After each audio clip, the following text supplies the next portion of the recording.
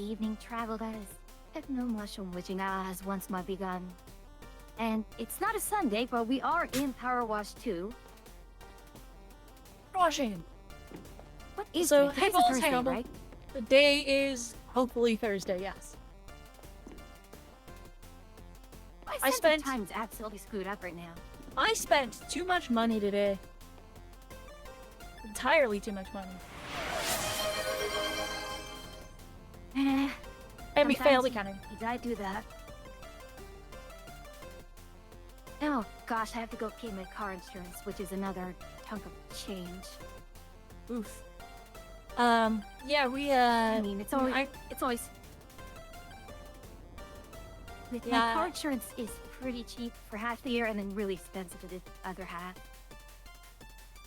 Yeah, it's annoying.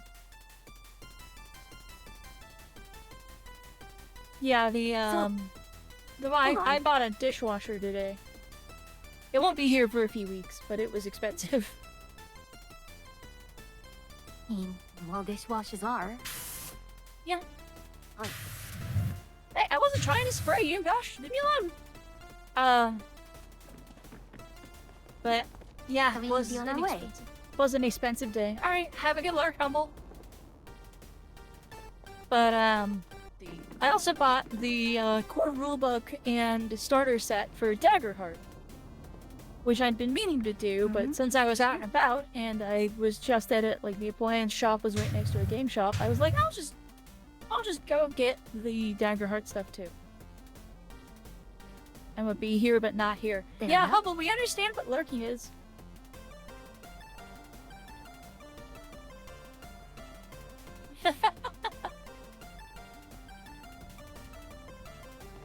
Derek, I'm with you start the next job.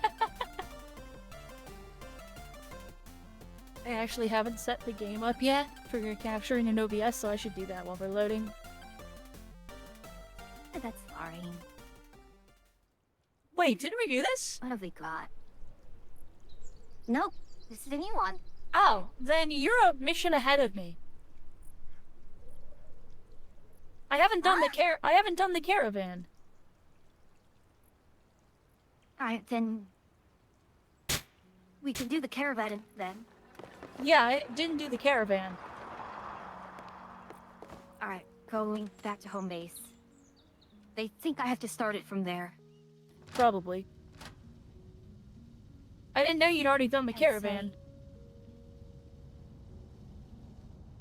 I would have done it off stream if I realized you'd already done it. But Is it the, cart and trailer? yeah. Have you sprinted up these stairs yet? No. Oh my gosh. Sprint up the stairs.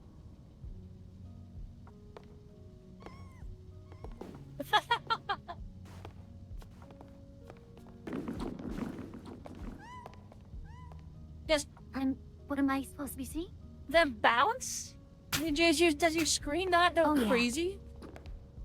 Like when you sprint It up, does. you like vibrate rapidly. It's hilarious. Yeah, it does. It's the least smooth stair climbing animation I've ever seen. I think it's hilarious.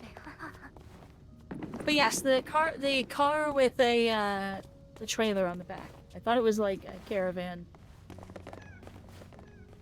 Yeah, Or am I using a? Maybe I should join your session. No, Maybe it's I should fine. join your session. Do That's you fine. get the credit for it? It's I- it's free. It says free play for me, so I don't know if it counts for you if I do it via free play. Okay. And I start? No. Okay. Well, we can Yeah, join mine. what up? I closed the game. Okay.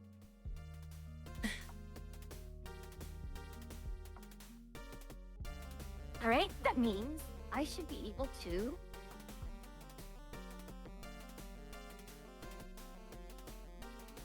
I closed the freaking game. I feel dumb. Oh, Alright. How do I make this multiplayer?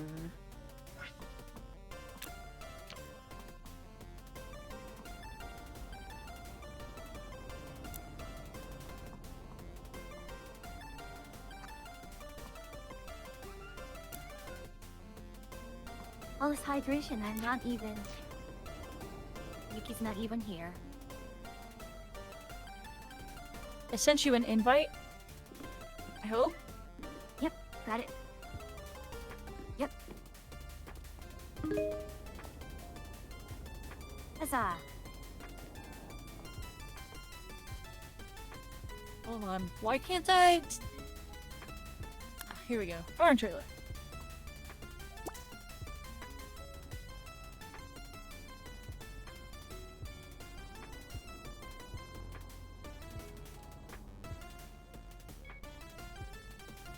Did we finish this together? It says looks like you've helped oh, it's because I know what's going on. Okay, we'll restart the job. It gave me an option to autocomplete, which I'd never seen before. Oh, by the way, you're not on the game yet. No, I know. I just was being stubborn.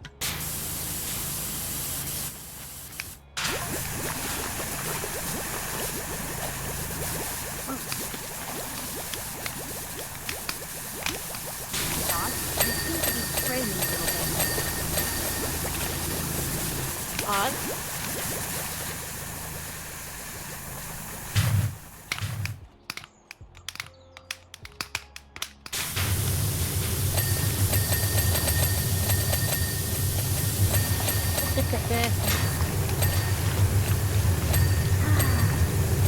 That's also the part of the small vehicle job. This is good.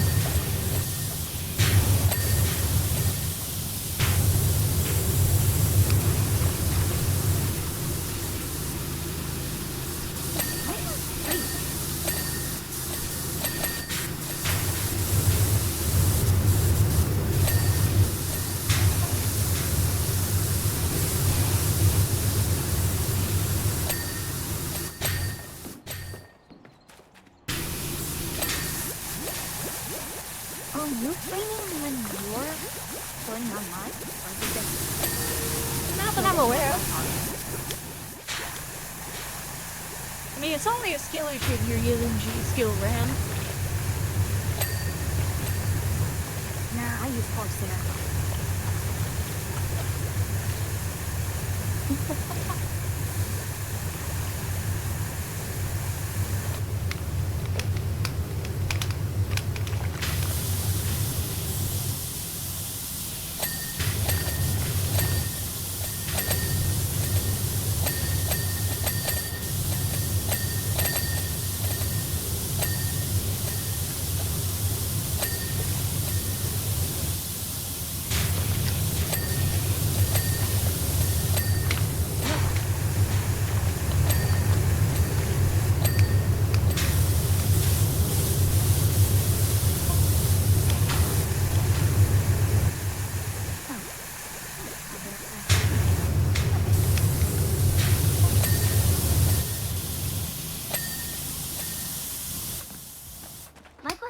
Yes, please spill something.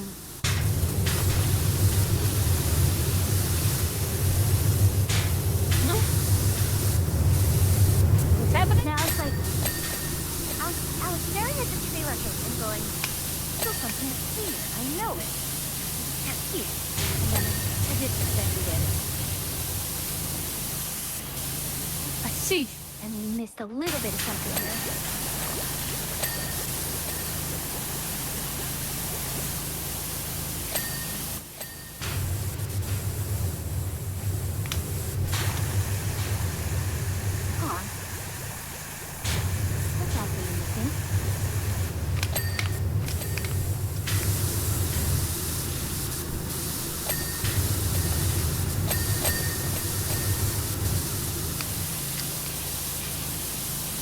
That's much more like it.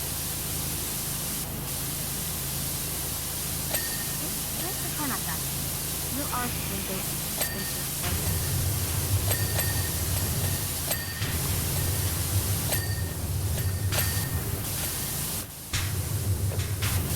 I thought that you could actually, like, scan certain items. Yeah, you can. Press tab. Well, I use the classic. I like for the classic. So Bounce back up to me.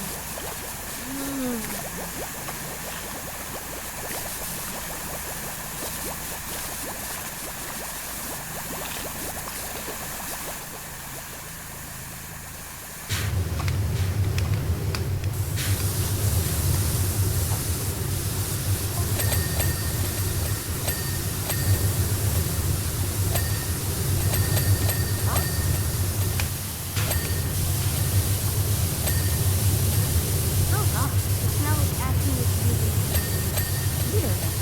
I should be able to auto-compete for here.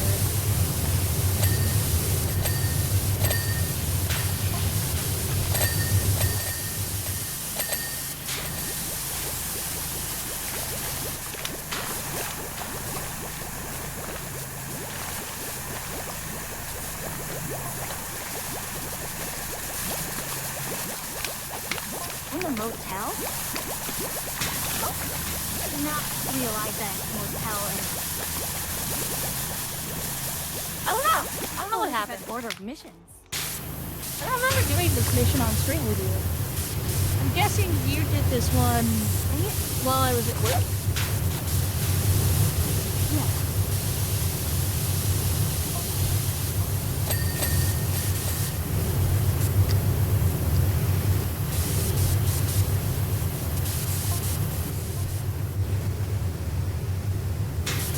Hey, Saber. Oh, David. Record.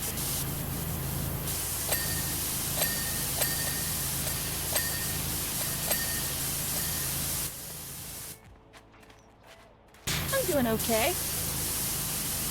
Had a expensive day. Actually, I'm fine. Well, just not accidentally, but it just threw me a really, really annoying thing at work, and I need to get some clarifications on what I need to do. With dealing with classified stuff, you have to just make sure that everything is classified correctly. And if not, it gets really, really frustrating. Sure. I mean, I deal with HIPAA on the regular. It's not quite classified levels of you get wrecked if you do it wrong, but you get pretty wrecked if you do it wrong. Like, you have parts that only some people can see and others can't see, right? You have to make sure you filter it out properly. So, the main thing about HIPAA is it makes a lot of allowances for jobs. Though, you're just kind of allowed to do things. Like, you're allowed to see stuff that you're not technically supposed to see, as long as it pertains to your job. Yeah, need to know.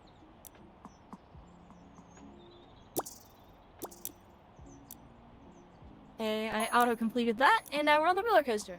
Do we want to spin? If you're framing, do we want to switch back to your world?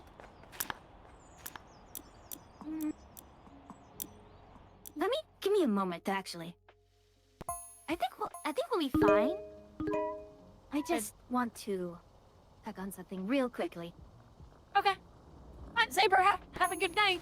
Sleep well.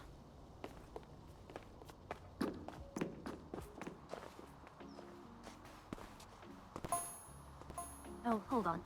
Yeah, means that wasn't an issue, so the only other issue I'm going to check real quickly.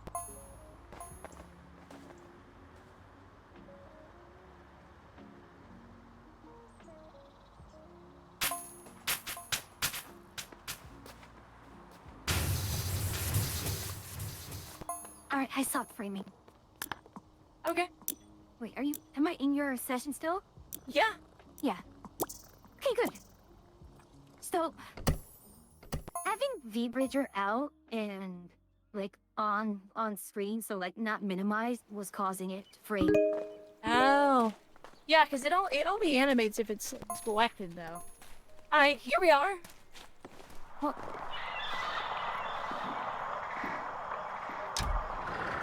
I don't want to handle this. Like this. Obviously, we have to write it first.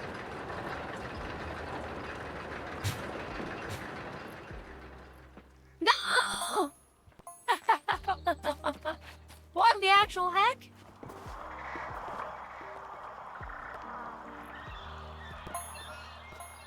It threw me out.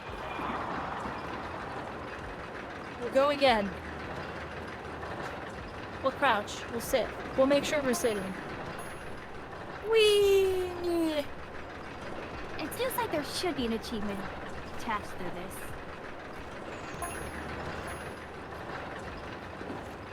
A little stuck. Can you stop it? There's an achievement. You get a ticket for ticket to ride. Yeah, I figured there'd be something like that.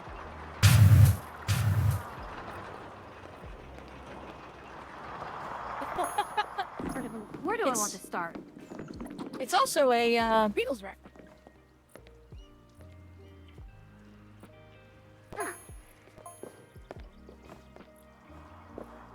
Okay, you're gonna start up there. Get up.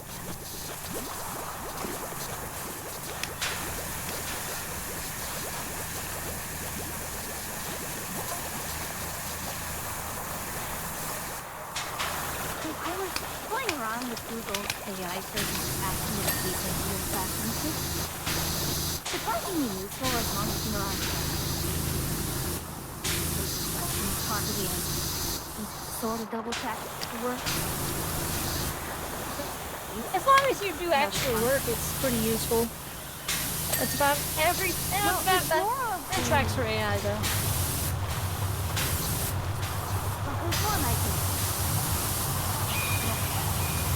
It pointed me in directions that I wouldn't have thought of otherwise.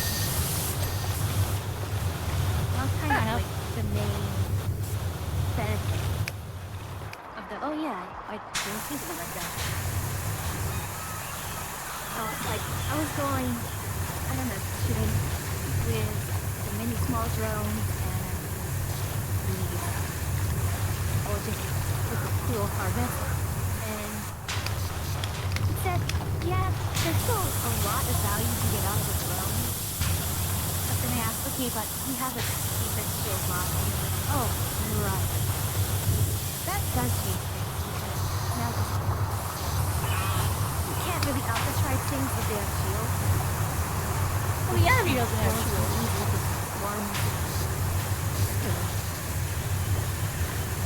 There's actually, we don't have the mod that's only shield, so but we could.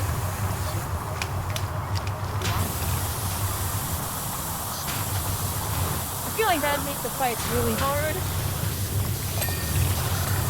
Yeah. And in that case, I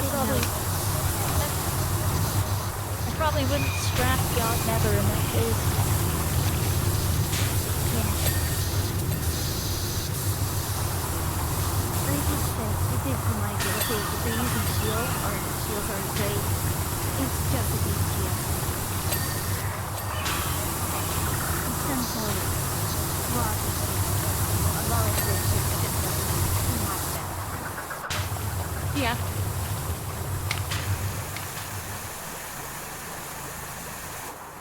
That was some pretty neat insight. It's always been the problem with space engineers is the small grid ships are just outclassed sort of in every way.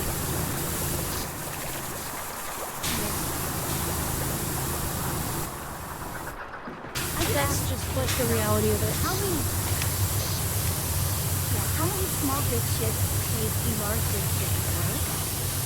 And it says that in terms of raw firepower, more between 5 to 10. But the thing with using the small grid ships is that you're not really there to match the damage, or just there to overwhelm the target system. That's really the main benefit, is that you just give it inexpensive targets and wait to ammo on, well, you don't get shot. Yeah. I suppose in a way you're right. They're best just used as, cannon fodder. Disposable blade of armor that flies around. Yeah. It's a real shame that they never gave, like, proper, like, anti-ship bombs or something like that to things, because I think that would have been really fun. Being able to make, like, proper AI bombers that The game's had a weird development cycle. Apparently, at some point, the AI defensive block actually adds coding for RAM navigation to targeting algorithm. And then, if they found it too overpowered, so they took it out.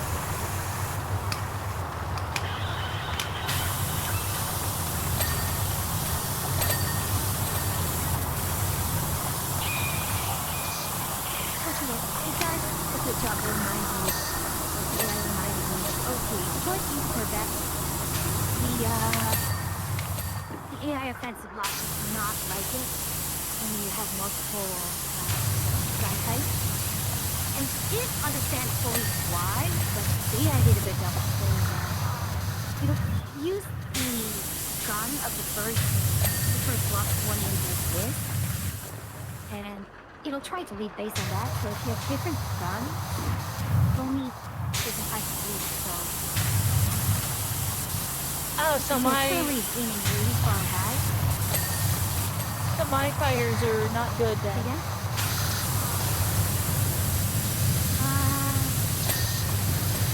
So what the recommendation was is to put your fighters. What are the weapons of the fighters? Railgun, Gatling guns, and rocket launchers. Okay, so those are all. Those are all So what? you should be fine with this. It's Oh. not sure. Oh, yeah. Okay. So yeah, the problem with mixing turret and static is that you will aim for one or the other. So if you're doing it off the static weapon, it's not going to move her into a position where you use the turret and vice versa. The other issue with the turret, with different kind of turrets, is that you kind of want to pick like one of the weapons, or even for mixed static weapons. The idea is one of them as the... Hold on. Yeah, for the turrets, it was pick one of them to be managed and use the rest as like the normal AI. It recommended, if you have the artillery, make the artillery the one managed by the AI block. And the turret, the autocannon turret will activate on themselves at a rate that they're much better at. I don't know if static will work too well. You might have to do it for especially with the Gatling guns that are first. And you have to probably modify the combat AI to get them to use the Gatling gun.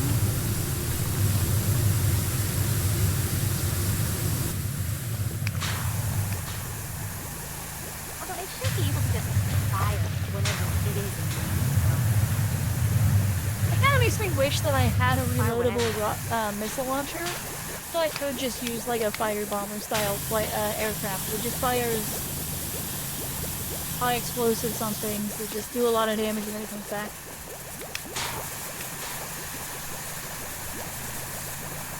It takes a little bit of configuration, but I'm pretty sure you can do that at least with player-made missiles. Well, yeah, player-made missiles are one thing. I'm talking about the rocket launchers. Yeah.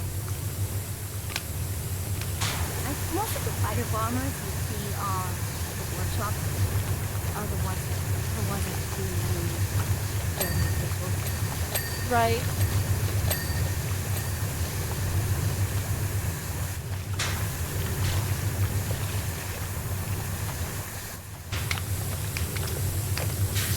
Although, now that I think of it, it's kind of amusing that the arms race here is getting kind of similar to real life. A little bit. You have longer and longer range guns, and now it's missiles on fighters, carriers,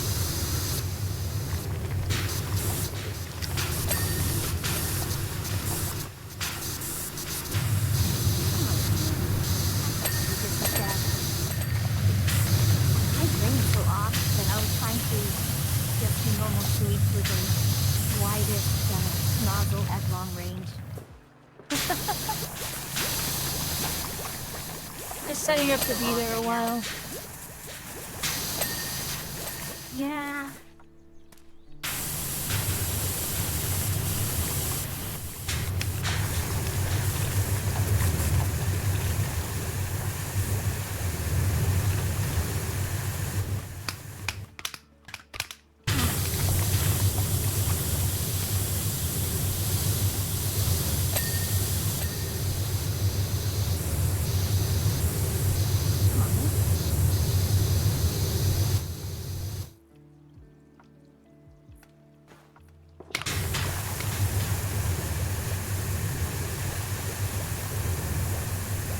I'm actually having to take a moment to think about, okay, how am I going to tackle this instead of just turning on the washer and just leaving on.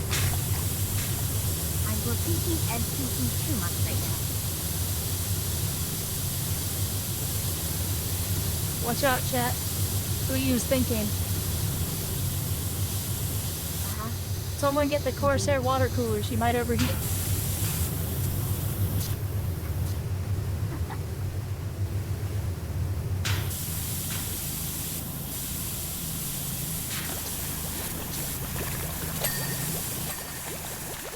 Of course, there.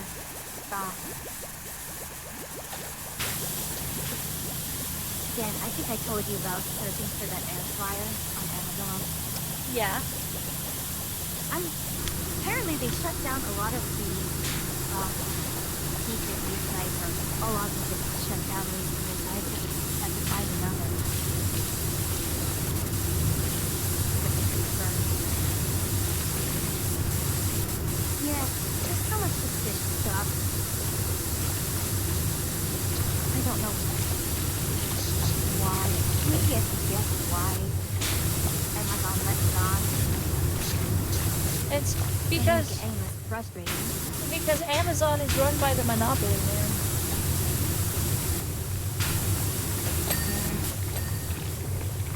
Yes, I'm aware I'm on Bezos' platform. Yes, I know.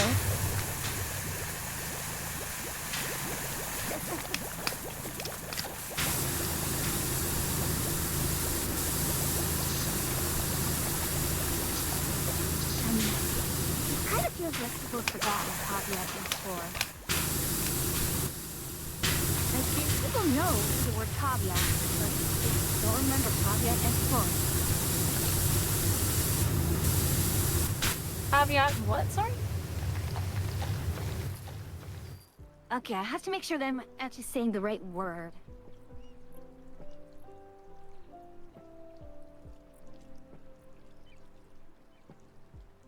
Yeah, it's Caveat Emptor.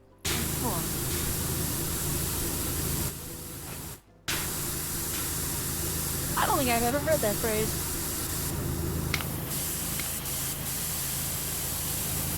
It's often transliterated and not transliterated. It's often translated as buyer beware, even though it means something different. But yeah, basically, the buyer is responsible for checking the quality of goods at the time of purchase. I mean, true. It's not right. I think there's a level of unfortunate trust that the people put in brands, but there's also a level of like you should be buying something that you do think will be okay. That's the most part. Sometimes brands are just bad, sometimes brands are the only ones you can trust. Yeah. Funny enough, the new dishwasher is a KitchenAid.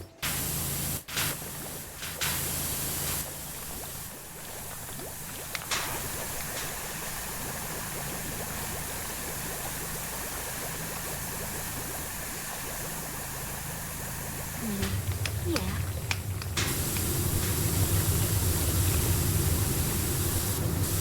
What else is there? There's a ton of different brands. definitely Samsung.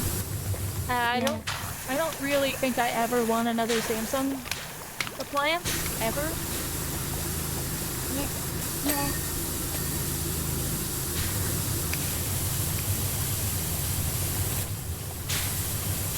I'm trying really hard to not have a Samsung be my next phone. Yeah. It might end up happening just because, honestly, the Google phones aren't much better.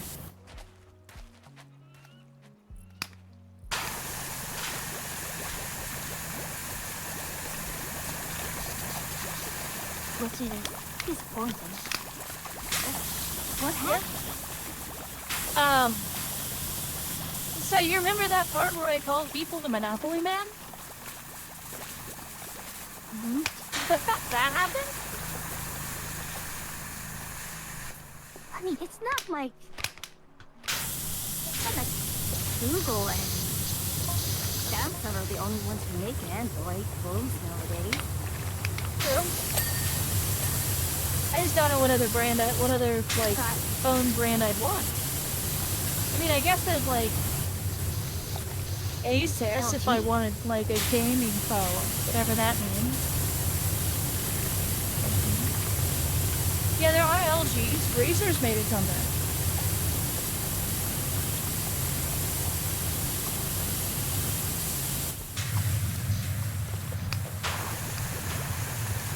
I can have a Razer phone. Feel like I'm back in the early 2000s. When you say Razer, I'm talking like the keyboard and mouse Razer people, or are you talking about the Motorola Razer? The Motorola Razer.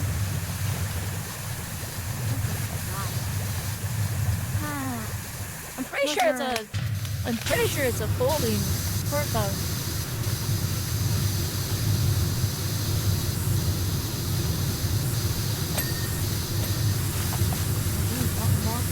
Motorola Razer.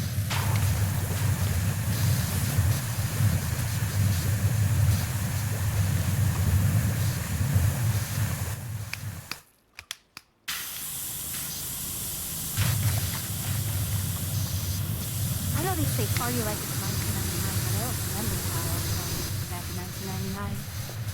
Because you were 4. No, I was older. Wait, I can math, hold on. You were like 7. Yeah, I kind of actually remember how the year's party went. You go, you always, same family friend would always go to the New Year's party.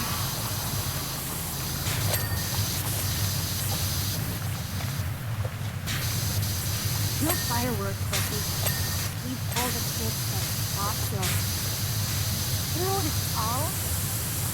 It's these little, they look like little trees. So when you throw it on the ground and they Yeah, they're little snappers. They're like full of rocks and gunpowder. And they sort of slightly explode. Yeah.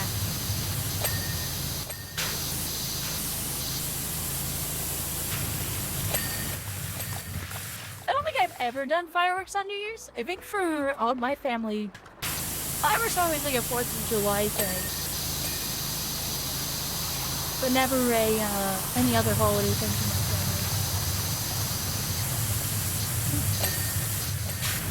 And then the one time I was in a place where fireworks were going to be like a big thing for the people celebrating the New Year's, which was in Austria. We weren't allowed to go anywhere near the fireworks, and a bunch of couple kids got in trouble because some locals offered them fireworks, and they accepted and shot off some fireworks with some locals and got in trouble.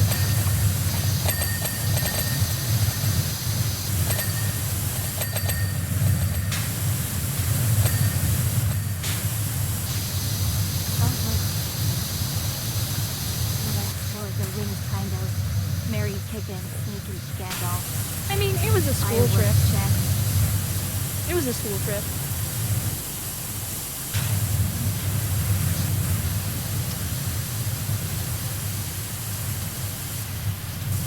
Not very many people can say they went to Europe for a school trip. So, I mean, I guess there's that.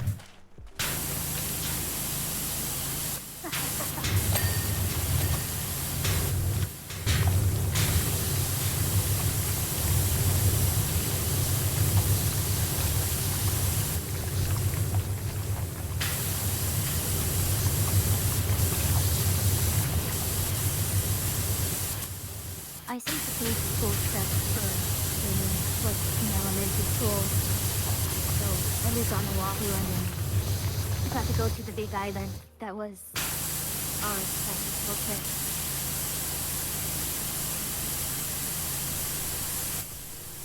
That seems like kind of a weird school trip, because isn't moving between the islands not especially difficult once you're already there?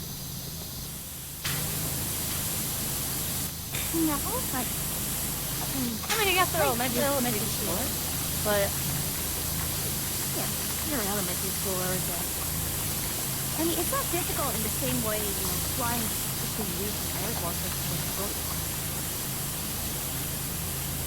I mean, Flying from LA to San Diego. yeah, my trip to Europe was in high school.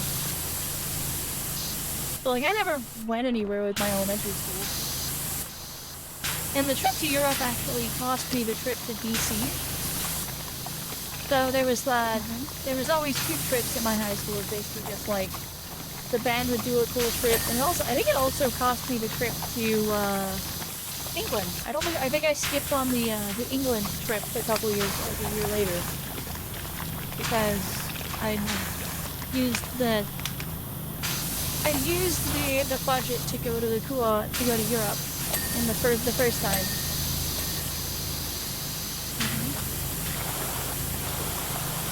It is what it is.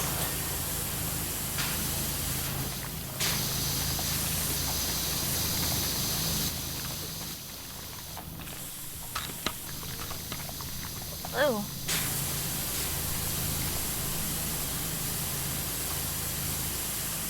Yeah, it's elementary school tradition. The big draw of that trip was that we would be away from our families for, more than a day. Yeah, chance to escape.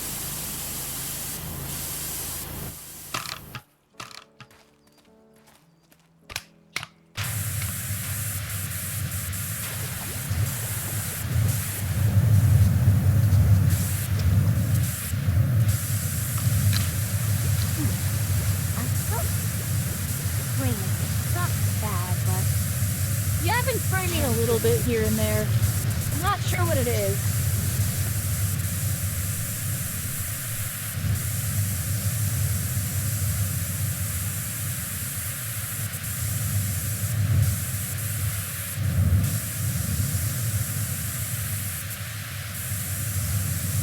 The dirt is attacking our frame rate directly.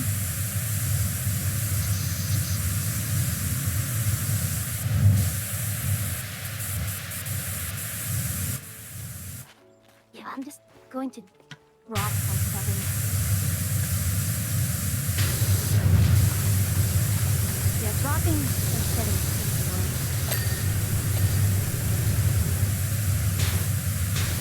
I have to remember what is it that usually hits the most in terms of framing. It's either the geometry or the texture, is it? I mean, depends on the game.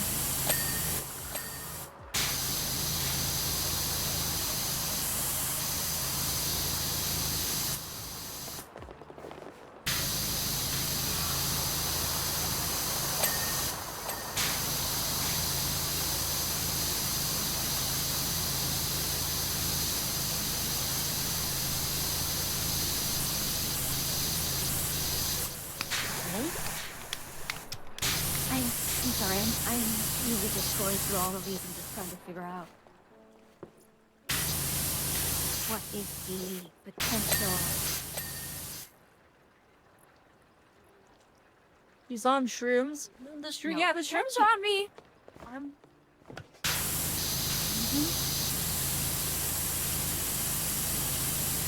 How's it going?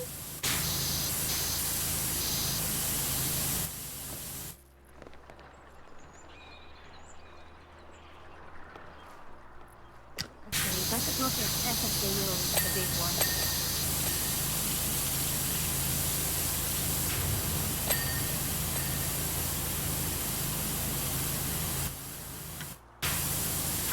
Doing okay.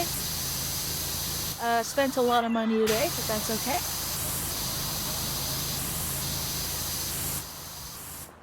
I spent a lot of money with a long return of investment.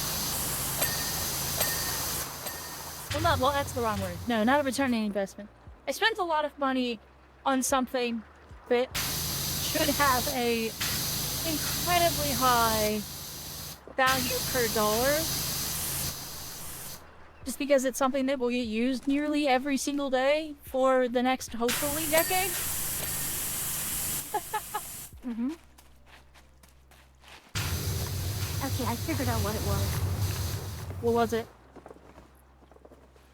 It's the render scale. Oh, DLSS? Please? See, I don't know. I don't think I had DLSS on. Like, I didn't tell it to put DLS on. Was yours higher than 1? But yeah, it was 2.0. Ah, I run mine at 1. I don't know when that's due. But yeah, that's it. It was doing the stringing because it was rendering it at 4K and then downscale to 1440.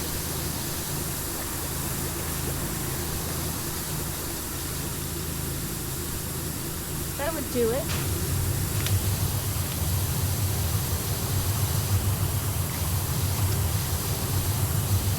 Done. I don't know why I'm in your domain. I need to stay down in my lane. I was on the roof. You're handling the roof. You are roofing.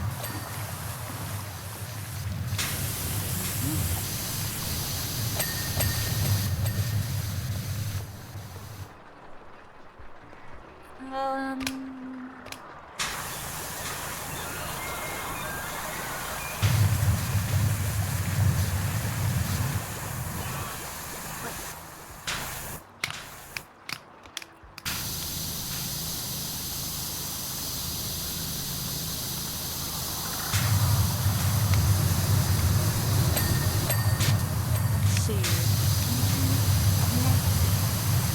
But yeah, I also bought the physical copy of Daggerheart today. And, yeah, very much enjoyed it. Right? What was that? That's also awesome in its own way. But, I mean, I didn't need to buy it. Like, I already have all the rules and everything that I need. But technically speaking, you don't need a dishwasher, do you? I mean, technically speaking, I am a dishwasher.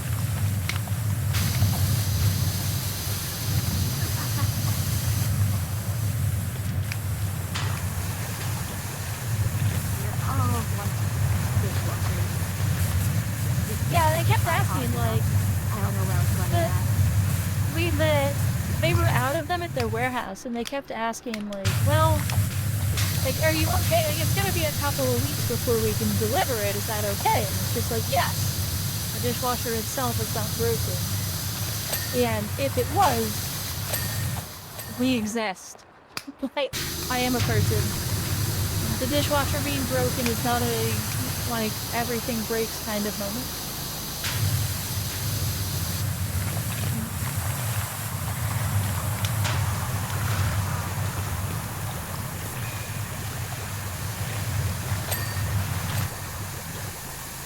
Well, that was kind of amusing to me. It was just like, yeah, no, it's fine.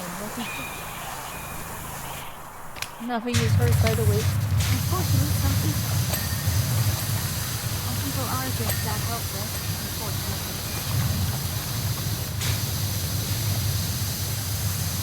But yeah, I like, the physical copy of Daggerheart is more for my enjoyment, and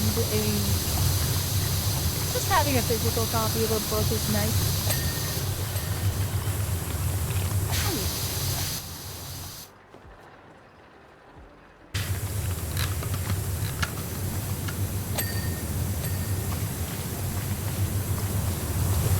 Not to mention also, Like, sorry, what?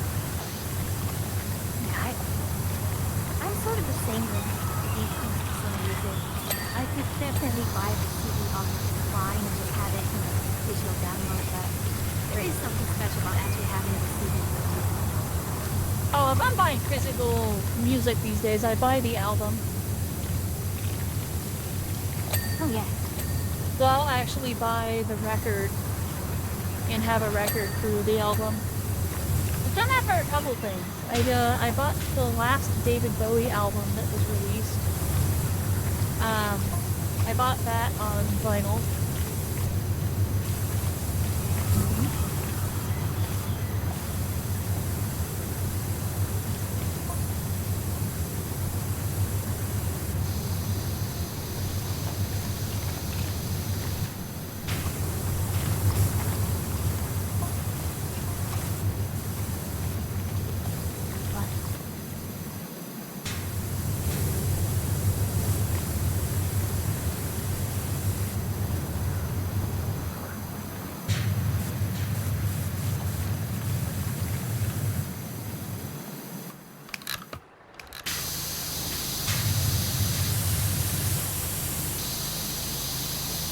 My sister also likes vinyl. Hey, you're all Cabra. Yeah, I mean, I don't listen to the vinyl very often. Usually I just, like, will frame it. It becomes decoration on my wall.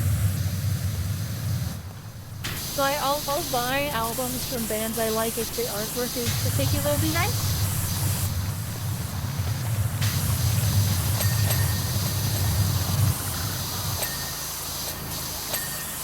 Album artwork. I mean, maybe.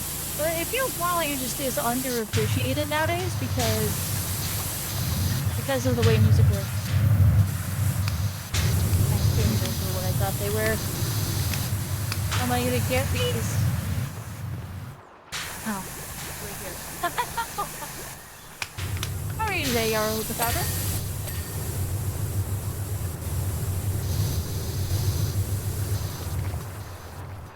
Be warned, I'm sending out the crocodile. Be aware. I'm now aware.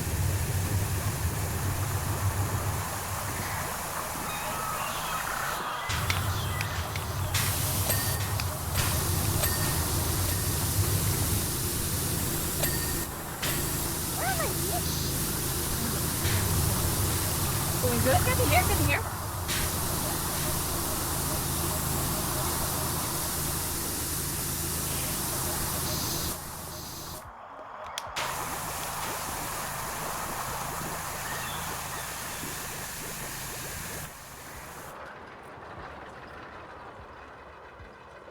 Come on, get, go, get. Oh, it runs twice. Ah, I see.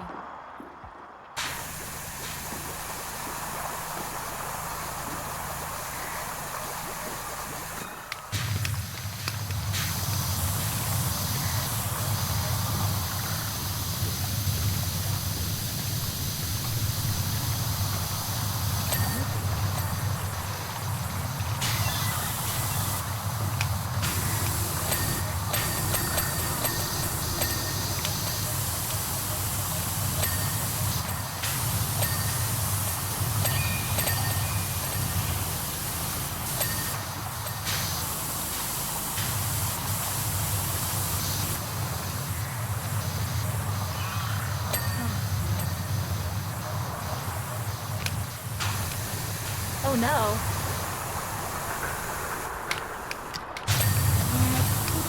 It's nothing bad. It's one letter I couldn't read from where before I had to move. I see.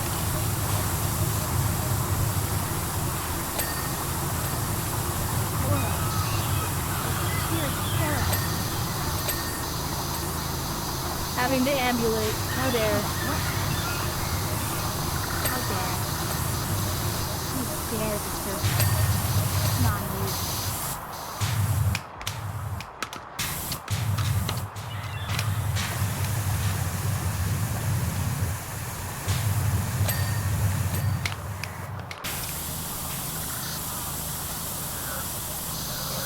Using the rules for the day. You've got to work with red. Well, I I mean, if you're looking for roof-related activities, I hear fiddling is very good.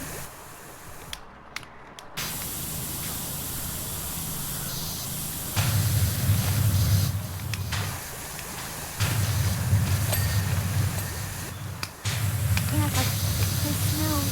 I don't think we're just yet a True.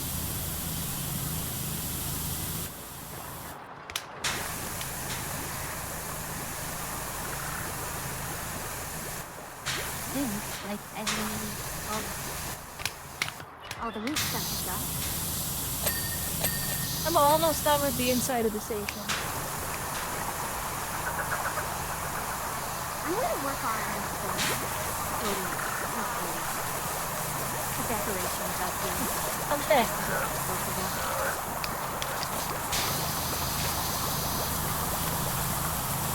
I'm sorry, Floaties is just unexpected.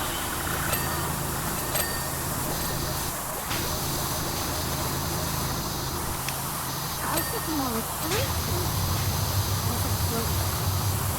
These aren't three. No, they're not.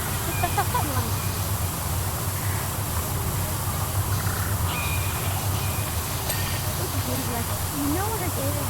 You have a word for the wrong word and you can't think of the right one. Yeah.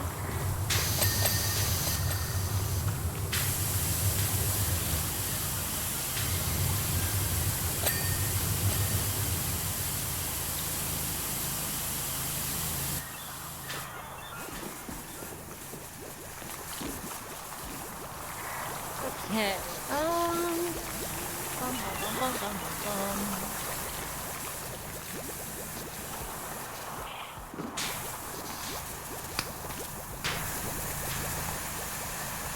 I need to get rid of that. I have to free play jog. And then another. Yes, I know. Please go away. You get rid of what? There's that message in the top left of it.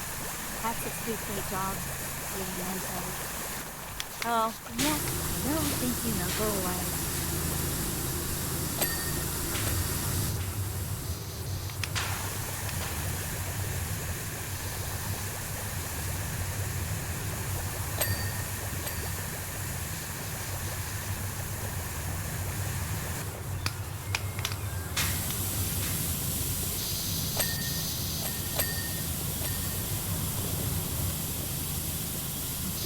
That one.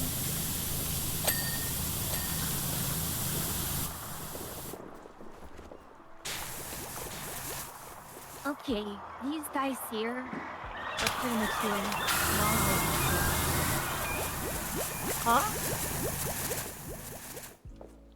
Oh. I'm looking at this item push off and says, long live the king.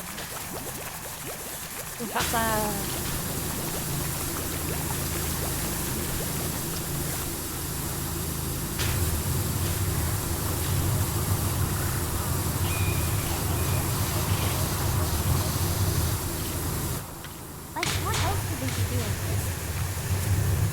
I don't know. That better get a shot. Yeah, he's definitely showing him.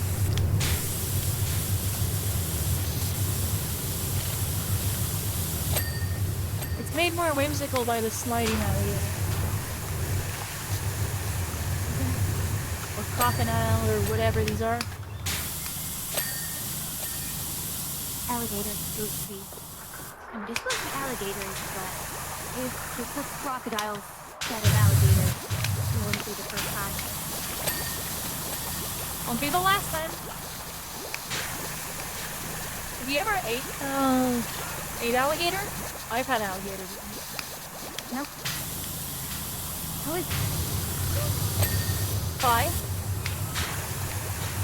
Sort of white meat, which is why people always say it's chickeny. I think it is.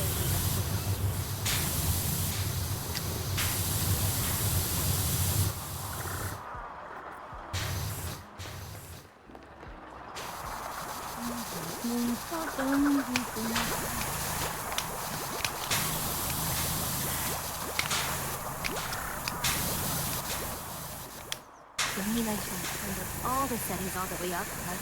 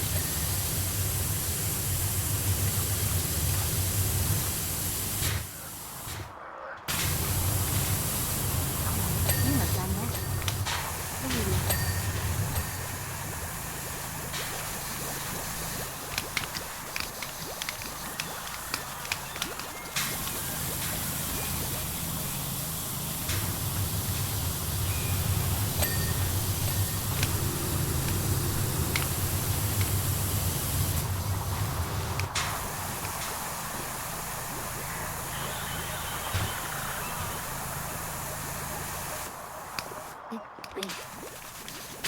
Nope, I think we have that.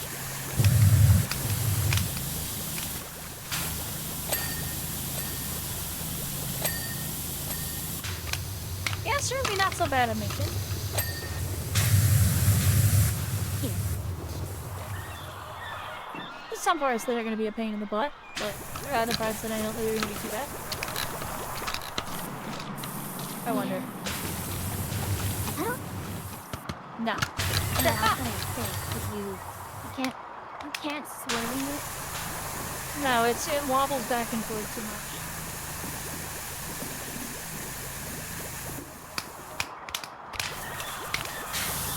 That's disappointing. It'll be fine. Go off it like this.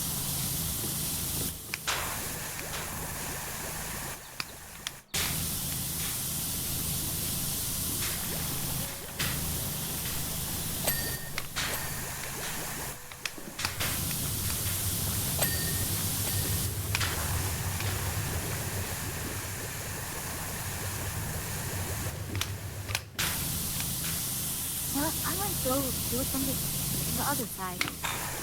Are you doing the top side, then the bottom side, or are you doing like...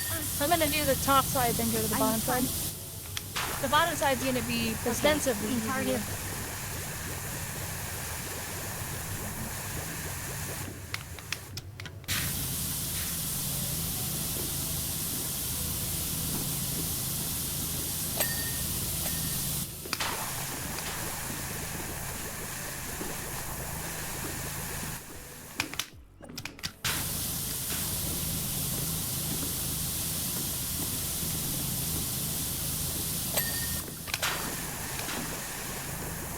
easier. Why is the ladder sort of in this? I put that there just because I needed it out of my way. It was clipping.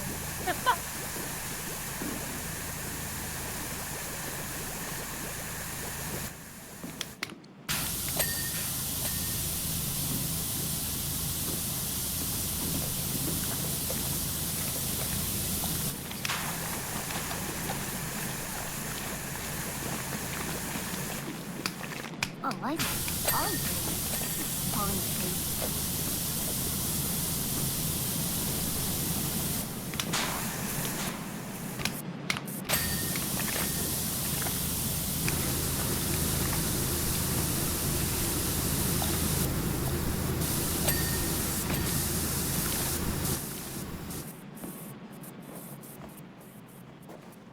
Yeah, you can use the... Oh, hold on. Oh, okay, that's all right. You kind of can swirl it, but... Not too It's bad. less flat on the underside than I thought it would be.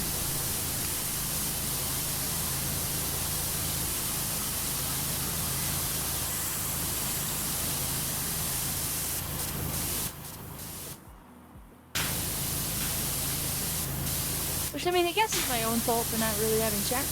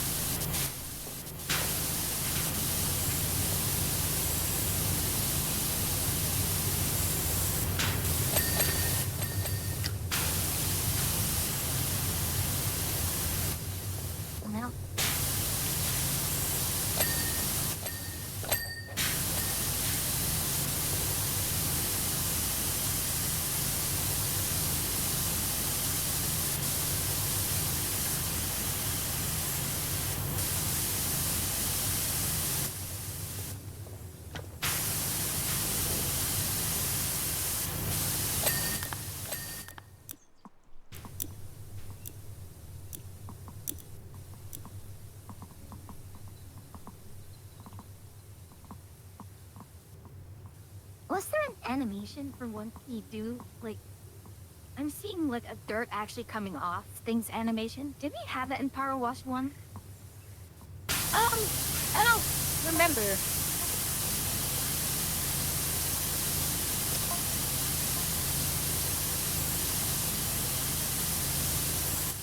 We get to go to the planetarium. Ooh, that was always a fun trip, the planetarium. Yeah, I haven't been to the new one that got built in my city here. They added a new one, and I just never, I think, had the opportunity to go since it got made. Which is a shame.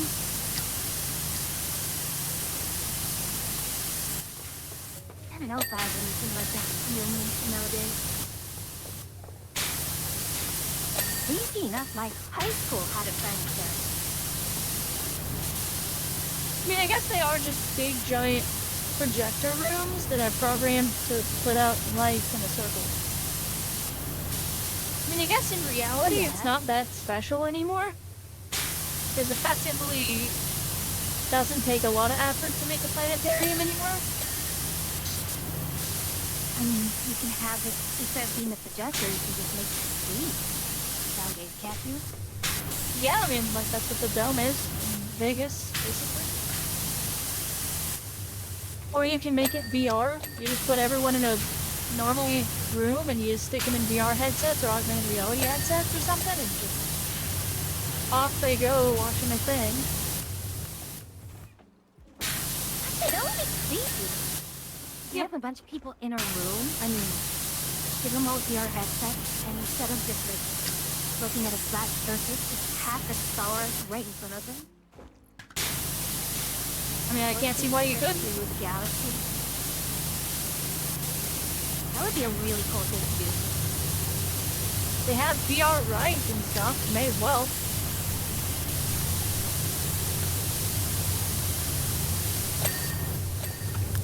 Alright, because I'm curious, I'm gonna sell the Prime Vista, and I'm gonna get the Urban X. Urban? Yeah.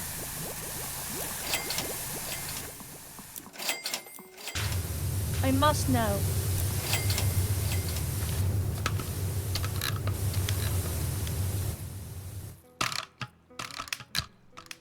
Like how good the top end one is in comparison. It's kind of awful to have on my screen. Oh my goodness. But that's something.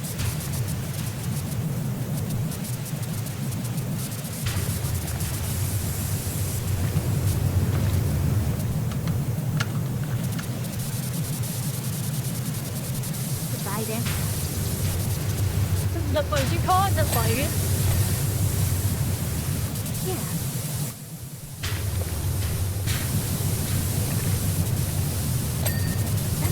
That's true, isn't it? I don't know. Like, Trident. Yeah, but it looks swirly. I don't know what to think about this.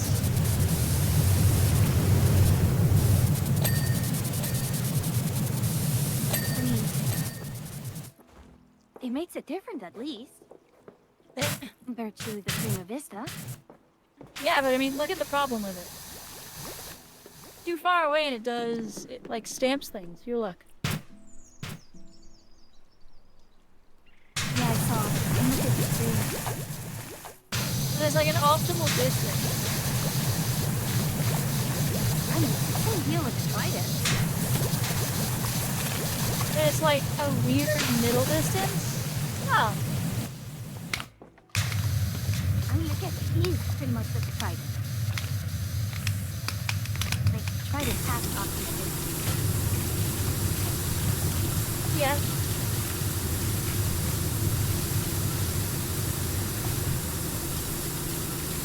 These Yoshi ass looking eggs.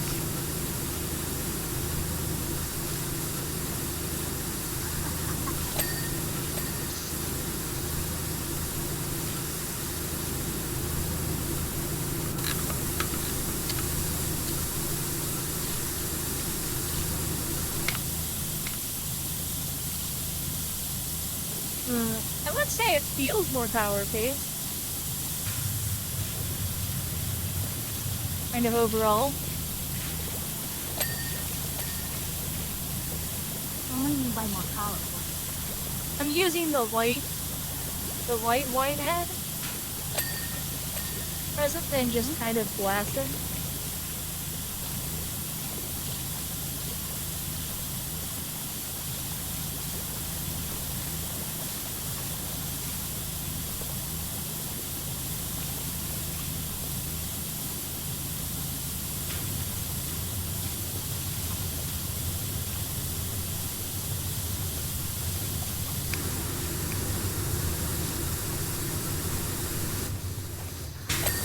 Not sure it's worth it.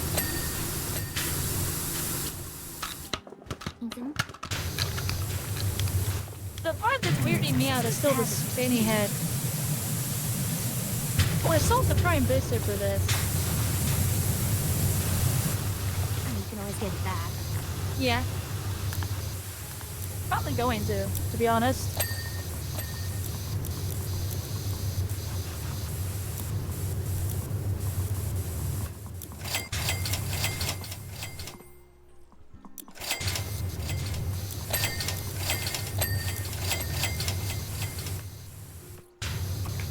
There we go.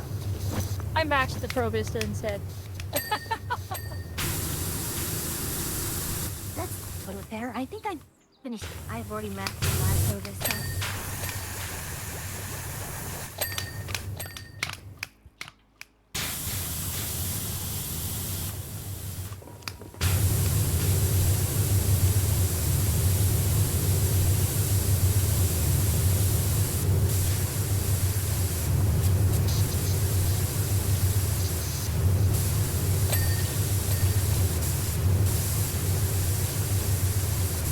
I don't know why we're keeping the intent that these are supposed to be sandcastles. Because I blast them with water. Oh, they're sandcastle buckets! I see what they're doing. This is a bucket! No. Oh, wait, There's it's more. marked off. No.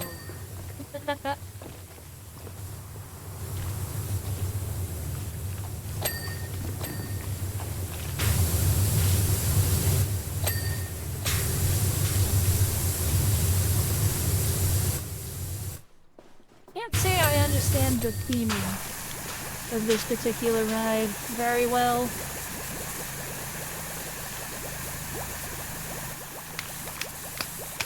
Yeah, it's just... But why is there a crab on a lily pad? Purpose. Yeah, it's probably just practice other rides.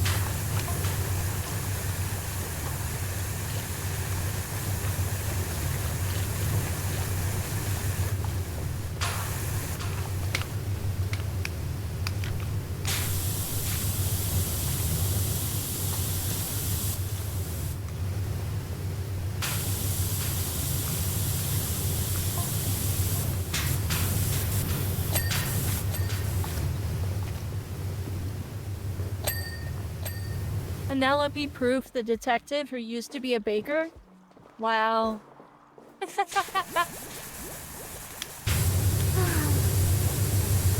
mean, I guess the character was talking about on-the-nose names, and they were on the nose.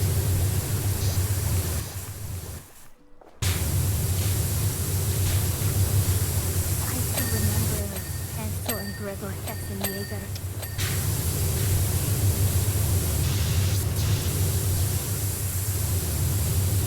You know, I think my biggest problem with the other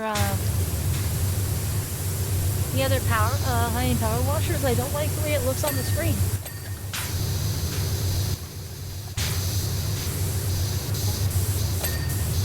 It's... What? I remember. Like, I saw it on your screen. Really, it looks like that? Okay, yeah. Yeah.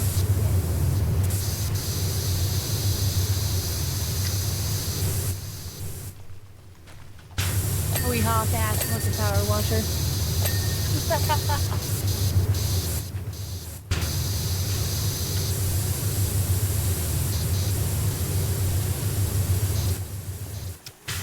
Why am I starting to get targets on me? Nothing. Tony Hawk. He might be. I have a target on life. Now it's like the thing that I'm watching presently is giving me a target.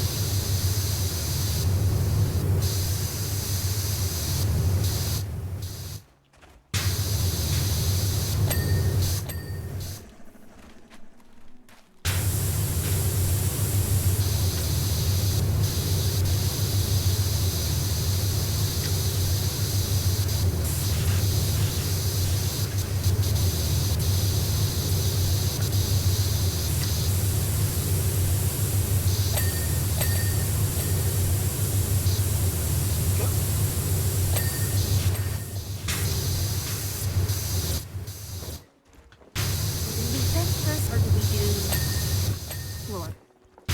I'm already doing the fence if you want to do the start the floor. Because we'll have to do the edges on the outside anyway. So by doing the fence first, by doing the fence, I'm getting those together. I'll follow behind you then. If that's how you want to do it.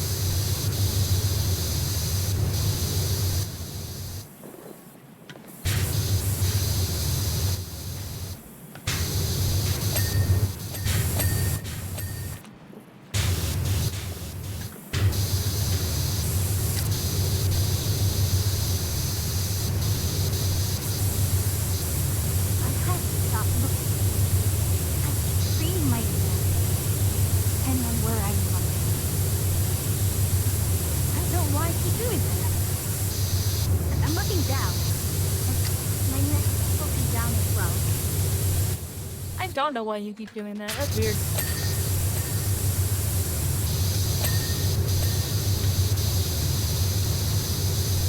Maybe I'm working every time it's jump. My chest goes up.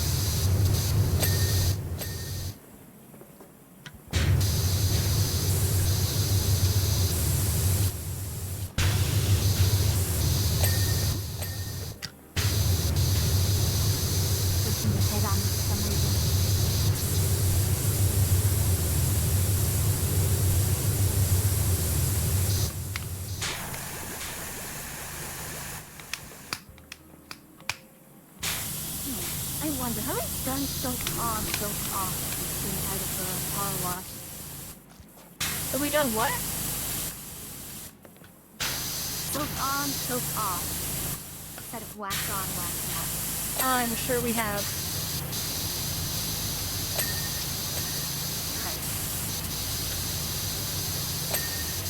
In fact, I think I can name the level that we've done it. It was on the barn level, I'm pretty sure. It's either the barn or the tractor. Very nice.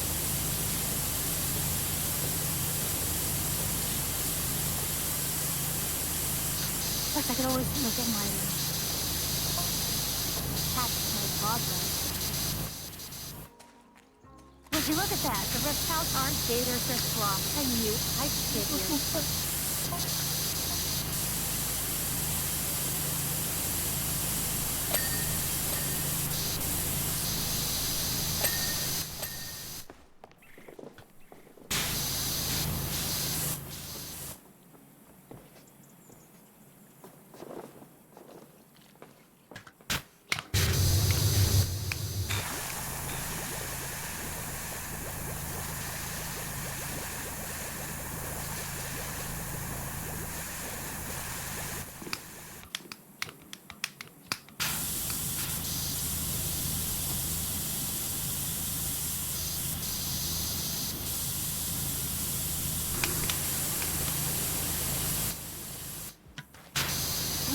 saltwater crocodiles, but I just realized what is a cross being on its feet. So I'm not a reptile expert. We may have to I'm pretty sure saltwater crocodiles live in the ocean. Yeah, I think they can.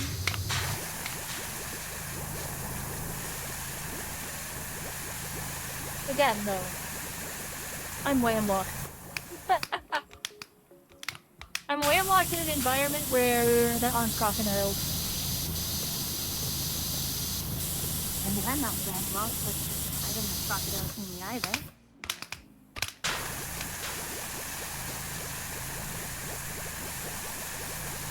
The only beach I have, well, yeah, actually, this is the only beach I have nearby is that a lake. Not the one near me, but a different one.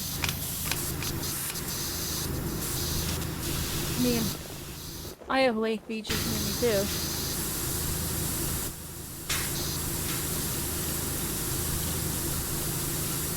Yeah. There's no beaches on Lake Ontario near me, so it's my area.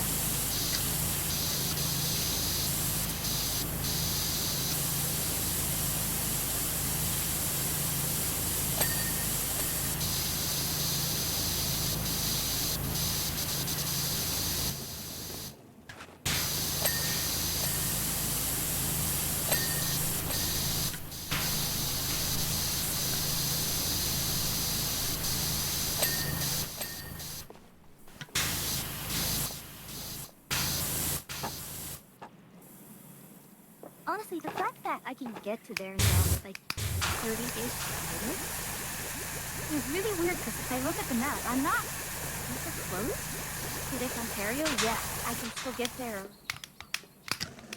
that fast, although I'm comparing it to when I ever had to drive 300 plus miles for the holidays. Yeah, I mean, Road odd like that. most places that I end up going are like a 2 to 3 hour drive if I'm going somewhere in state. Like 2-3 hours of like pay attention driving, or else you have a scary time. Yeah, I think that's actually the problem. Well, not the problem. Like, much of that drive when I visit family is just through so many mountains that you just... And it's a very foggy, snowy area that time. Yeah, you can't actually just take it easy with that drive. Yeah.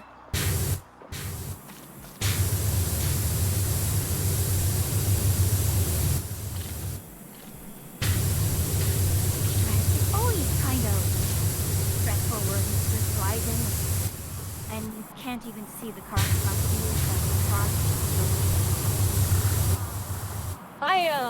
And even though you're going like at a sort of slow speed, it's still kind of scary that, you know, when it's snowing, you don't have much traction. You can barely see the car in front of you, if at all.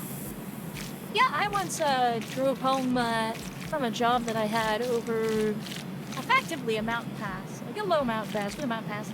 But in a blizzard. When I left work, I knew it was snowing, and I was like, it's snowing pretty good. I should probably take the highway and the long route home. Like, it'll add like 40 minutes to my drive home. At the time I was working a night shift, so it was like I was working like a swing shift kind of thing, so it was like 3 or 4 in the morning, and I was like, okay, I can add a couple hours to my drive and have an easy time and just get to where I'm going. Or I can just cut that time and take the direct route. So I opted for the direct route. And at the time, the car I was driving was a Chrysler. And they had a propensity with that era of Chrysler to put the battery in the wheel well. So I hit a particularly fun bit of slush, the lights would dim.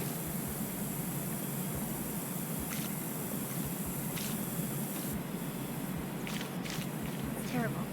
It was pretty funny. I suppose in retrospect. I mean, at the time I was laughing too, because the first time it happened, I had a car in front of me. And, like, you could see the lights on the cars in front of you and the cars behind you. And so the first time my lights dimmed, I saw their brake lights get tapped, because I think they thought I'd slid off the cliffside.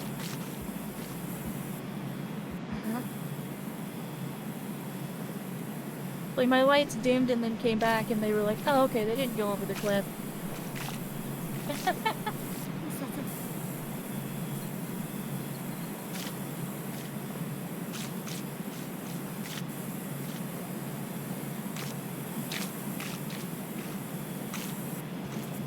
That particular road wasn't very fun in the winter. It was tucked right up on the side of the mountain. And it had an elevation change, it had a pretty steep elevation change to the top of a mesa. And then on the top of the mesa, it was flat and exposed.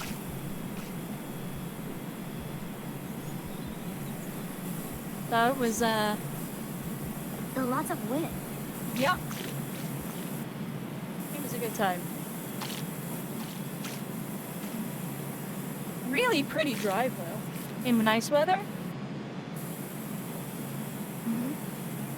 Especially in the autumn. No, not in the autumn. It was just, there weren't a lot of, like, it's not a good spot for seeing the probably changing trees and stuff, but maybe for other reasons. But it,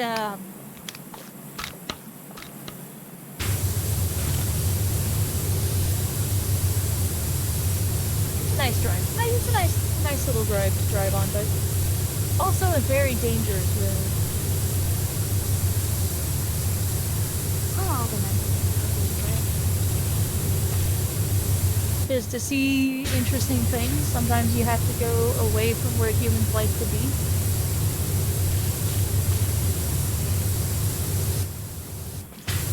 Then you have cities like Phoenix. How do you explain that? People from Arizona be crazy. Fair enough.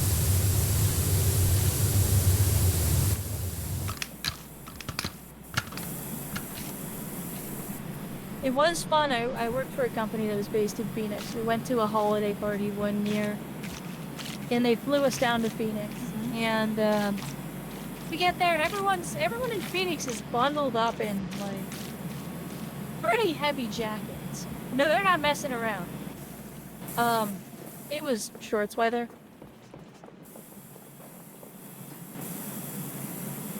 Like comfortable. Like comfortable temperatures for me, it would have been like very, very comfortable temperatures to have in late summer, early fall.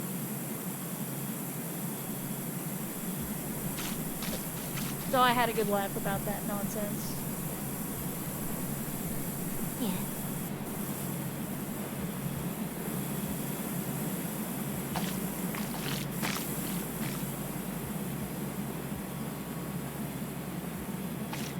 I don't know. Whenever it's 86 here, it's always not. It's not always not nice, but it just doesn't feel like the 86 I grew up with. Why? I mean, different humidity levels will do that. Yeah, that plus, the wind is a little different. Yeah. Plus living near a ocean has severe tech.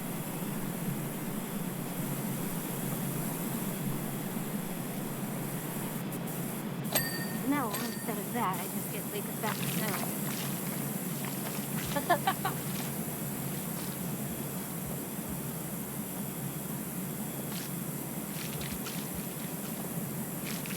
I don't get too crazy of weather overall.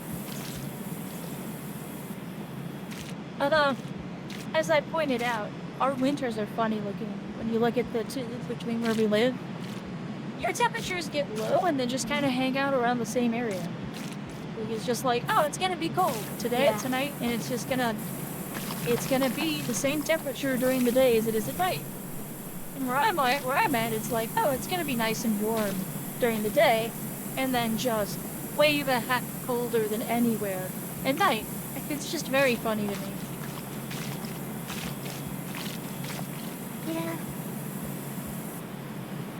Like lots That's of pretty much how it goes here. lots of time during the summer, it's just like, oh yeah, I can be outside during the day, but as soon as night falls, it's gonna drop to really cold temperatures.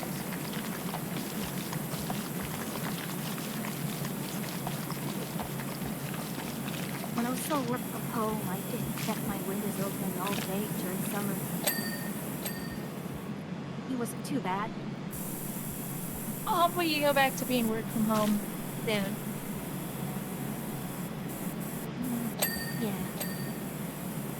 Like, didn't they say it was only gonna be for 6 months? Yeah. Do I live in a desert? Both Technically? I live in a form of desert.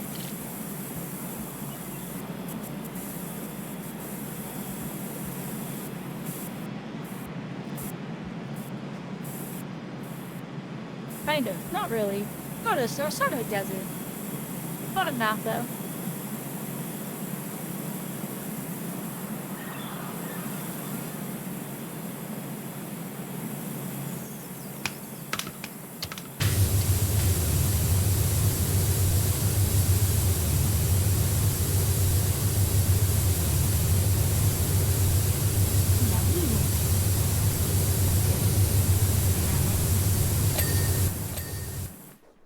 Okay. We what always did we miss something. Reading the code. Voting. A rock hollow. Wait, how did I miss this? Oh.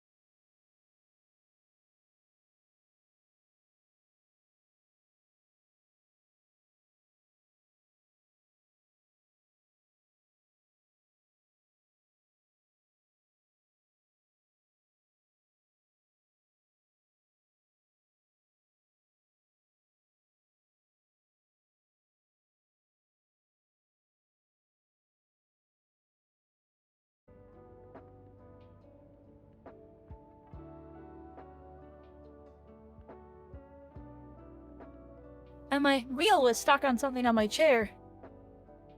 Don't judge me, but it was a saw. Oh no.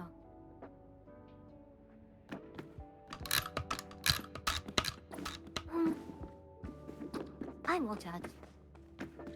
I mean, I've done that. Alright, where do we What is start? wrong with the scale of Do this what place? I usually do.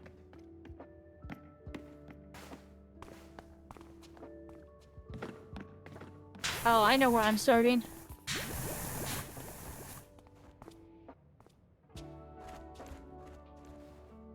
Yeah, I was like, I'm gonna start with the ceiling, although I just can't reach it.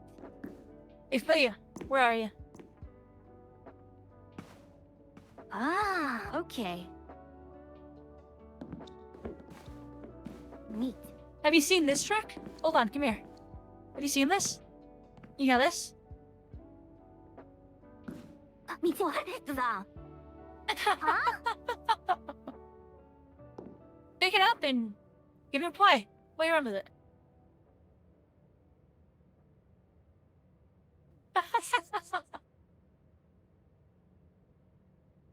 What is going on here? You're basically just standing Is on it. this- Huh? No, I get it. It's going towards like. Oh, no, I thought I had it in the sense that. Yeah, here it's just going gravitationally loft here. I think it's that it has collision with you. And because it has collision with you, when you pick it up, it isn't far enough away from you to not be collided with. Okay. And so you basically are forcing it under your own feet. Mm-hmm. It's little bootstrap. Or paradox. Yep.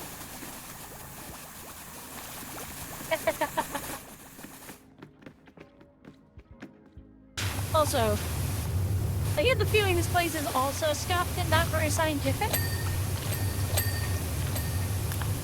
Oh, I'm at the power wash point now. Hold on. Ta-da! What can I buy?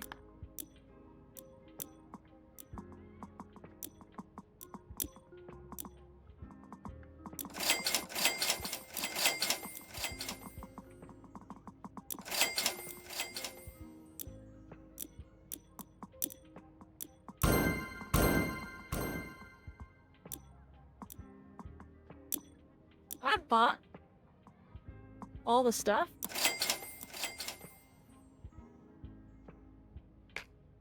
Oh, yeah. You have that and, did you buy all Oh. the gloves and the suits? Oh, when you max a washer, you get. Oh, that's when you get cosmetics for the washer.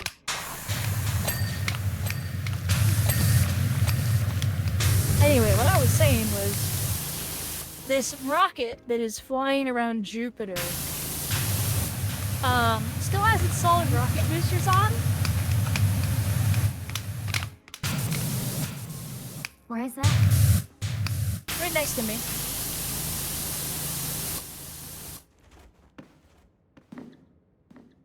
Also, I've done something weird.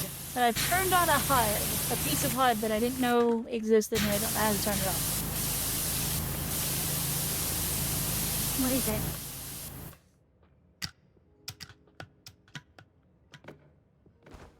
It's interesting. I don't mind it.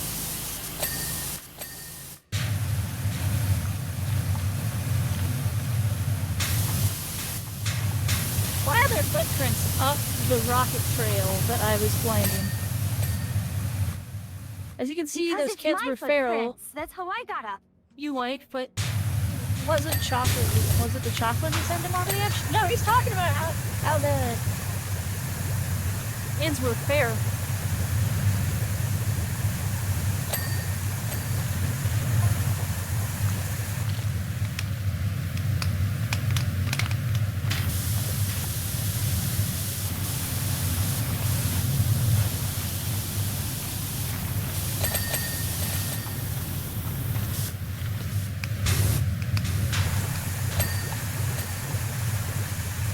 Oh, man, that's kind of disastrous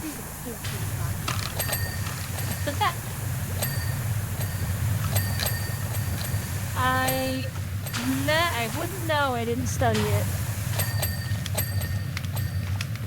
Well, I haven't so much studied it, and it's not academically. But if you look at the books that I do have in my library that are my favorite, those are all astrophysics books. I can't say it's been. I actually have. Hold on, let me check something. Can't say it's been much of a read for me.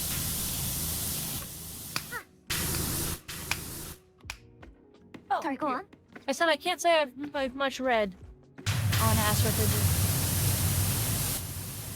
Yeah. I did a stint listening to Star Talk. I brought.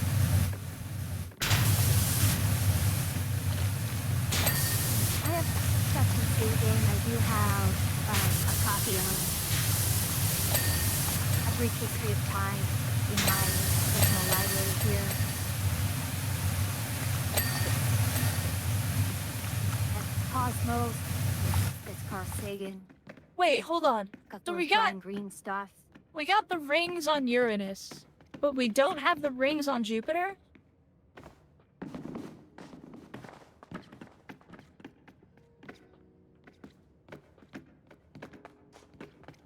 And none on Neptune. Yeah, I would have to.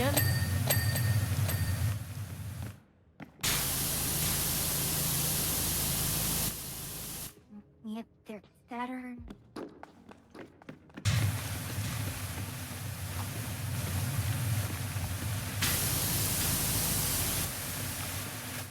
Something tells me we should save doing the sun for last, or one of the last things we do. I get the feeling it's bright. Oh, it is. Oh, it is so bright.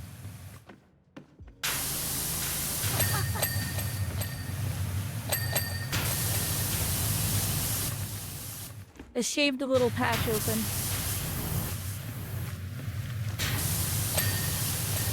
And you look directly into the sun.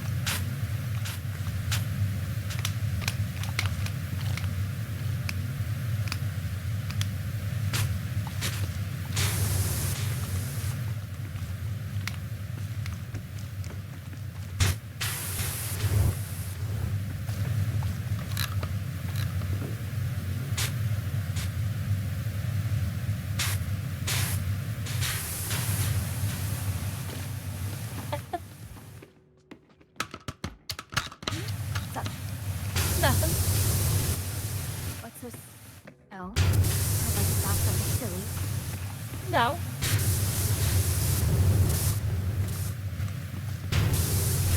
I was not a great convincing no. No. Alright.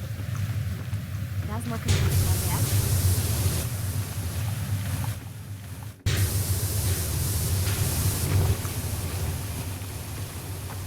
Wait a minute, one more thing. It's not long enough. No. I'm too far away to use so early on the road. Sad.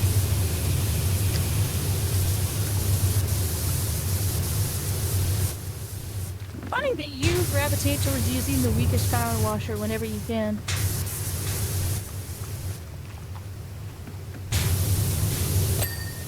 Because it's fun.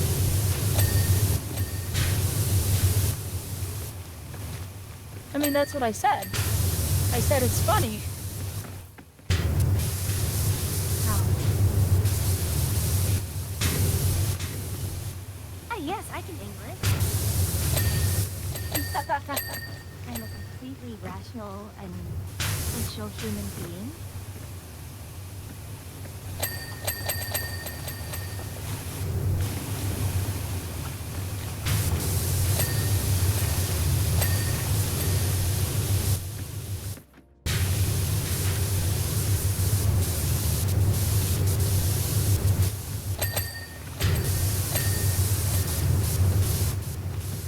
Proportions on Mars feel wrong.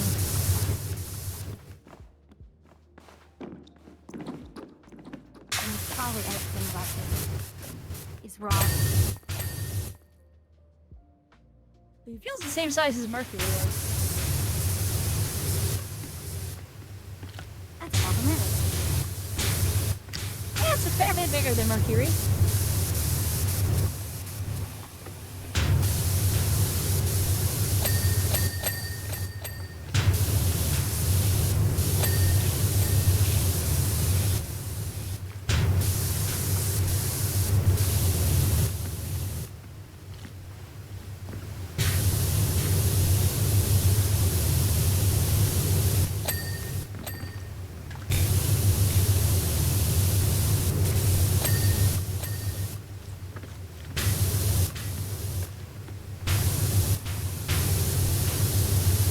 Wait a second. Hold on. No, they don't. No, really? Or please tell me. Please tell me the only thing that rotates in this entire area is the one thing that you wouldn't ever see rotating.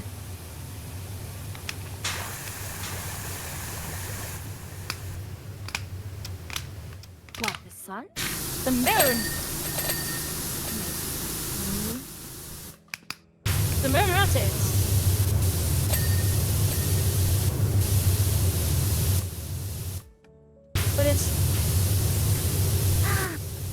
But it's the, like, the moon rotates in real life too, but it's like the one thing you would never see rotating.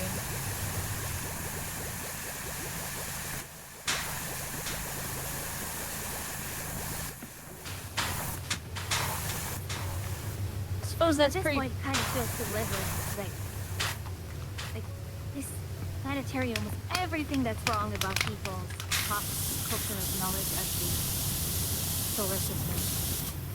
You want to make bets on if New Zealand is on the planet? If Earth has New Zealand?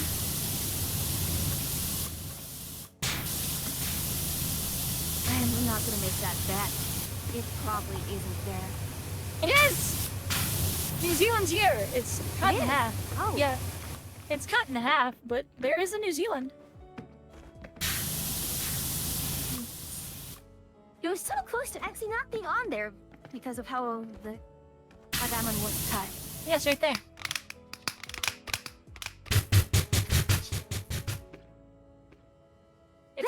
It's not a map Does without not New look Zealand. like the correct proportions. Those layers do not look correct. The layers? Oh yeah, no, the layers Or are at wrong. least I thought you were saying New Zealand was the incorrect proportions, and I was like, I'm pretty sure this is just a map texture stuck on a sphere. I'm not sure why it's not clean yet. yeah. Oh, there we go.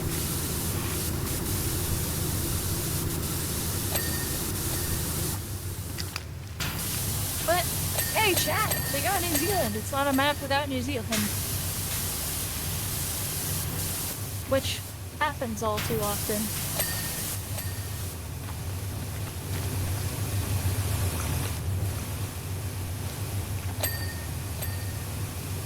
Nuclear solar power launch. Wait, what? Why? I was thinking like New Zealand gets cats and Mothman. Like, you know, please remember New Zealand. Please remember Technically, the Cinderella Grey features 2 New Zealand horses.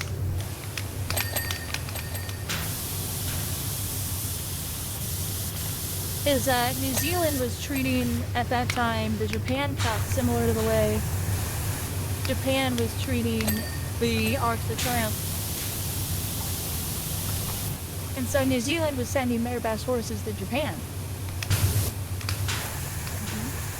And so one of the subplots of the Japan Cup in Illumination and Simbre has been New Zealand is trying to win.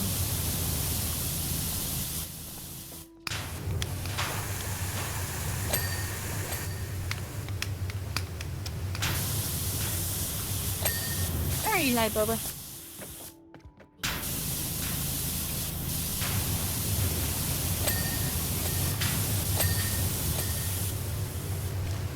So, looking at the room, Mm-hmm. And looking at the way some of the stuff is arranged, does this rotate? Is there a gimmick somewhere? Can you spin the place?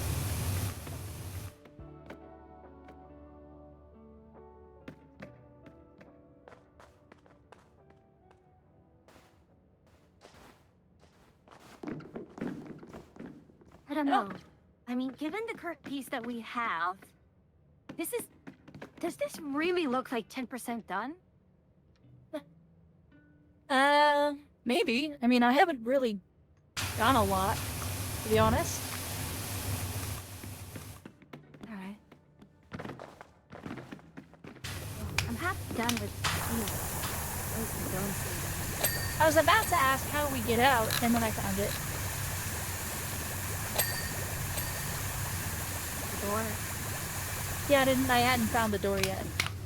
Or at least I hadn't noticed it. Yeah.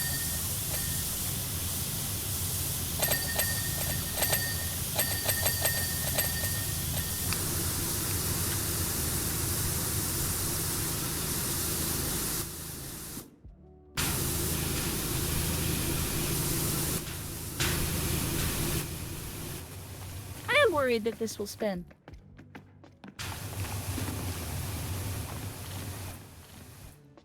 Hold on, what?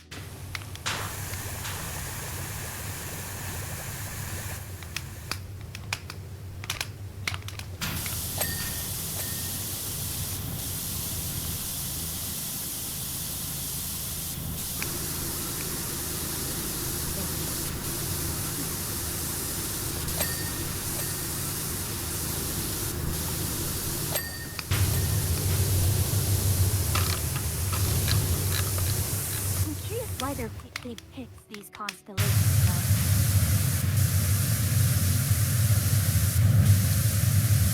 Are they actual constellations, or are they nonsense? Yeah, some are. I think they're all constellations, but just not the really pop culture well known ones. Here's Libra. I just passed over Sagittarius and Scorpio. But then we have two of them. There. Those I did see Aries, there's Virgo, Leo, Cancer, Gemini. See, that's the thing. I was Taurus. Pisces, Aquarius. Aren't these all?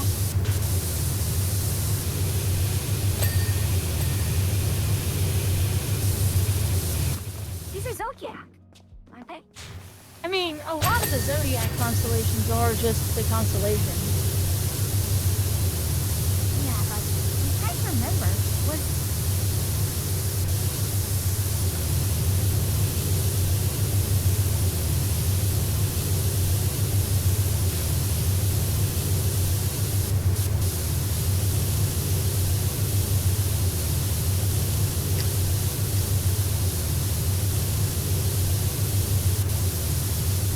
Okay, alright, that's why I was wondering, why is... also known as Asclepius. So these are zodiac, but this one is not traditionally considered part of the zodiac.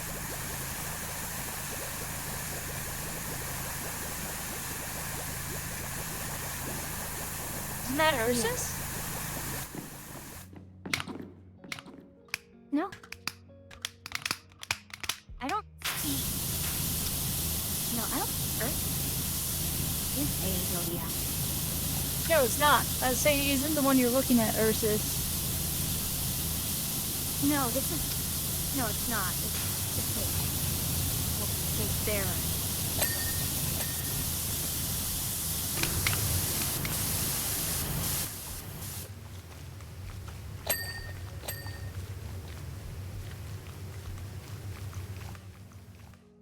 I was just getting thrown off by the fact that these are all like pop culture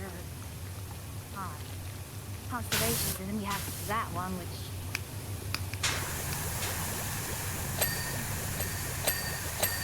I mean, Power Wash has always been a very serious game. It's a very serious game for very serious people. That in a very serious world. They were serious stakes.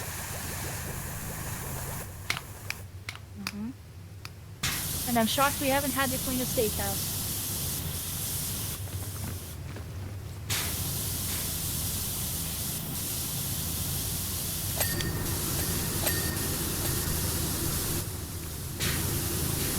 Oh, how is the rest of your firefighting team? Did you just do the one shot mission? Oh, I did a bunch of missions today. They kept giving me industrial missions. Gosh, it's bright to look at the room. Gosh, I really hate the industrial missions because I don't know how to douse those shells. Yeah, they're buggy. I found you just kind of have to shove your face in them and hope. Yeah. It's just mistaken with the white spray. Yeah. I will say, the AI is much better. I'll give it that. Yes. They're still not good at fighting fires. But they are very good at turning things off and getting all of the survivors out. Yeah. Which is an improvement. And I'll take improvement. Yeah. And as single player, if you do the mixed startup, you have both. Two of them will set up the trucks and then start fighting the fire. And then the third one will dive right into SAR. Oh, I should have let you do Saturn's rings.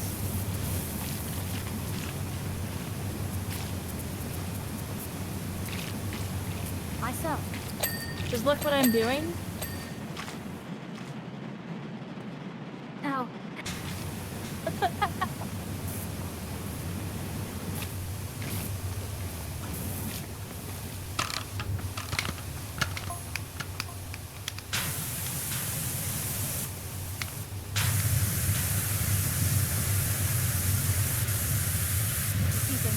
Visits and have a nosy at the info on the wall.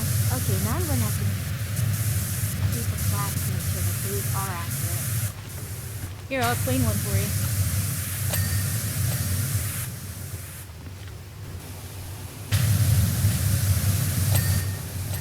There's not a whole lot of info here, to be honest.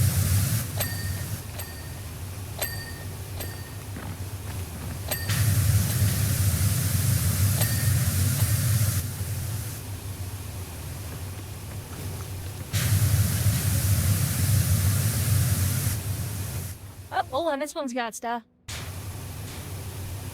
This one has types of stars, such as neutron, main sequence, giant, supergiant, yellow dwarf, white dwarf, brown dwarf. They're all... Hi, Anna! Brown dwarf is technically not main sequence, but everything else is technically main sequence. Hello, Anna. You tuned in just in time to hear me mauled about misinformation in this game.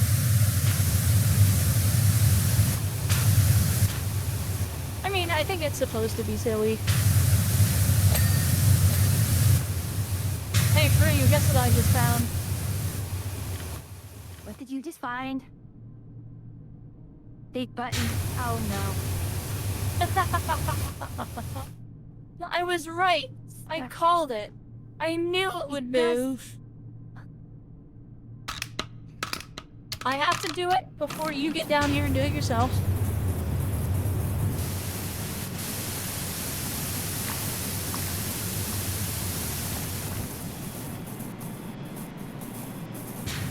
How are you doing? You said how she's doing. She's doing move.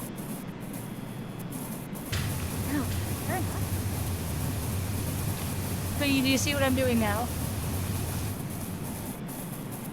Yeah. I feel like there probably isn't a cheat tied to that.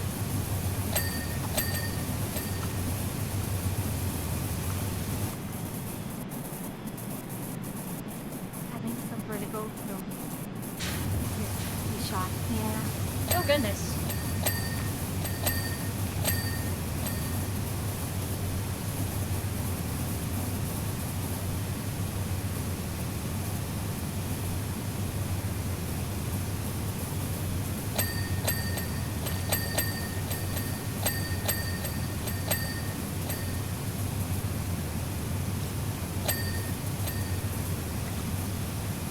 It's on Brad Thorne. I get sick.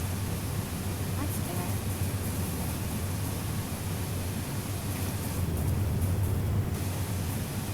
I've been meaning to get the COVID shot.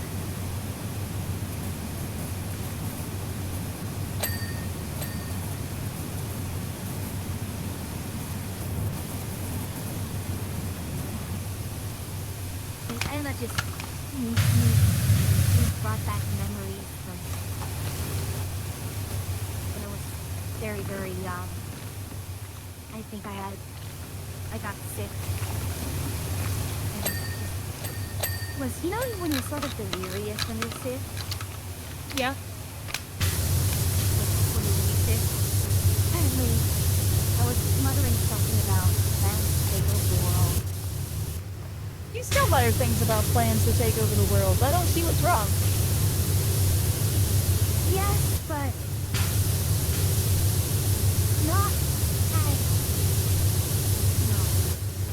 He wasn't as useless as I was, and nonsensical.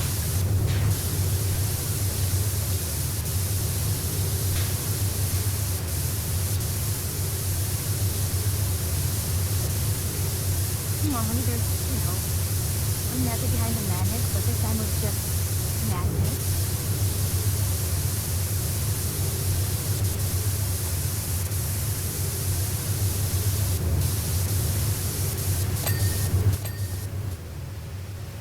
Oh, yes.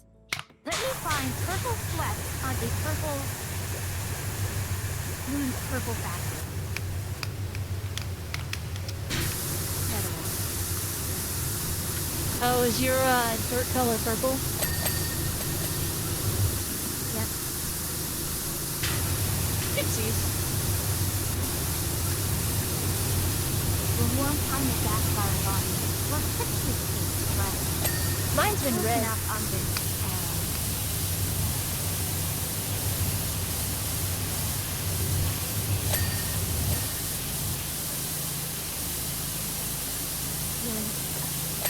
I saw conservation was not done. Nope. Darn it. What? I fell off, that's all.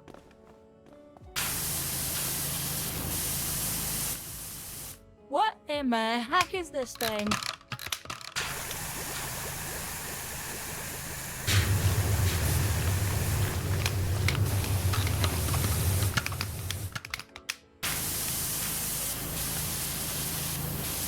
Hold on. Hold on.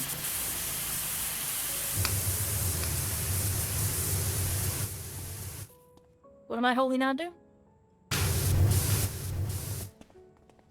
Like, I'm trying to see if that's based on another famous satellite.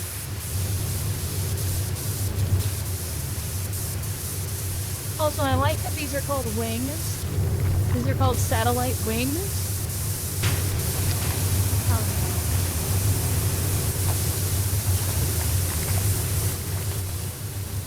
Hold on, I'm gonna come up there.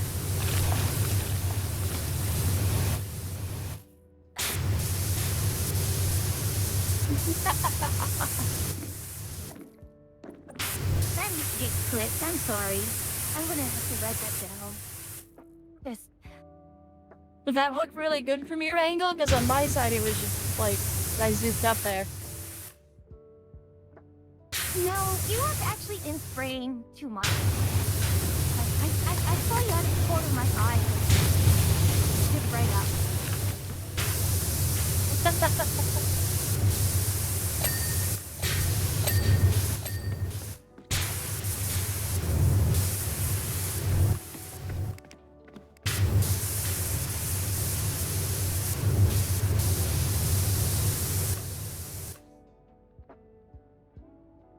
So bright.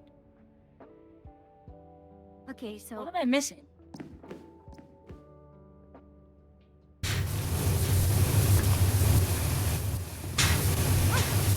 Ah! Did I knock you off? yes, you did.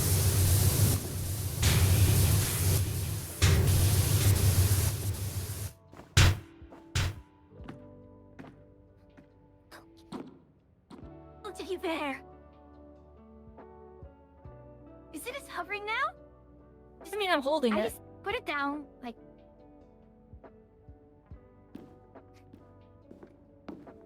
Ah.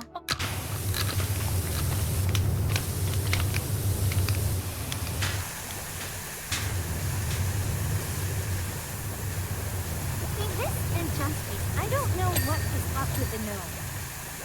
Why? Why do we have this random gnome showing up? Nobody knows. And then we also have it actually drop galactic or something at some event. Also grown.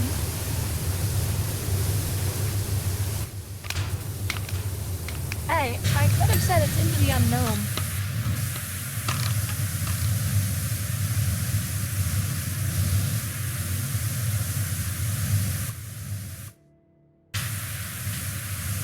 Oh, you just said it, so.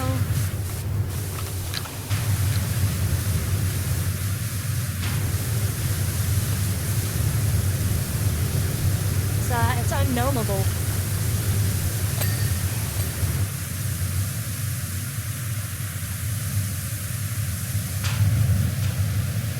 This man is not meant to know.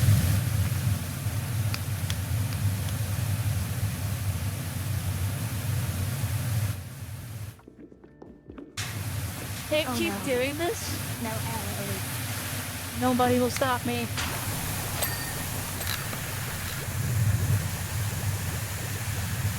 I won't stop until it becomes annoying me. Boundless force. Yeah. It's okay. My vocabulary of puns is enormous. No, I don't. What? Really? I thought that one was okay.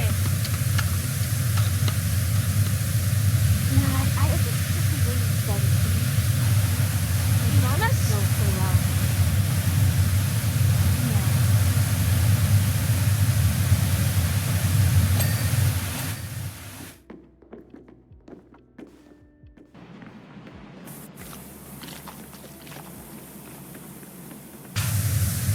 I'm pretty sure the satellite is just like a generic communication satellite. Moving. Well, not enough communication. It actually might be a. It's got some silliness on it. No, it might be. Yeah. It could be. Lana said telescope, but an imaging satellite. Although nowadays you don't see a lot of space radar, and you see more radar.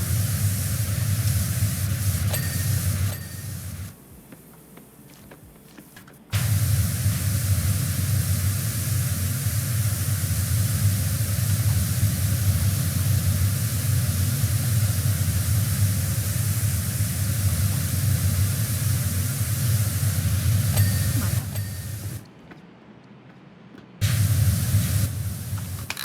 I should get a wrist mouse pad. A mouse pad. The wrist wet. There. Wrist rest. I just make sure my desk is always at the correct height that my armrests on my chair work. Like, The magic of a standing desk. so I don't know.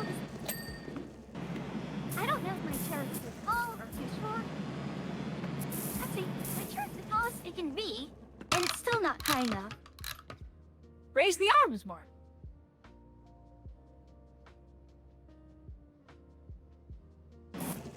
But then I kept the arms under the desk. Now I have a weird gap. And I can't... I have to, like, push super far forward. Clean, my clean, arms clean. super far What? forward. What am I doing? Work, work. Hi, W.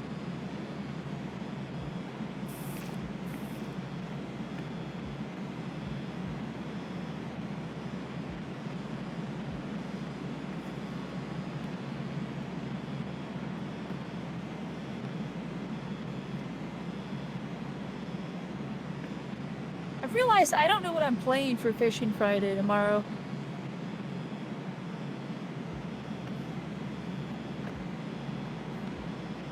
When was the last time you actually fished? A long time ago? A good while ago?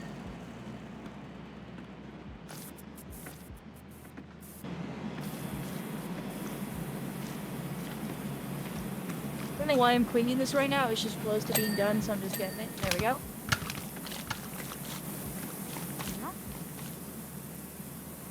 It's been a hot minute since I fished, is the answer. Yeah.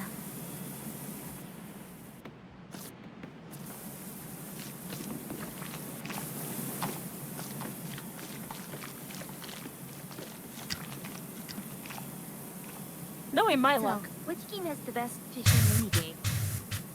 Minigame? Or just fishing mechanic? At least, the most fun that you've had.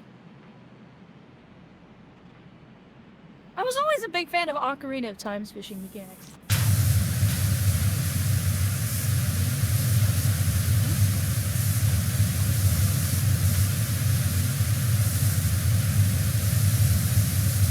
It's been a long time though, so my frame of reference is old. What's there? I'm not familiar with how Ocarina of Time did it. Not much different than most games, to be honest. You know.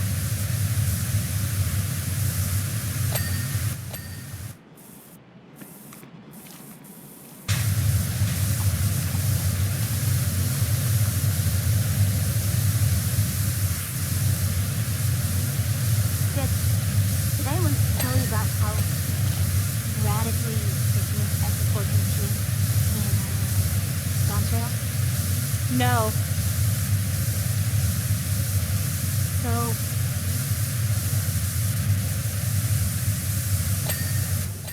at level 100, you got 2 skills, which you could actually kind of subtly influence the RNG a little bit more. So Oh, you did could tell me just this. target Yeah. fishes. Yeah. Ah.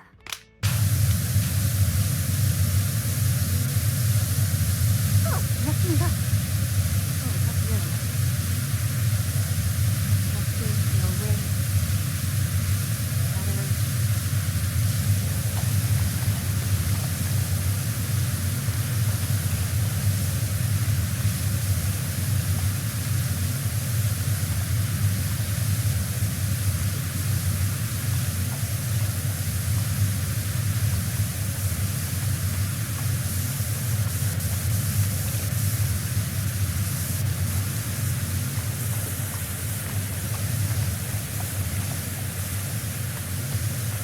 Now catching the ring after. Ah.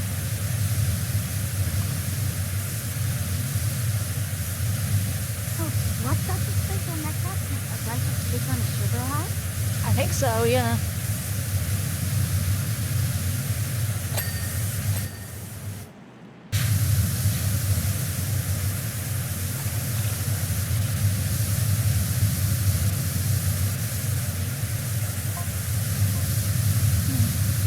I admit there's lots to appreciate about the solar system because I worked here. I'm going to continue to...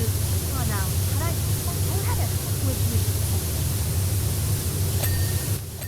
Oh, the Seiya Impact Series. Come over by me. Yeah.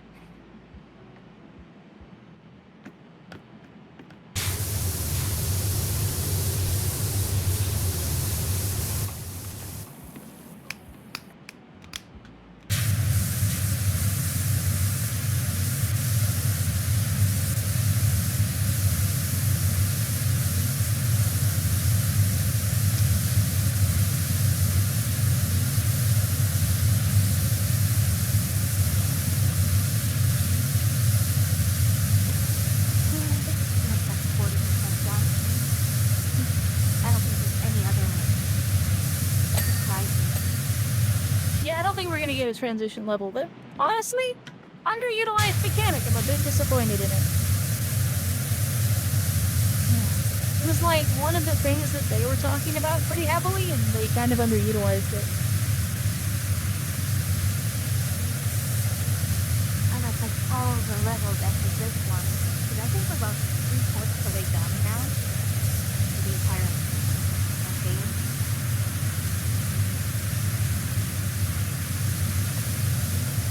Oh, that's kind of blatantly right.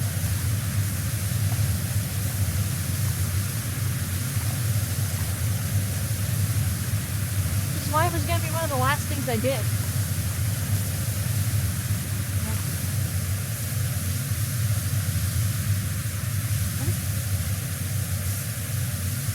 Where's Mercury? Around here, or is it? It's there. Mercury's around.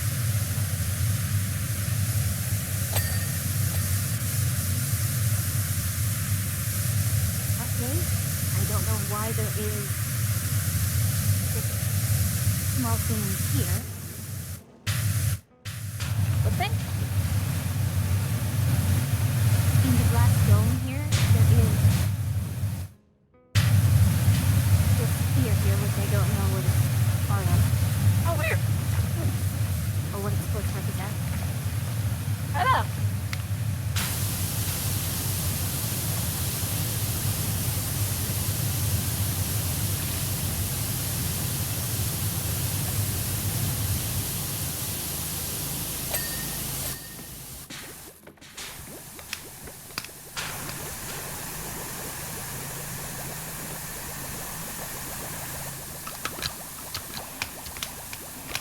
I was like, yeah, right here.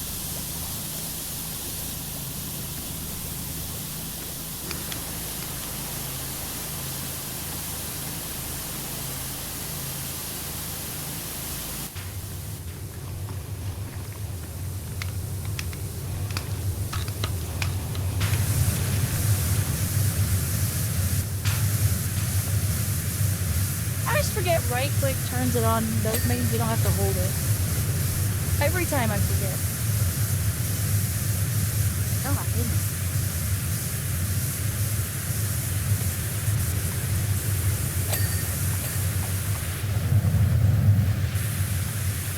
Sure, I'm gripping my mouse so tightly my hand is actually hurting somewhat.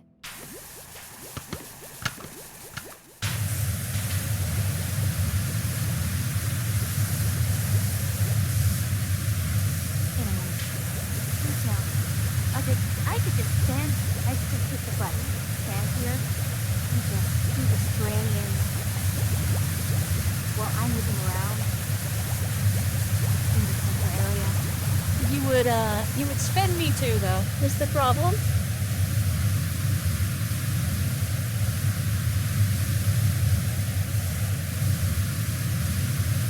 Yeah, gosh, doing it this way makes you really see my tremors. Ah.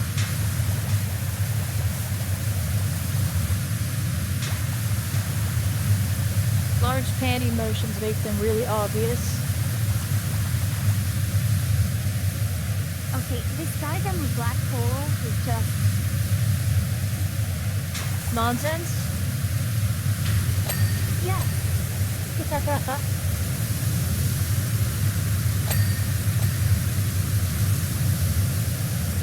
That's why I let you go find it yourself rather than reading it out.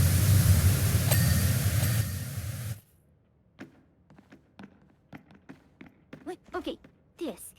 Yeah, the accretion disk is a thing. But that's not how... I mean, I guess if you don't want to show the gravitational lensing, sure, that's probably how it works if you just topographically, if you just iron out, you know, the way space bends at that point, sure. I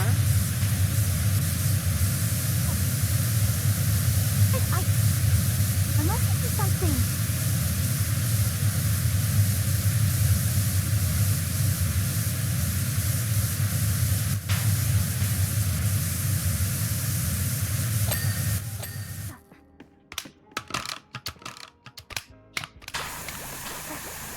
Proper meaning does not necessarily. That's not.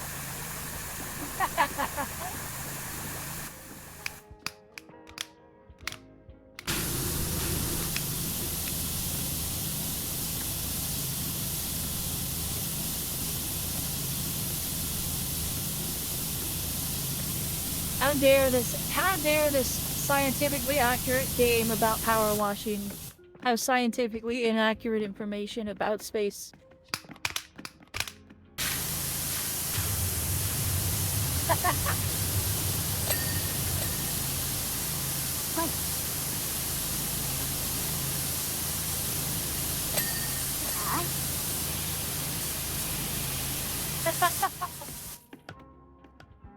It's not a shadow because nothing's getting wrong. It's just you don't have any photons coming out of it.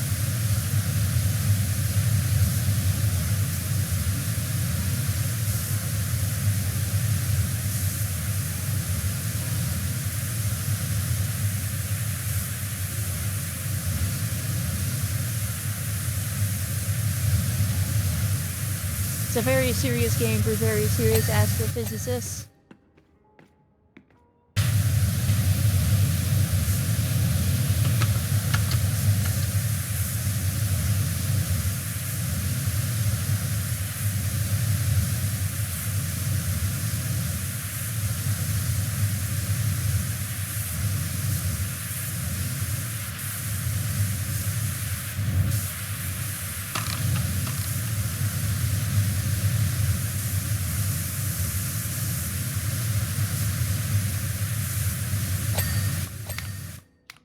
Hey, hold on. Okay, it is but perseverity.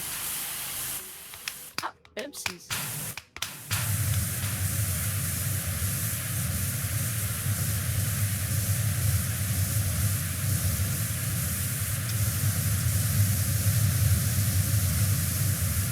Okay, so far we're in.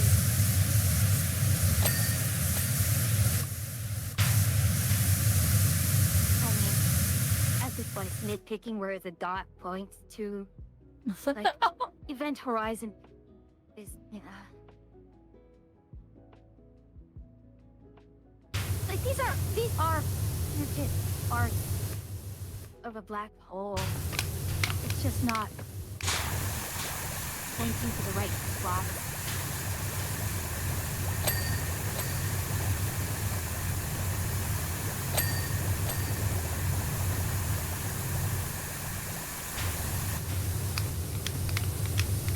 It's like, you know,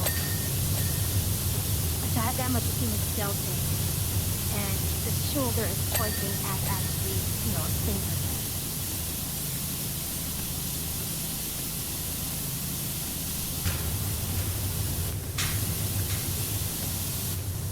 How dare the scientifically accurate game have a scientifically inaccurate information? What the?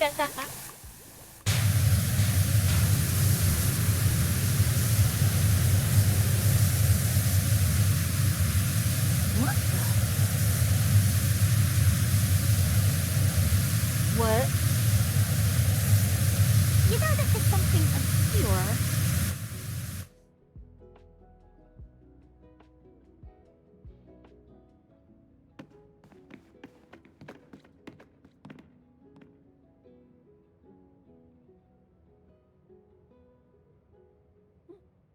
Jason? Like, either this is something incredibly obscure that, or they're just really taking the piss here. Pretty sure they're taking the piss.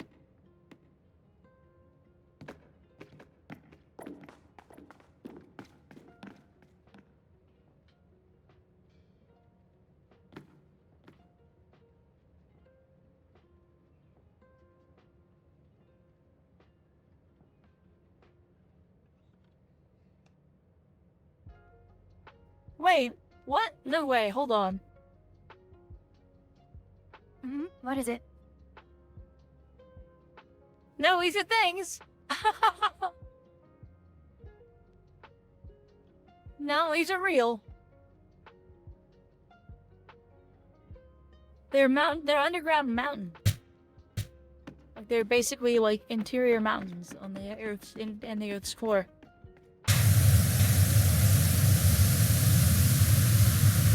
I learned something.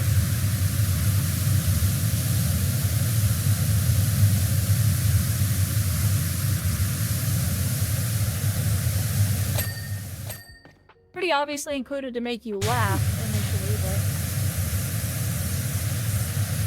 real thing. But it is a real thing.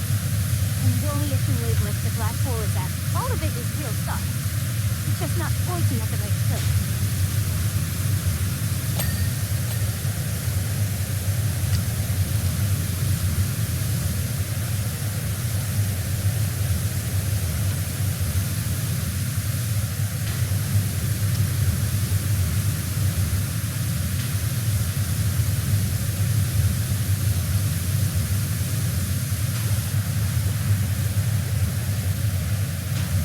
This is a big man.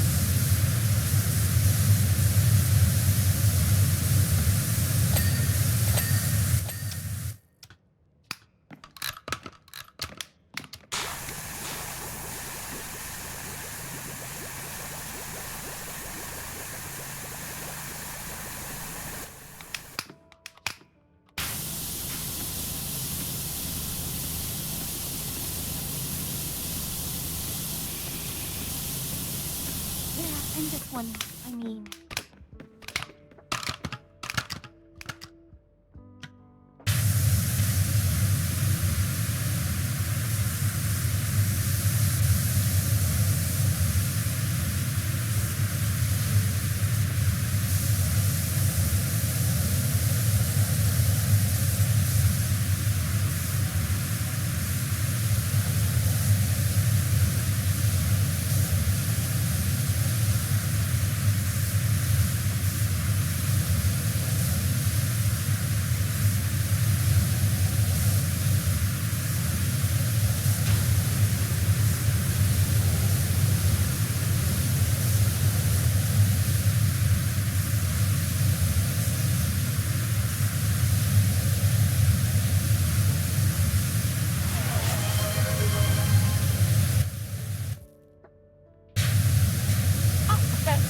Find the flame second. Draft on second. Real shame we counted 152.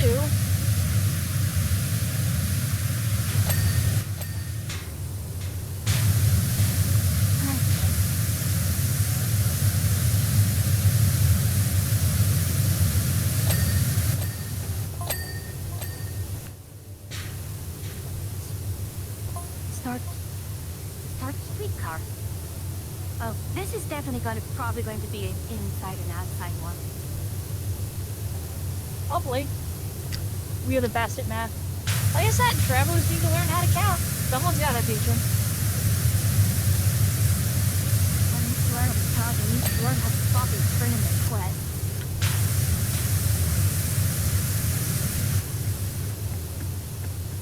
Also,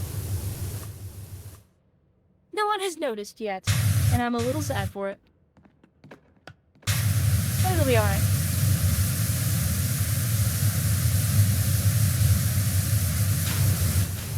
We finally have a channel point icon. Do you mind if I use that icon? You're more than welcome to. I'll send you the 3 sizes in a few little bit. I will say in dark mode, I'm not the most thrilled with how it came out, so I might have to redo it or put a background on it.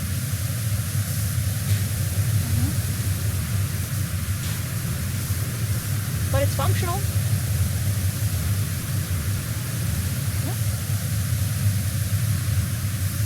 Yeah,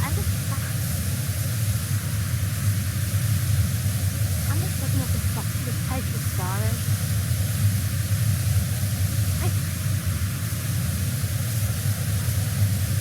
Okay, sure, the sizes are completely, like, the scale is kind of wrong. And I think what gets me the most is main sequence. Other than Brown Dwarf, all the stars here are part of the main sequence star is just a star. And it's arguable if Brown Dwarf could still be classified as a star.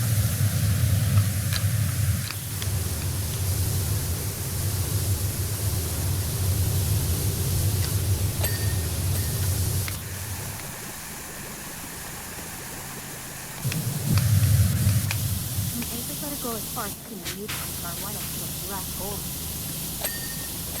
Other end of stellar evolution right there.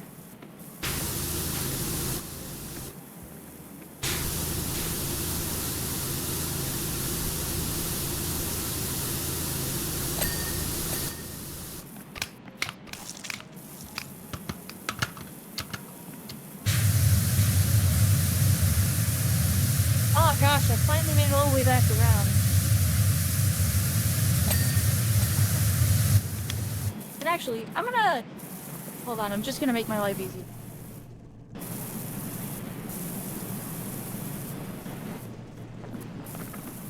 Alright, okay.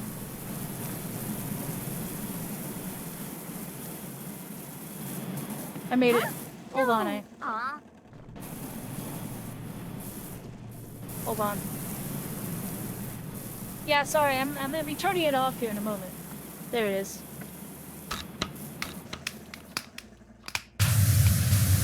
Oh, cough that. Okay. I was moving Saturn out of the way, don't mind me.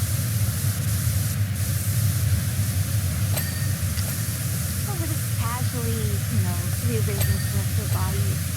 Don't mind that.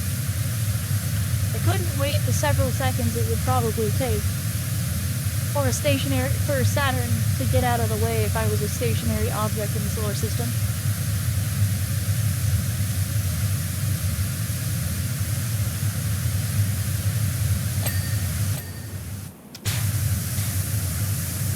Start of Hitchhiker's Guide to the Galaxy.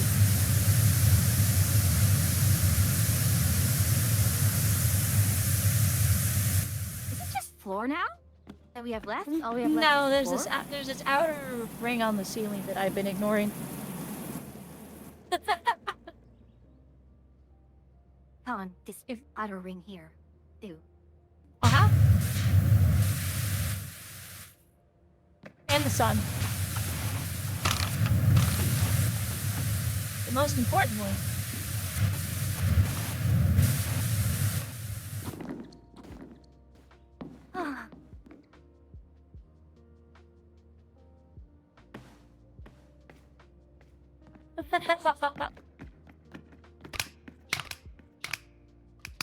Yeah. That goes down the kind of fast.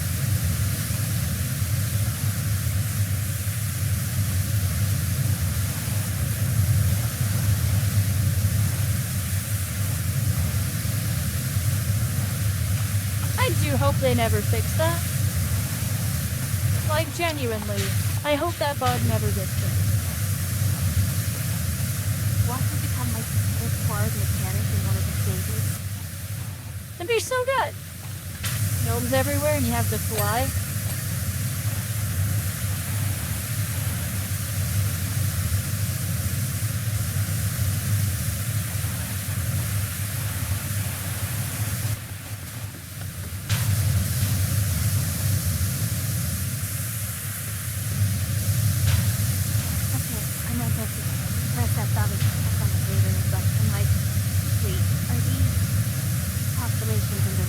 relative position.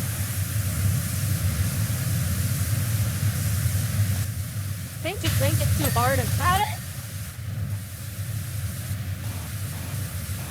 But it's so fun to think too hard about it.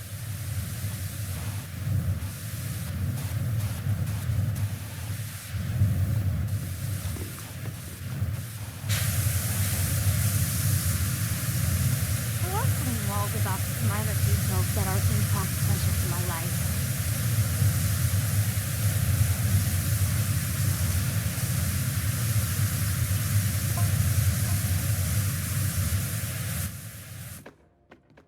Taking a slice out of Earth, so you can see the cross-section of all the geologic layers.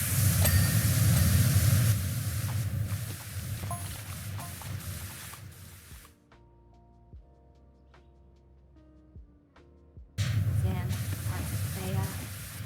I mean, as far as I understood, not. I guess it is generally expected. Even if not.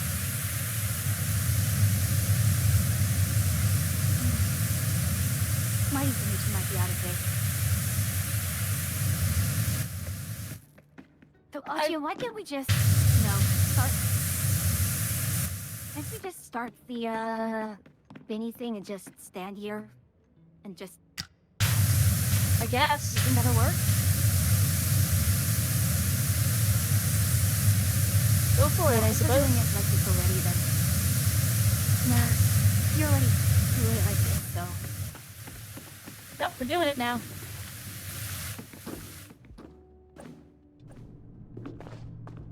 You can't stop me. I'm gonna zoom back over to the other side.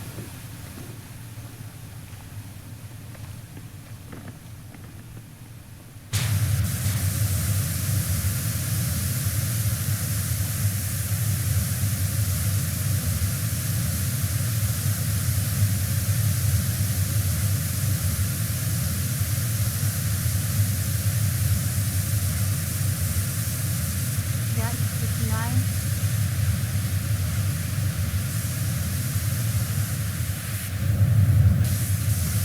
Hold on, what is that?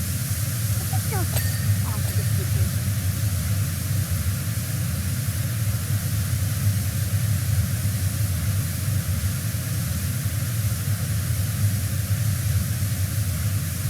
I'm not properly alive.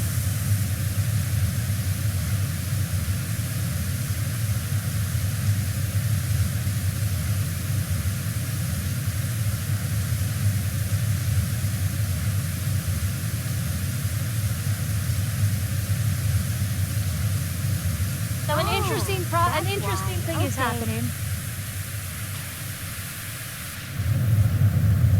Our position is changing, but not our Not our camera orientation. orientation. Yes. But I have created a really fun parabola. If you'd like to see the parabola that I've drawn.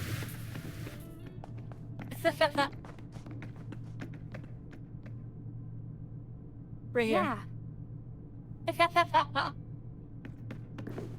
It's really cool, but also really annoying. Yeah, turn it off. But is it this way? It's neat, but not good. Uniquely unhelpful, I think is really the term for it.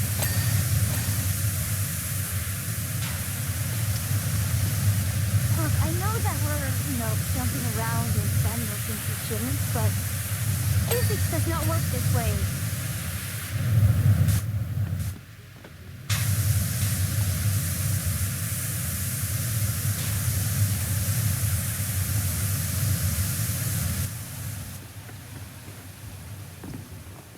No, the problem is, Anna, this floor is not elliptical.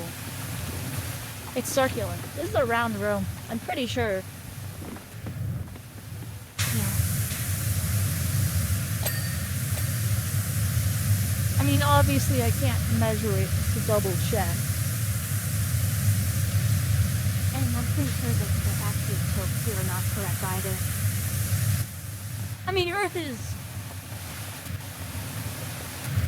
Is it straight up and down? Yeah, right there, straight up and down. Pretty much, yeah.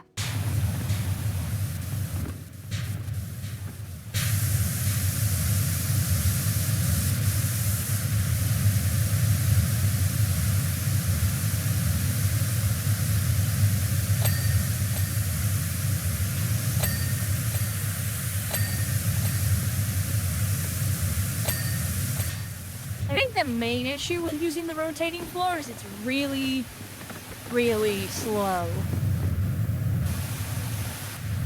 Yeah, and the way they handle the movement of the character, like, it's not synced. The character's movement is not handled in sync with the world. Right. Like, it's the same issue with, like, a lot of video game elevators. It's why I went flying out of the ride on the last one. Yeah.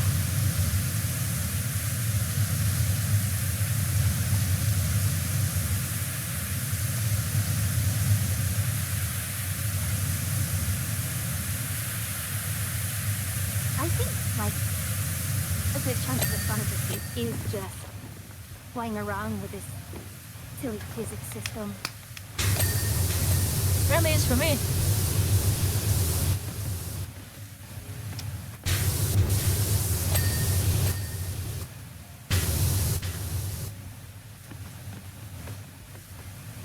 I mean, ultimately, it's a pretty silly game. Yeah.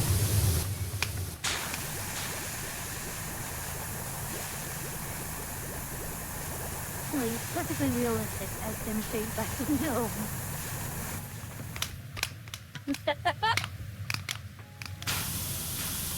You mean you don't fly Gnome Airlines?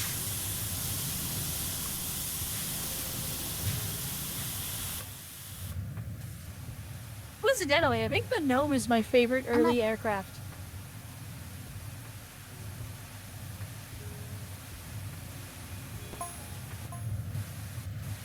I'm not familiar with that one.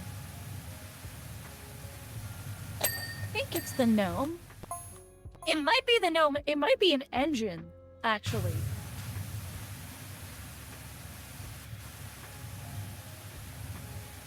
I mean, GNOME is a desktop engine for Linux. No, it's a rotary engine for biplane for biplanes and early aircraft during early days of flight. And when I say a rotary engine, I mean that the engine and the prop both spun. So you had your main shaft that came out of the aircraft and you attached the engine to it. And then the main shaft was stationary. The engine and the propeller spun. Absolutely whimsical design.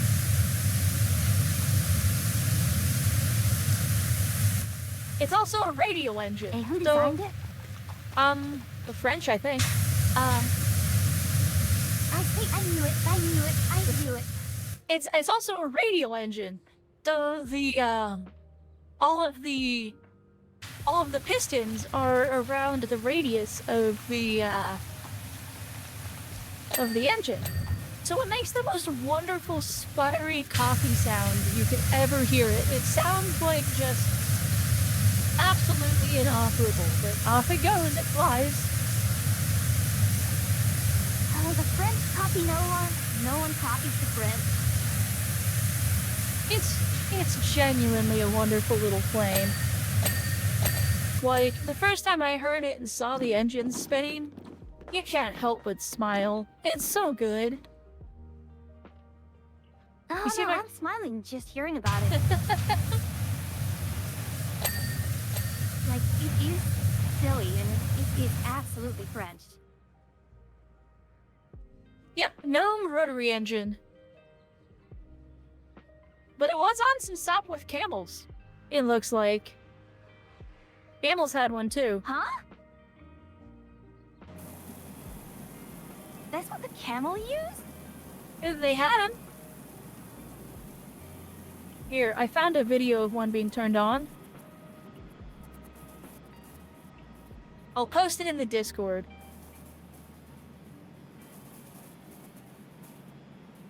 It's in the Discord if you want to watch it. This is one that's mounted on a display, but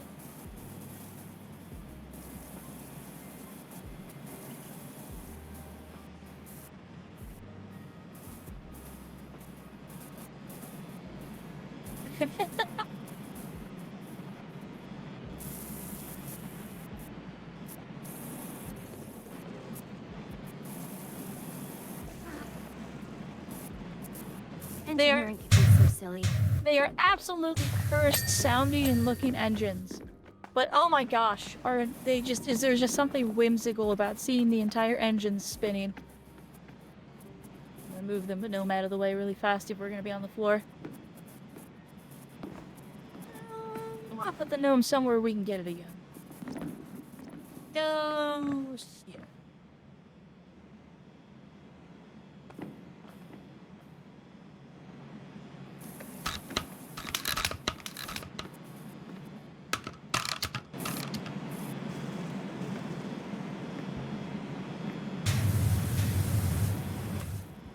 Actually, I'm gonna turn this on now.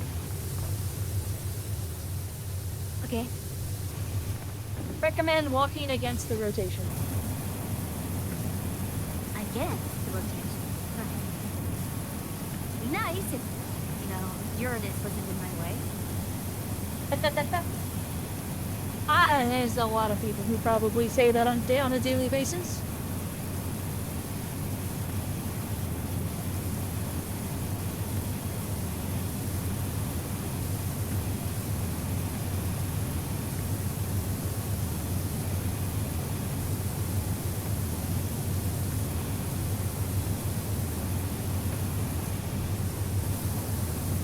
Make it through there.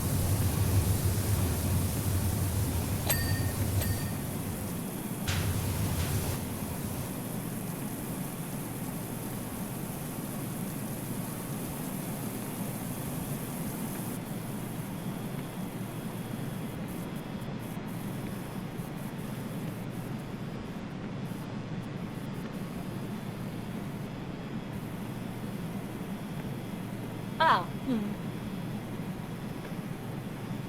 Well, what's up? The floor is segmented more than I thought it was.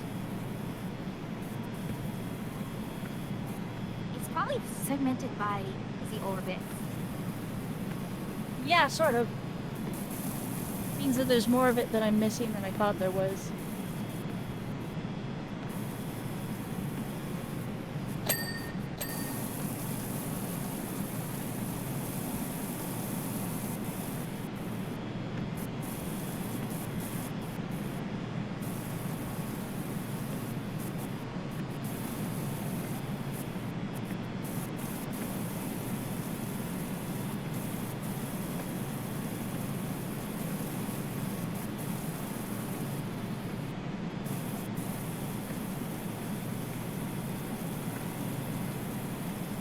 Okay. I thought I'd done a full rotation overview, but I haven't. It's really, really quite a big room.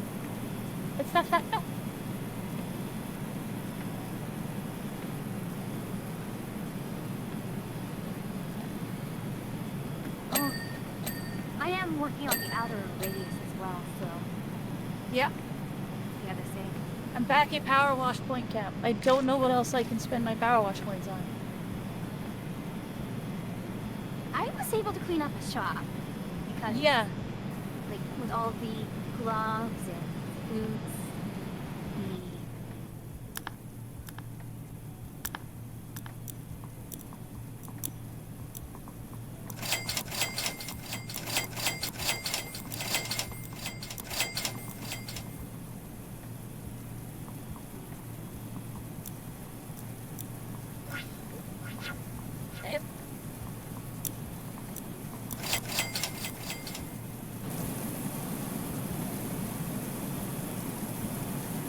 I'll keep it going for now.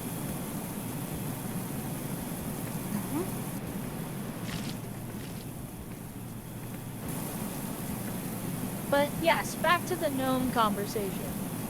Early aviation is hilarious. Oh, yeah. And not a little bit terrifying.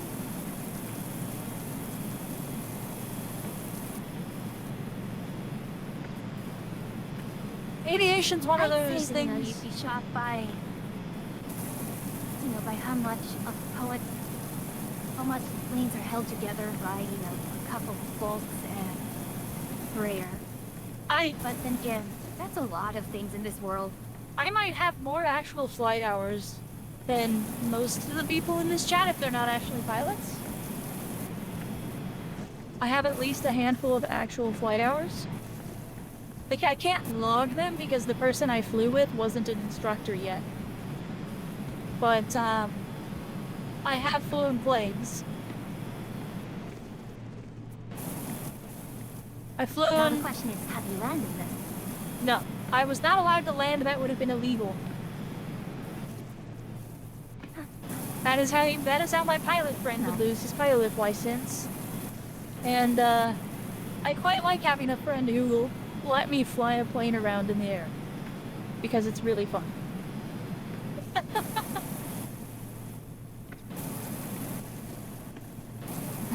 Well, it's more of a joke that, flying is easy. It's getting off on and off the ground that's a little bit trickier.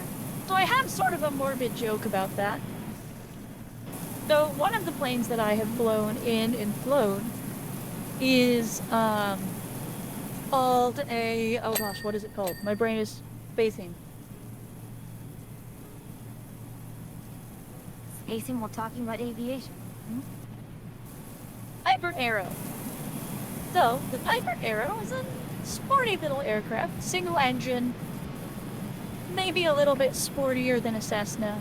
It's certainly a little bit faster. It's got a little bit better aerodynamics. It's got a bit bigger of a cabin though, so it's different. But Piper Arrow, that's a fine little aircraft. There is just one problem. It has a famous crash. Well, famous in the aviation community crash. On takeoff, in a Piper Arrow, unfortunately, the aircraft's wings departed the fuselage. In regular flight, the wings departed, and unfortunately it did kill everyone on board. But, with that said, and that little bit of a preamble, the first time I was going to go fly... No, I must stress it is not normal.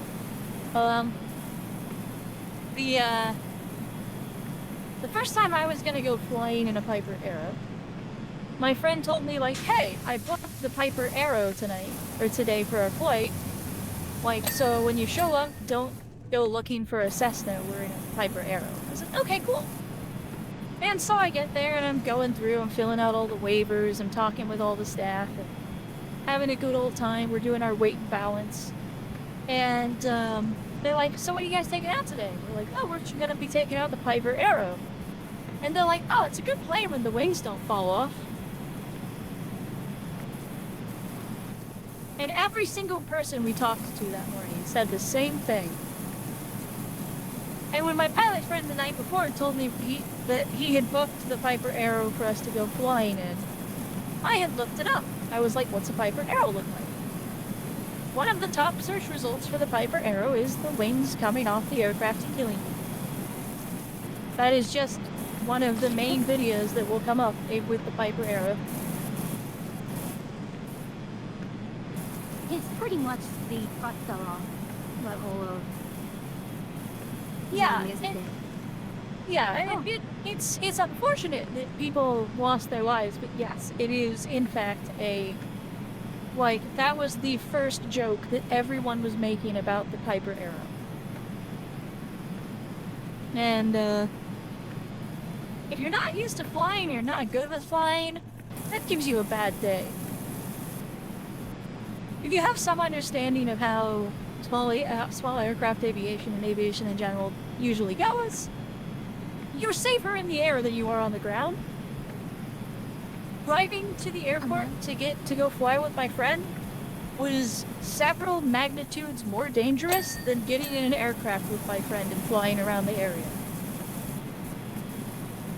Yeah, it's the takeoff and landing that is always the most dangerous part. That is, yeah, landing is a little bit less so. Because if everything's functioning on the aircraft, to die on landing, you have to have something either go very wrong or someone go very stupid. Most of the time. The takeoff part is actually the part of flight that is the scary part, in my opinion. Because in a small aircraft like a Cessna or a Piper, they have wonderfully low stall speed. Those things are basically just, they float. They'll happily putter around in the air as long as you have a small amount of airspeed and you have some nice headwind under the wings. They will just work. And they'll fly very happily. Whereas, like, some modern aircraft don't play quite so nice when it comes to things like that. So, like, a lot of military jets. I didn't know you were. The MD-11 incident 2 days ago. Yeah, like small aviation aircraft are remarkably safe. The Cessna, like a Cessna 152 or 172, is by a preponderance of flight hours and airframes in existence and usage one of the safest airplanes you could ever fly in.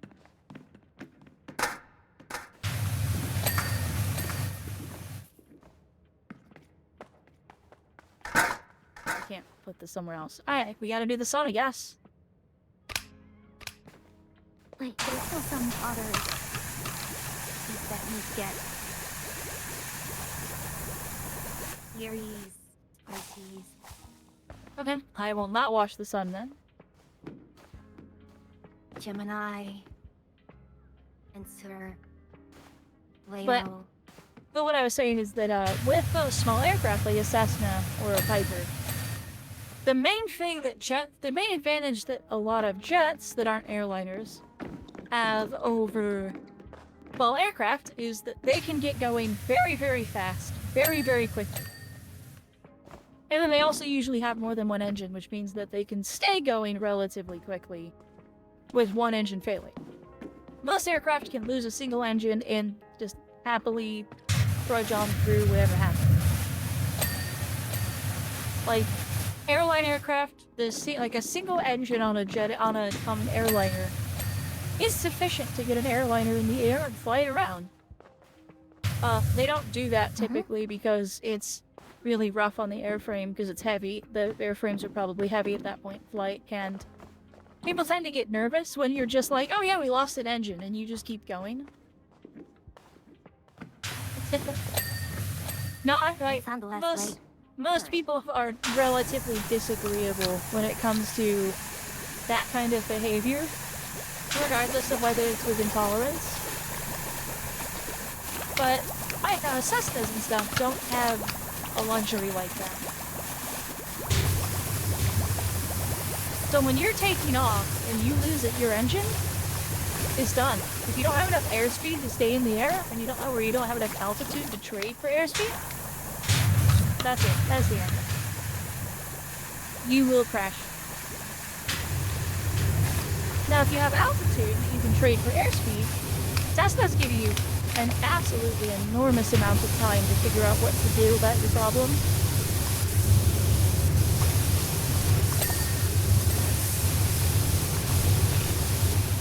Which is good.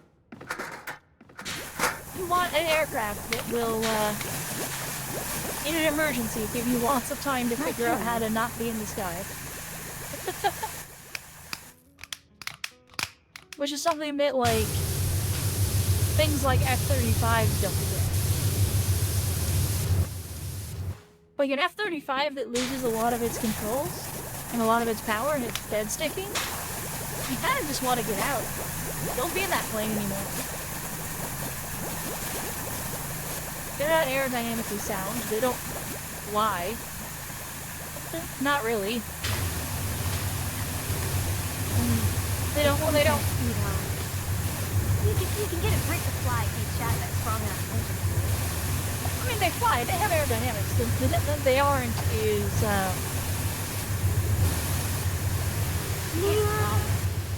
There's a lot of planes. Yeah, they can't fly. An enormous amount of planes can't fly without the computer assisting the person flying it. F-22, F-35, F-18, F-16. Well, F-18 might be able to do it. Airliners will fly by wire. Yeah, a large number of airliners would not be as fun to fly on if they didn't have fly-by-wire.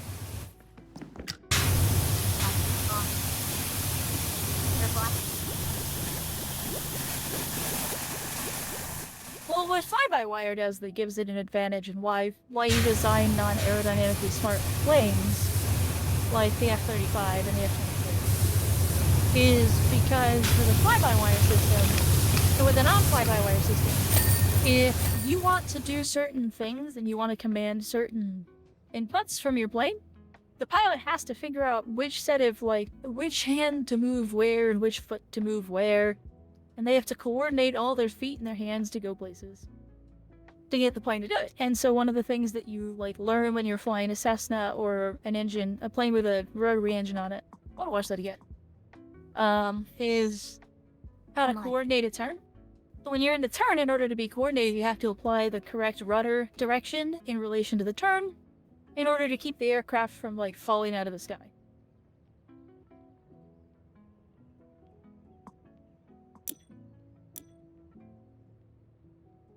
And, the computer systems we got from...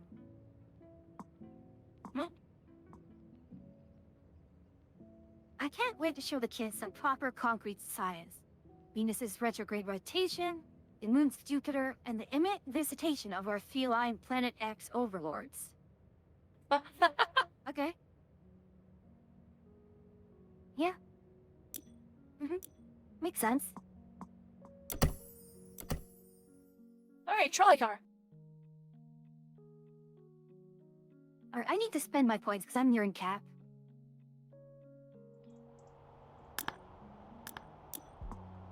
It did say there was something new in the shop, so I'm curious what that was.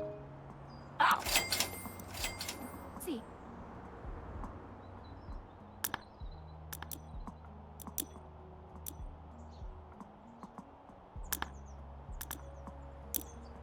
Was it furniture? It was. I got a Urban X Extreme Blue. It was a table. So an alternate coloring. Table for 150.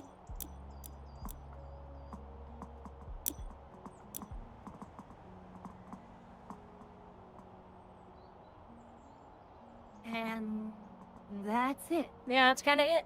Not a whole lot else. Well, we can go inside the trolley. You were right.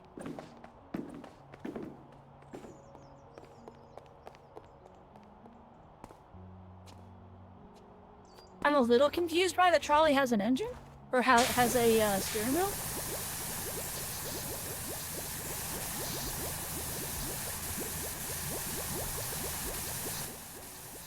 Handbrake wheel. Ah, that makes more sense.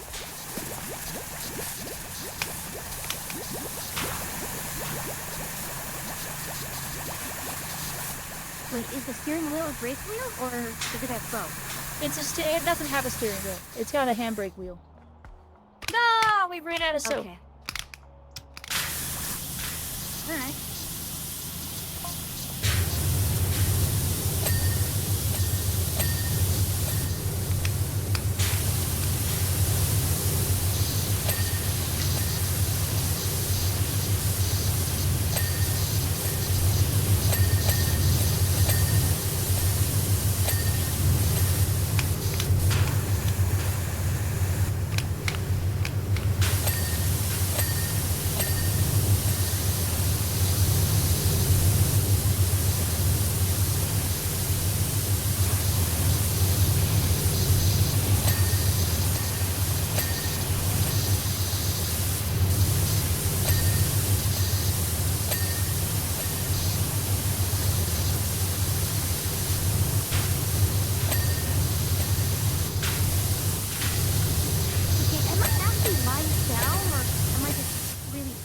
super low. You're crouched. Okay, so you don't lie down anymore. I don't think you ever actually lay down unless you were, like under something. Well, in Taro Aqua 1, I think I got to lay down. I don't know. I thought it was just when you were under something.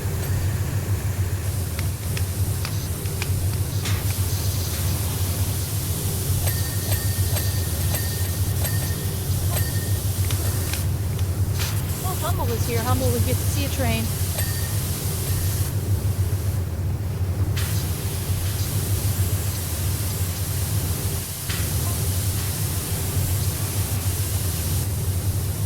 Ah, Penelope Proof, the detective in Baker. Next, she's gonna tell us that she's getting into proofing alcohol.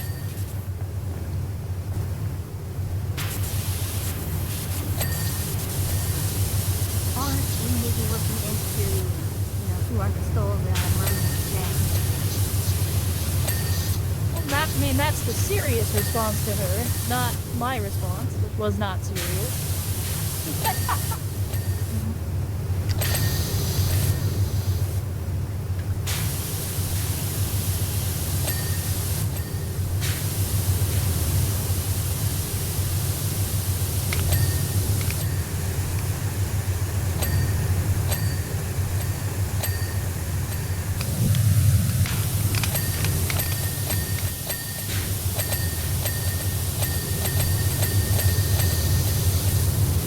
My goodness. That sounded so good. Yeah, I think I can probably recreate it, but better on the other side, to be honest. I'm not using them so super.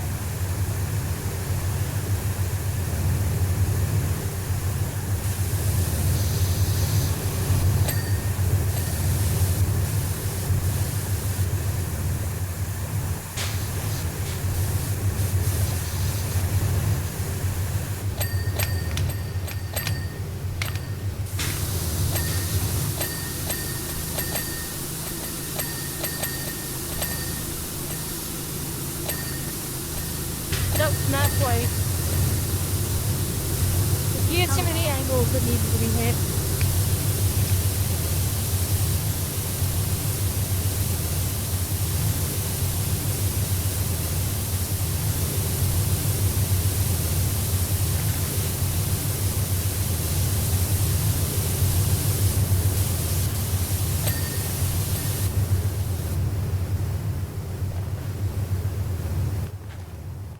What am I doing?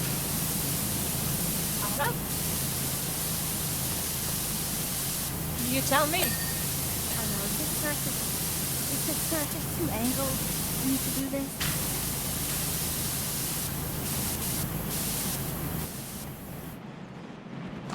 What the? Excuse me?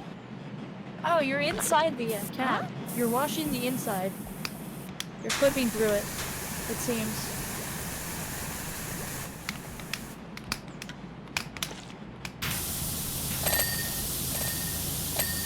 Oh.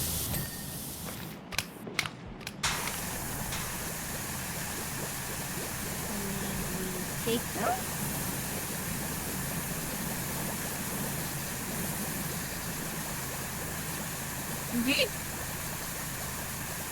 If you're not using any soap, I'm absolutely gonna do this. Go for it.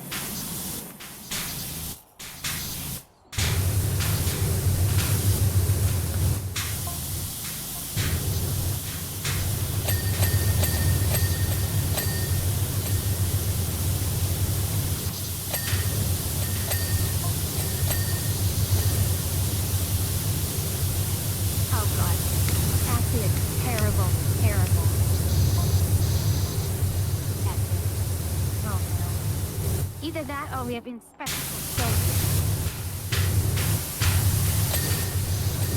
Oh, hold on, hold on, I'm digging their foolish noir vibe. Goofy Noir is like one of my favorite detective tropes. What the?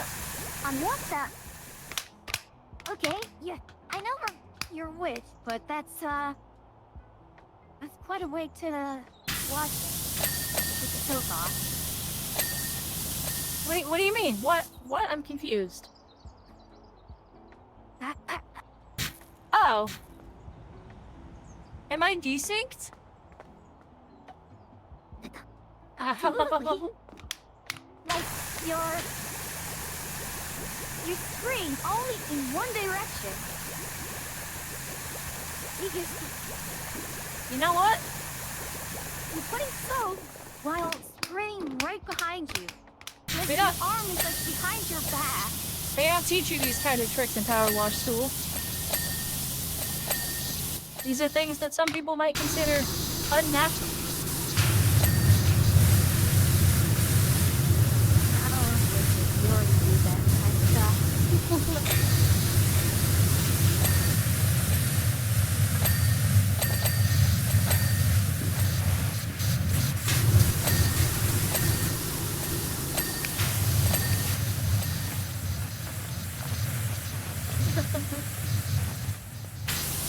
Well, a little bit here. Actually, we should close the doors, indeed.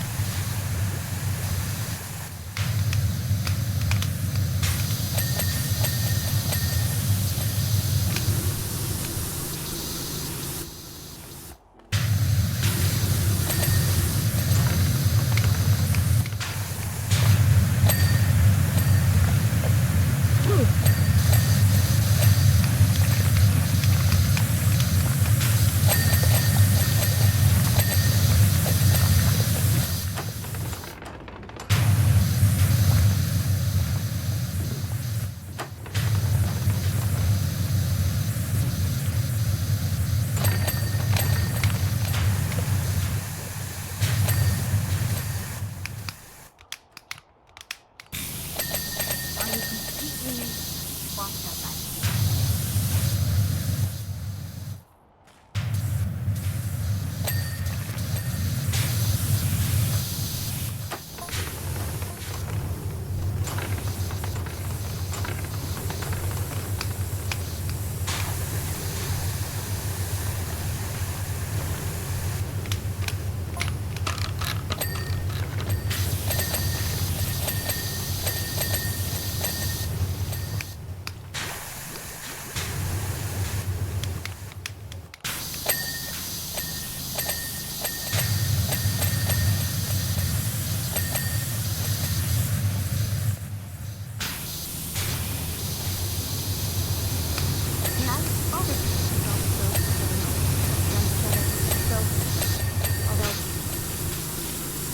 That might be all. If you want to use some stuff, you can. I was just doing it to clean the doors really fast.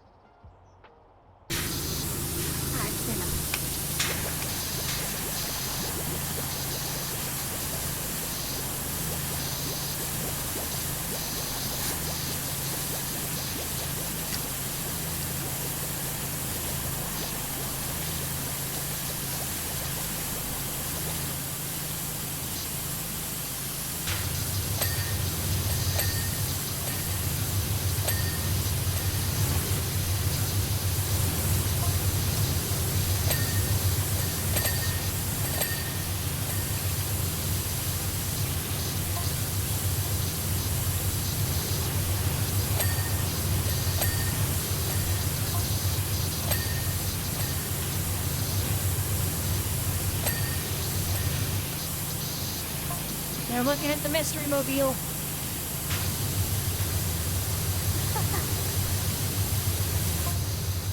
I think that's one of my first feelings.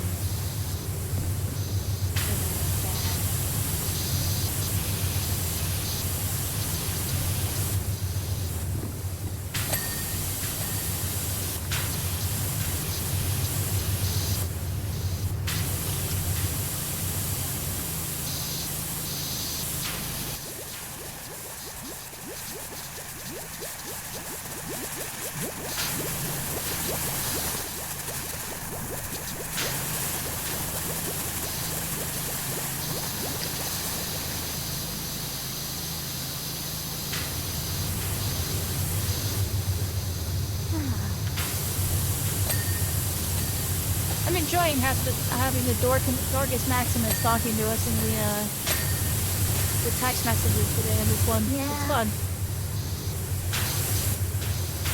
I'm kind of feeling like Randy Shepard with that recording.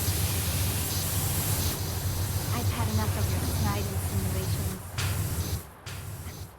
Which snide insinuation was from the second one? I can't remember.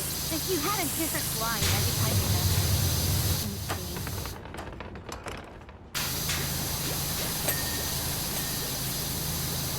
You'd say a lot more one-liner than punch your legs out.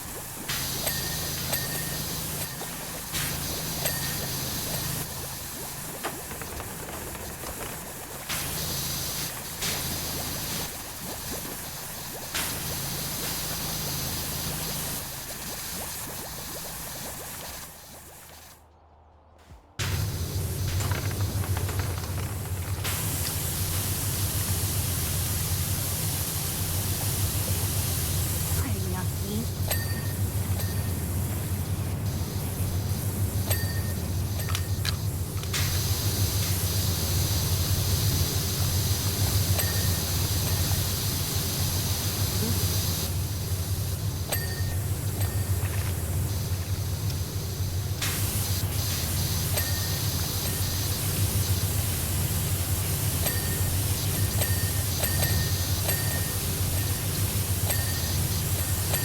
Okay. The individual buttons were all one part. Oh, bummer. I was hoping for that multiple, the multiple things.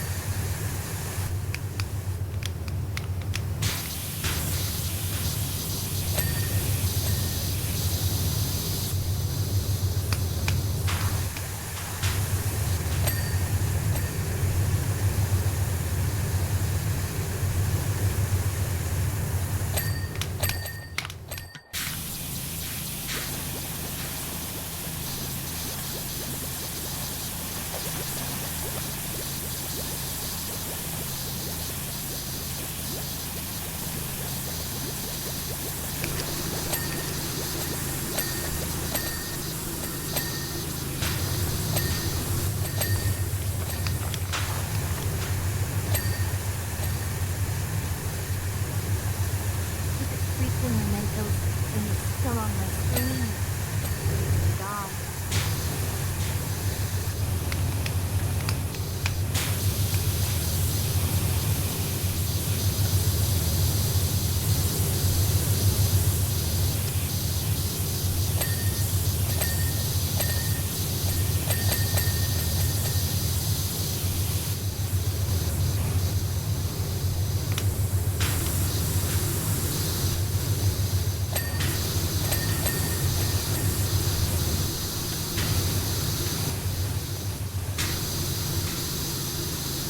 Why are you not clean?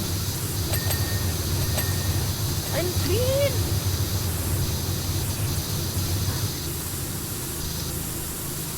Oh, clean.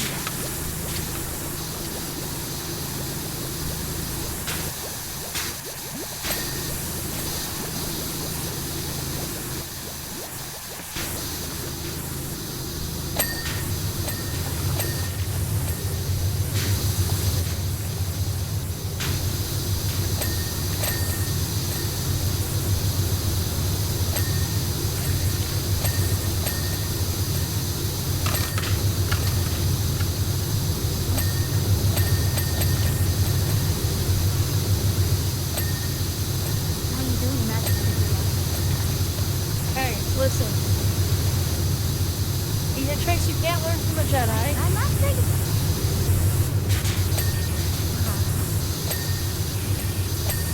I'm not saying it's that thing. I'm just saying you're doing the trick yet.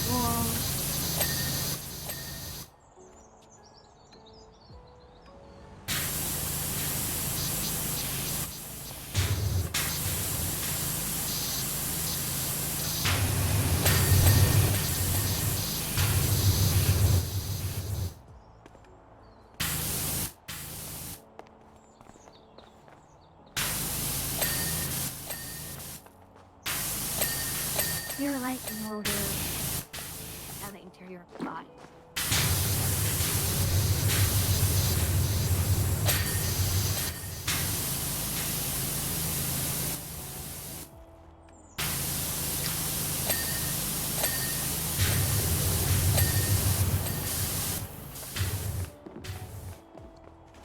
And confidential with this idea.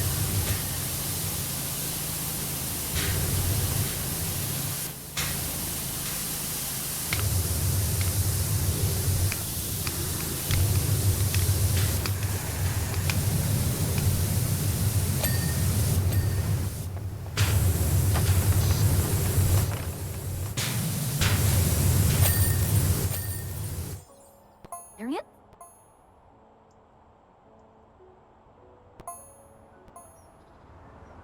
Ah!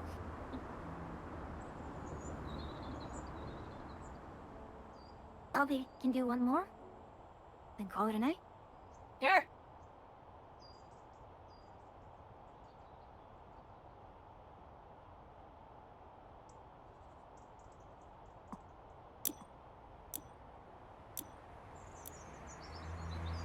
This house is where Oh, Karen is something. staying. That's nice. Oh. They call themselves the Guardians of the Forest. To say it's all a bit eccentric is an understatement, but you have to respect the ingenuity of anyone who can knock up something like this from a repurposed treehouse and aircraft they dredged up from a nearby lake. Karen's definitely onto something, so I'm going to stay a while with her to help out with the investigation. As you know, though, I have my standards. I'm sure they'll all appreciate the place getting a deep clean.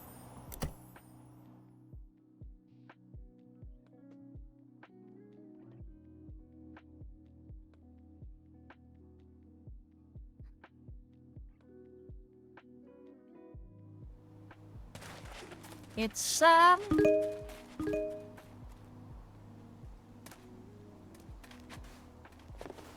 don't think this is too bad. it's goofy, is what it is. We have a scaffolding, you know. Yeah. It looks like there's no way to get up with just a ladder, so you have to use scaffolding. There's totally a way to get up with just a ladder. When you get up here, I'll show you. Well, I meant to.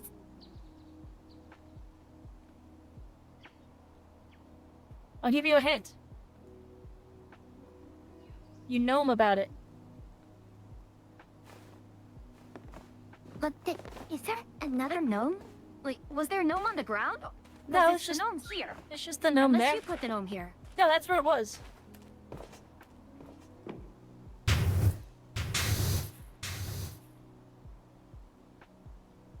Something's not right about these birds.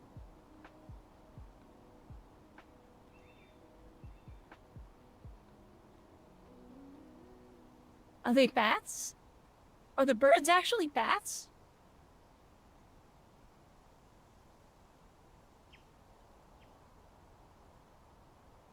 I'm not crazy, right? These I these can't birds are tell. wrong. I feel like I've.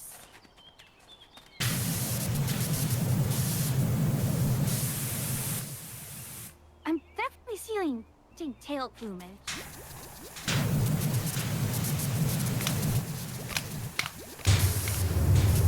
My limited ornithology book. Arrow type. Not about swallow.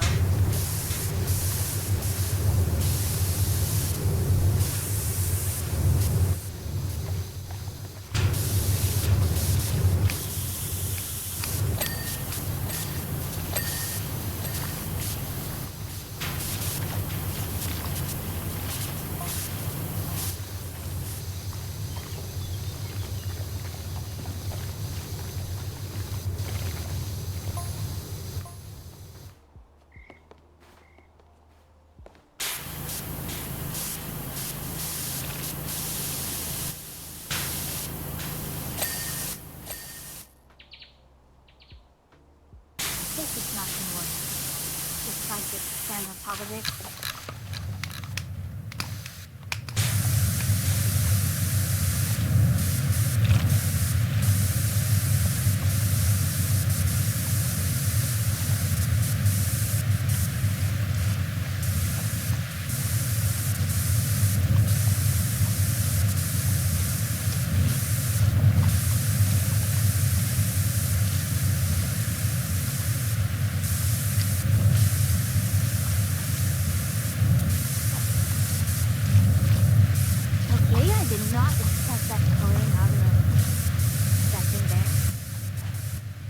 Yeah, it's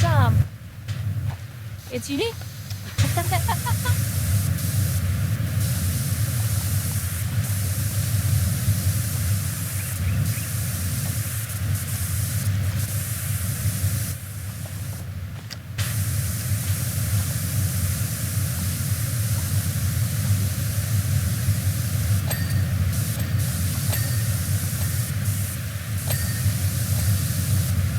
Isn't it a clever way to reuse your plane assets, though?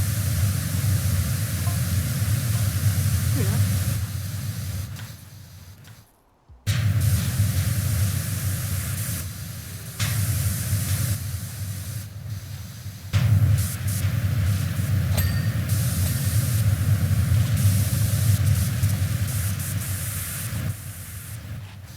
Oh, wonder what they're up to.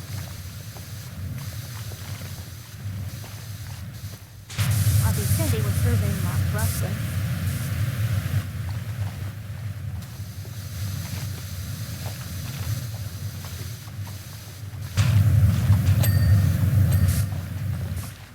You fear that I'm gonna need the scaffolding to finish cleaning his wings?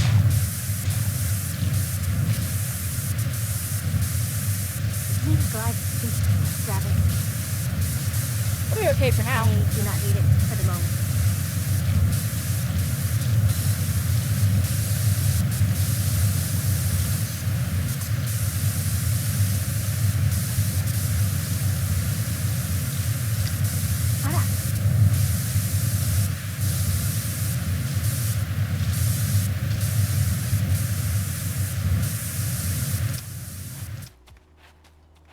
I guess somehow we're just the most like trusted person on in the area for everybody, except for the crazy detective.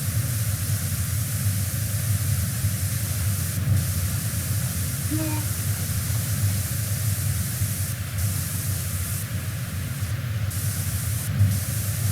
Then again with you. This cat kind of told me that everyone laughs about Shelby. Yeah.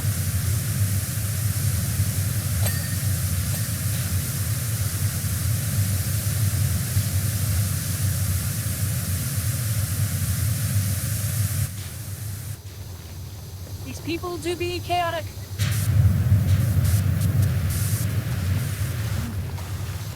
Worse, it's Cossacks.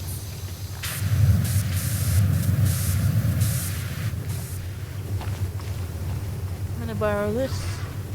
Yoink.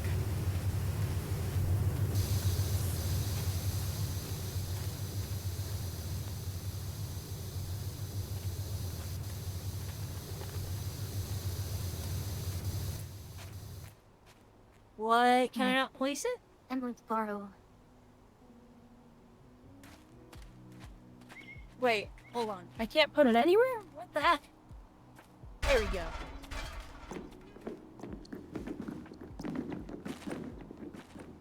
Huh?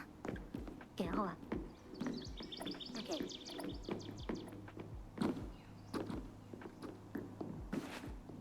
What's going on? I can't let go of the mill.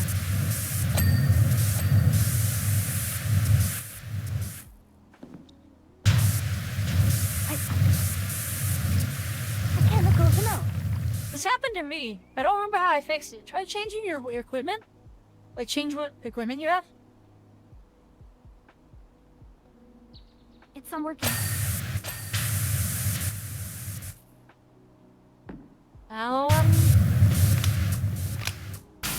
Well.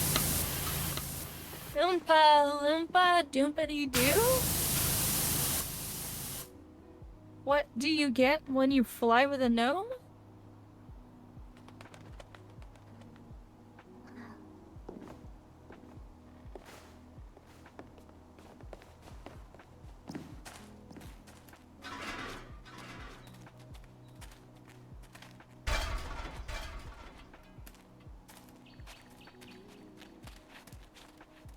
You may have to leave and come back.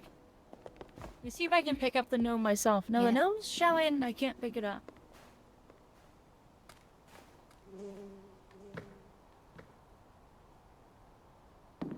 Is that it? I just desynced because of the gnome? Because you think the gnome is still up there? Right, yeah, I saw it clipping through the engine.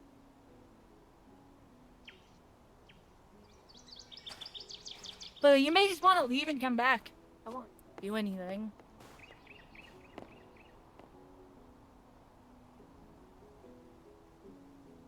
Goodness.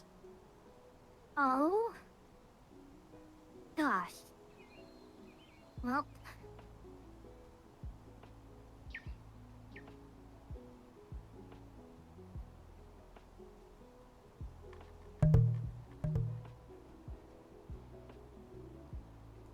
Now, where would the gnome go now that I left in midair? Gonna be honest, I don't know.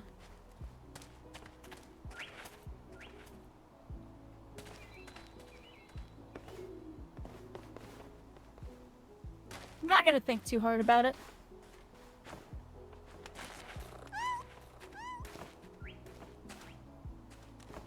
Alright, I will try to join you.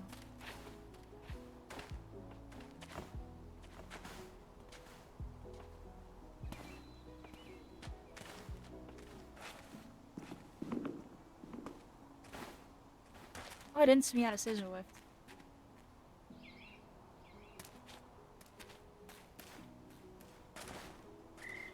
Hello, Tasnik the blacksmith. Hey, blacksmith.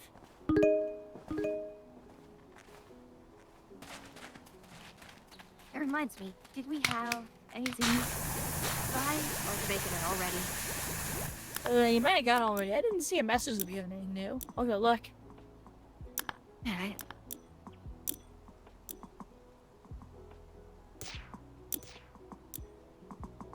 I'll close the power washing.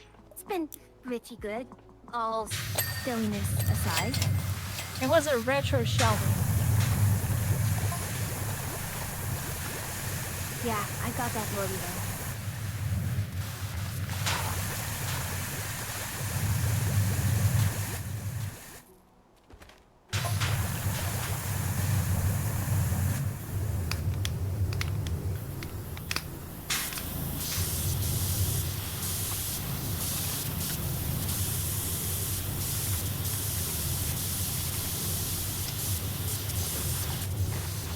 I need to apparently get adjusted. I'm blocking your face. Huh? My hat's in your face. I'll move up a little bit.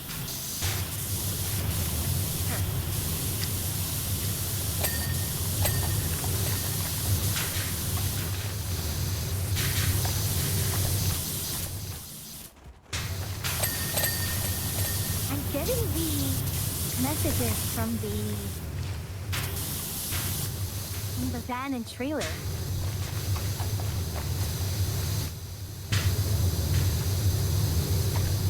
Start menu icon for Erudite one.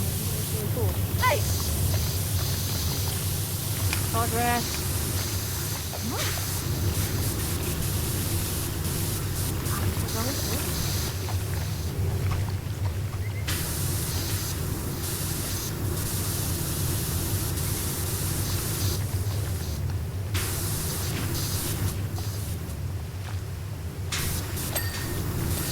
And now I'm getting to the motel. That's really weird.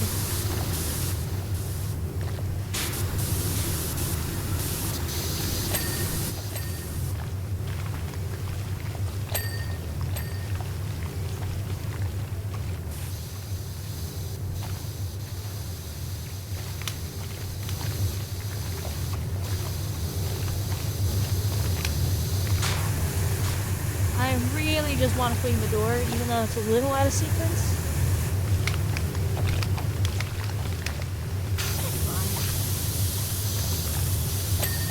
It's not like we'll have people mad at us for that. I wanted to know what color it was. I thought it would be blue. I got it red. Also nailed down how I want my game to function. There's a game called Thunder that has a really cool map style that I want to use as inspiration. I'm not familiar with that game.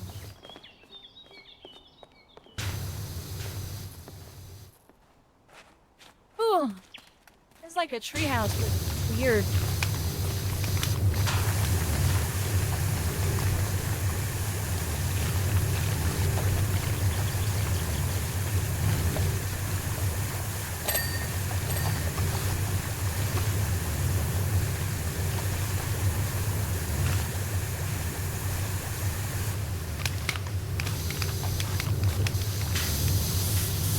You know, where does the term eavesdropping come from? Eavesdropping? Yeah. Presumably Like, what are you from... dropping? I presume eavesdropping came from something to do with people listening through the eaves? But how can you listen to it?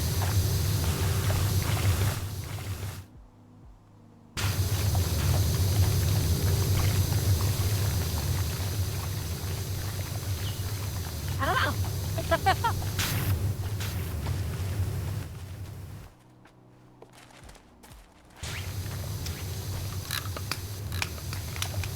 Essentially look like Metroidvania, dedicated areas. All the rooms shuffle around.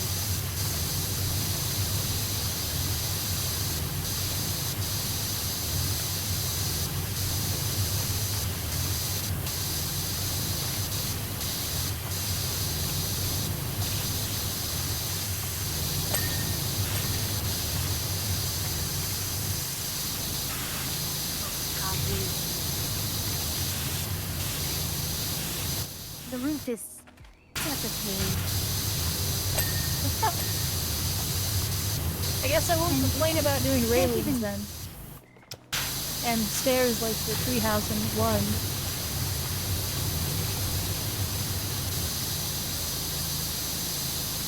The main issue is that you can't actually just simply put in the soap.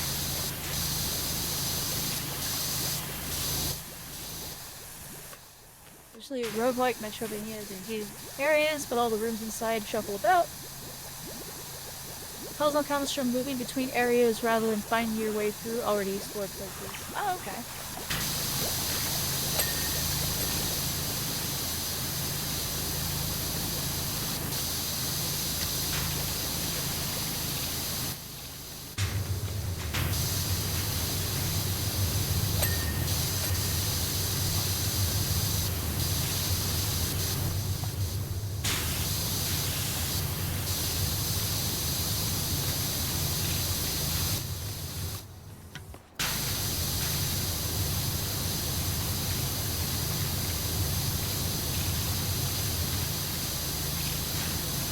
That's the thing talkers. They know that this is going to be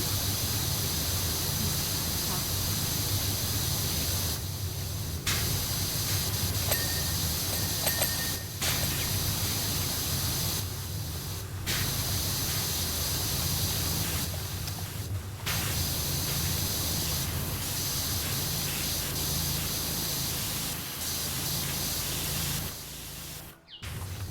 Oh.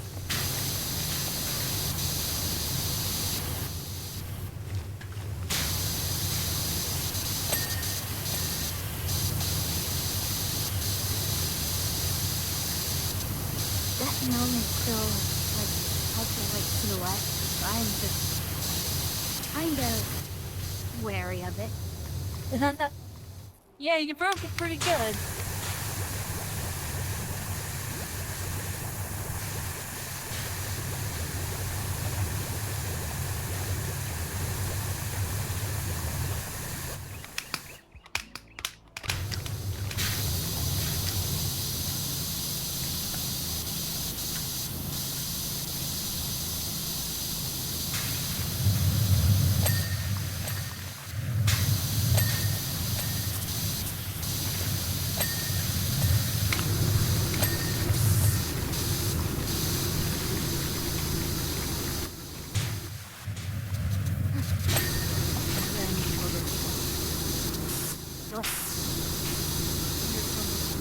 Think that's spirit there. Okay.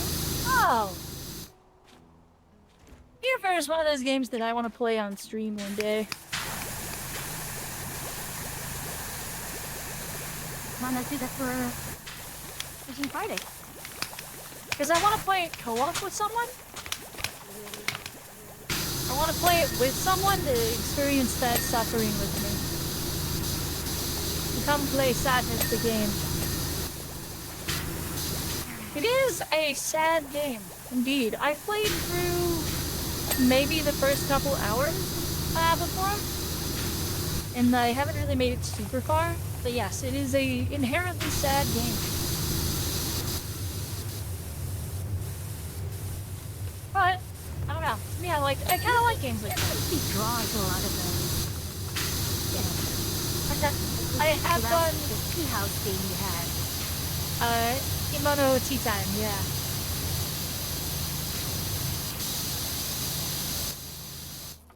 Kimono Tea Time was a wonderfully sad game. Sadly, Faye was playing it a little while ago, and I was so excited to see her keep playing it, and then she just stopped. When she stopped shortly after the first death, and so I was like, I think maybe just it wasn't the vibe she wanted. Understandable. It's a dark game.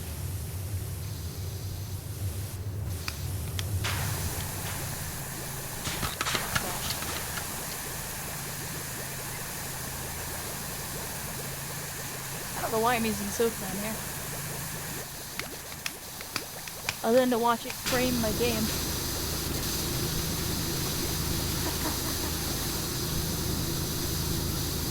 Man, I'm so mad at the fact that somehow that the render skill got set to 2.0 for me. When did that happen?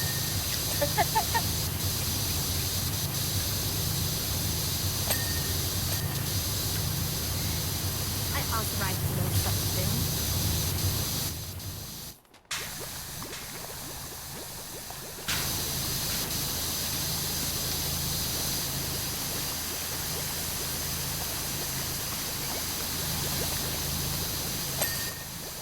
But yeah, Blacksmith on my VOD channel.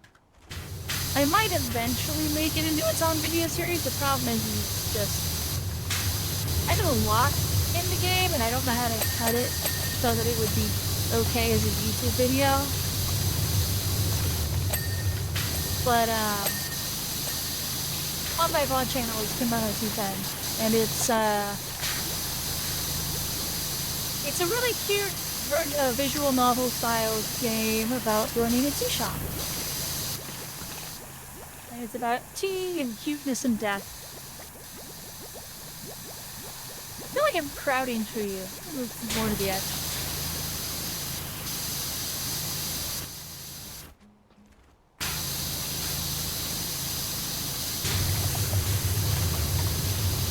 Nice to meet myself.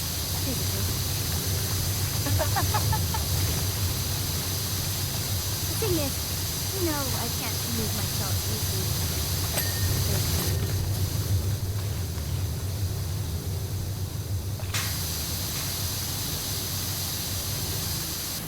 Oh, you're planning on making it a sad game?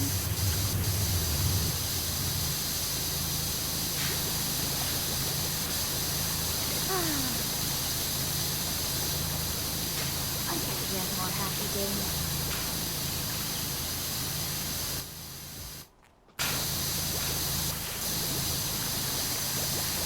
Plenty of happy games.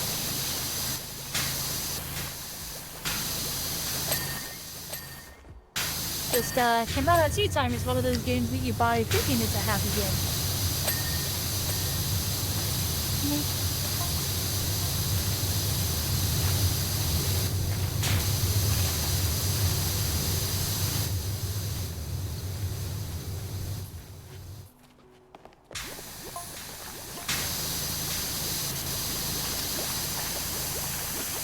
Thankfully, the learning must have come from beneath Mount Brooklyn.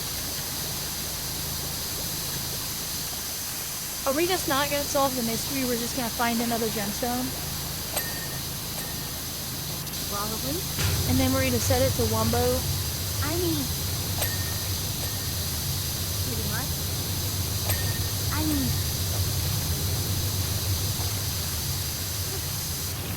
obvious Jeff is stolen. Yeah. I don't think there's any doubt about that. Well, I mean, the detective thinks we probably stole it.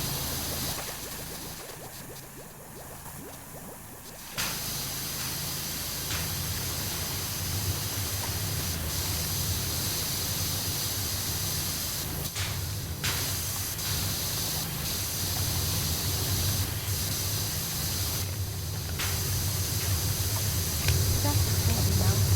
These sort of opportunities, they have everything you think you'd have to need.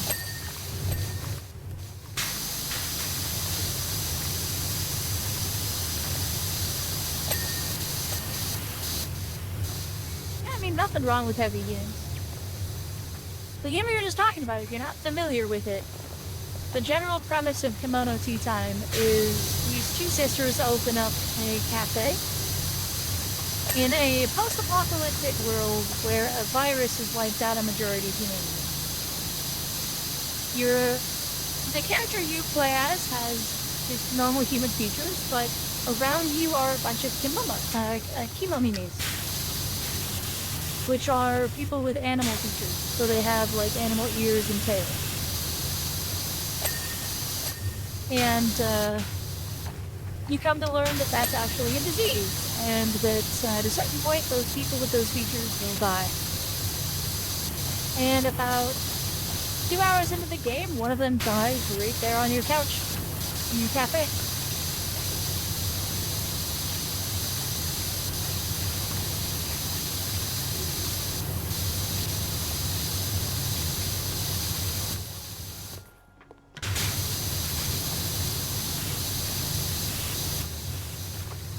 Well, the plot only thickens because they only die when they about a month after they grow a tail. Your little sister has a tail.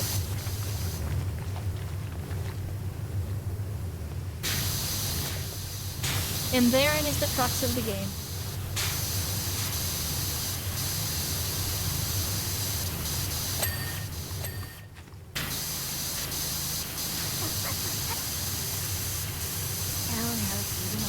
Yep. And from the start, they say, we will smile and be happy, and run the tea shop till the end.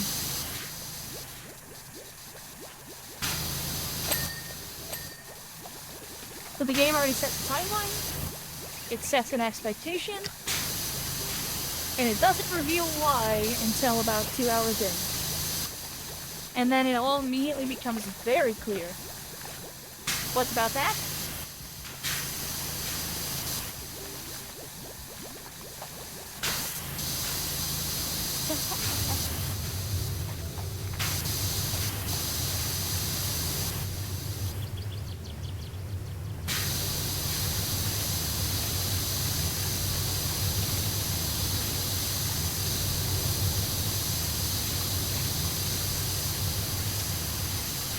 I quite like that game though. I enjoyed my playthrough of it. Have you played Fire no Uta or Fire Soul? I don't think so, no. I'm not entirely sure that, and like, I don't know the big twist no Kimono Time, but There's almost no said it twist. kind of reminded me of Song of Fire. There's no real twist to Kimono Tea Time. You just play the game until your sister dies.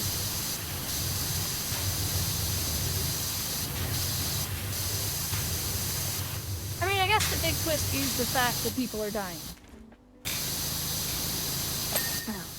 Like, the death is the part that's the twist. As you watched some of it, right? You watched some of the game. The vibes of it. The vibes of that game are immaculate. It's cute, it's cozy, it's got like this like amazing ASMR vibe with incredible chiptune music. I stole some of my effects from it. Like this is directly inspired by Kimono Tea Time. And so was this. Well, I expected the twist to be more like Aaron was actually affected and we just don't know it yet. So I No. was pretty much about that. No, the twist is that people with these animal features are dying. And then it plays that straight till the end.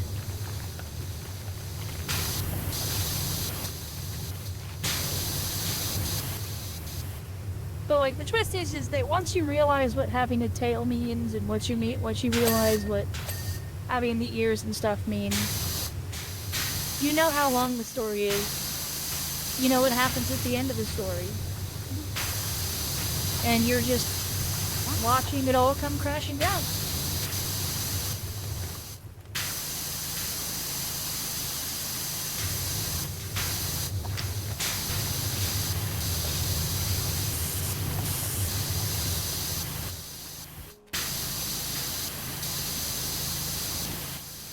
Fairly similar to Spirit Fair in that respect. So I don't know how familiar you are with Spirit Fair, do you? Not really. Not very much. The general plot of Spirit Fair is you and your cat find yourself on Karen's boat on the River Styx.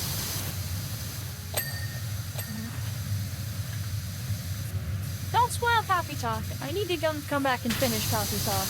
I was playing that. I might go back to playing it tomorrow. The problem with Coffee Talk is it's so much talking. Or Tavern Talk, not Coffee Talk. Tavern Talk is what I was playing.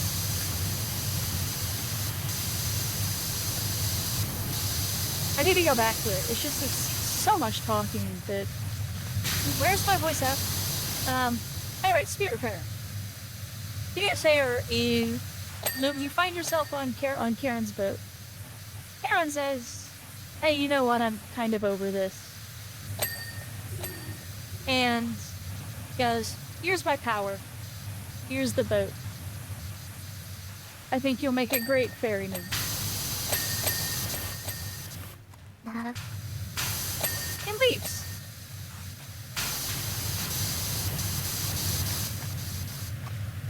And so Okay. you Makes sense. and your cat are now the ferryman on the River Styx. But it's not so simple as just picking up passengers and taking them wherever they're going. It turns out that Aaron was performing things for these people. Aaron was making sure that they felt ready to pass.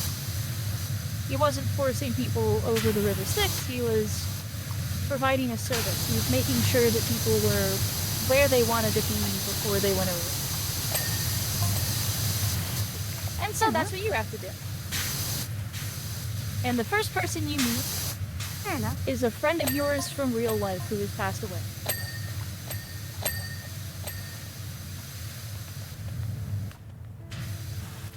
So ostensibly, everybody's already dead. Yeah. And so the crux of the game is that you have to make these people feel fulfilled in their lives or in their death so that they're willing to pass over and pass on.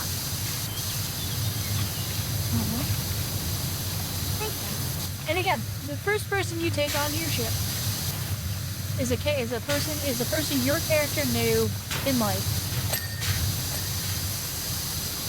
And so, along with the revelation of oh hey, this is a person that your character is aware is dead now, you eventually have to watch them die again.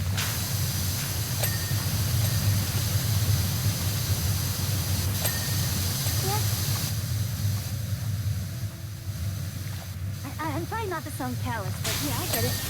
I mean, it's a good game. I'm like explaining it kind of callously, but it's a good game. I love it. It's got the same thing going on where it's got really like great cute vibes, very magical feeling. But the undertone of all of it is death.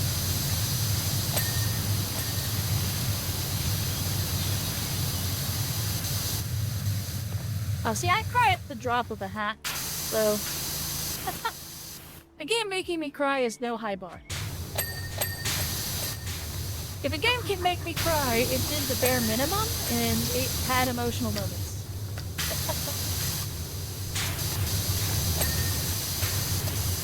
I'll cry out of... I mean, it's one thing to cry, but, you know, I can cry out of frustration. Sheer kill.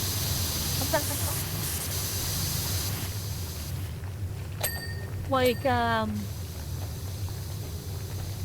gosh, like, I teared up at the end of Potionomics, which is not a sad ending. Nothing sad about that. I was just sad. I just cried because it was over.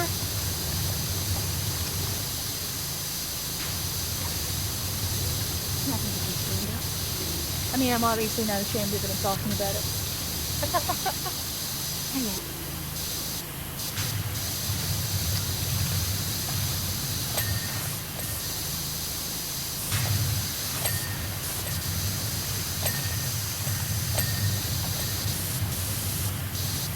I think I've cried at manga. I think I've cried for anime, movies. Final Fantasy XIV? Yeah, good cries in that game.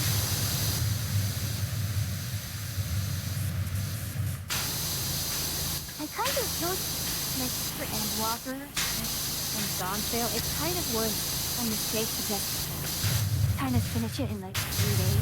Because by the time I got to the final zone, I was so burnt out that I was like, yeah, keep going. It doesn't help the fact that, you know, a lot of the topics really just does not fly with me. For me, the part with Endwalker that got me was the Do Not Squander It line. That was like my first breakpoint in Endwalker.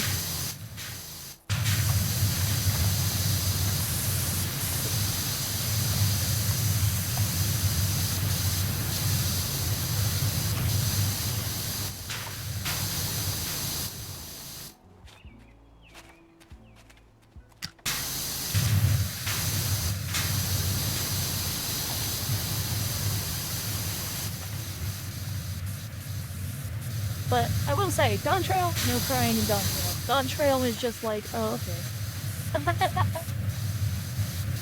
Yeah. And then Readventure. Neat. Yeah.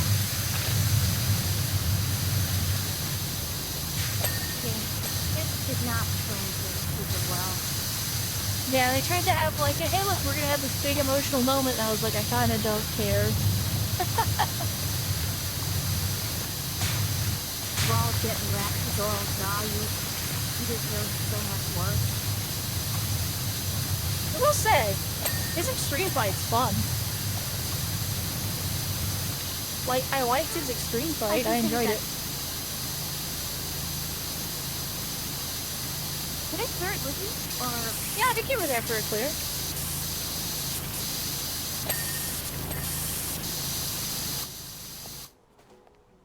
Maybe I was in your group when I cleared it? Yeah, I'm pretty sure you primed everything. It wasn't on stream though. Hi. I thought I also did it with my old raid group. Well, You definitely frogged one of the extremes with me.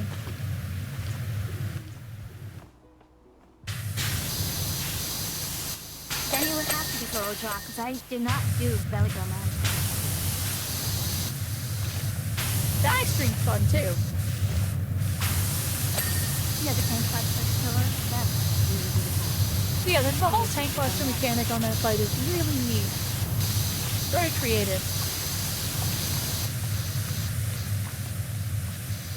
The costume is still with having and Golda understanding. I'm gonna be honest. I did not like the Zero story. Didn't care for it. Yes. I couldn't bring myself to really care at all about her. Oh, Golbez. for that matter.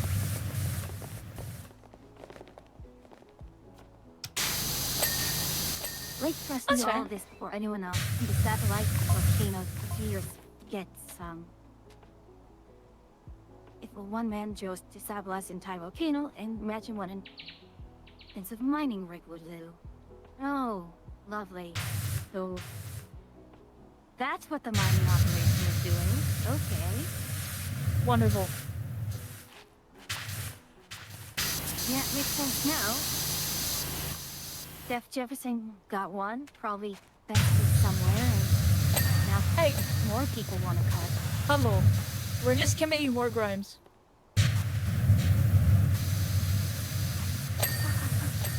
Crimes against humanity.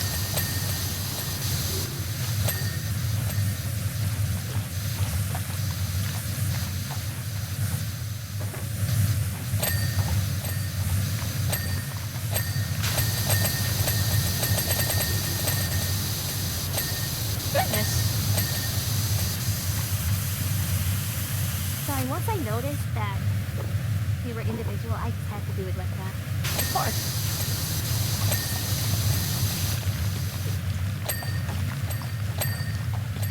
That's fair. I like the story of the void. I enjoy that stuff. But I really just could not get into Zero. Like the first moment where she ate food for the first time was kind of neat, and I enjoyed that part. But for me, it just was kind of like an oh well. I think I just had this absurdly high standard for something you need to be like, wow, that was a really, really great story.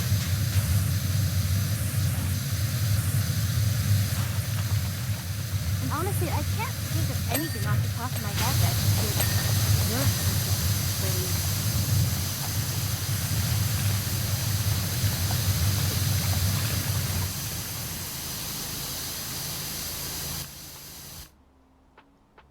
I know what would. Which, well, what? Baron and Lithian.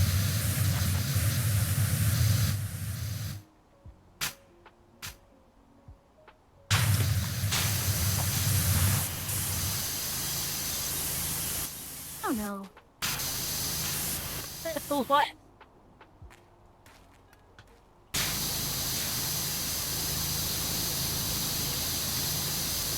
Something about tokens that just kind of gets reading on me if I read it for too long.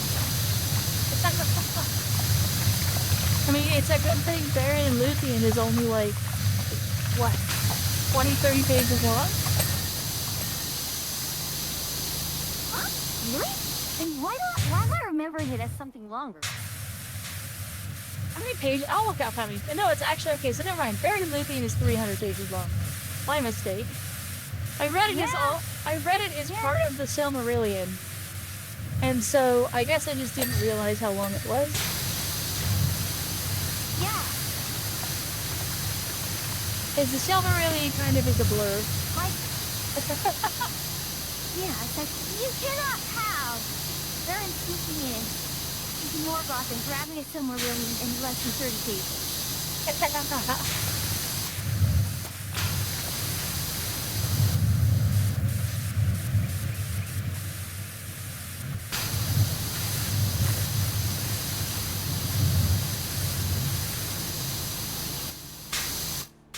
But I mean, come on.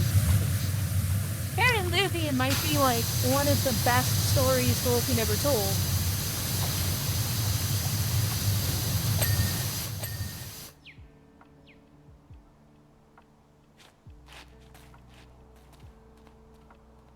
Because Baron and Luthien sets up the entire reason that Aragorn and,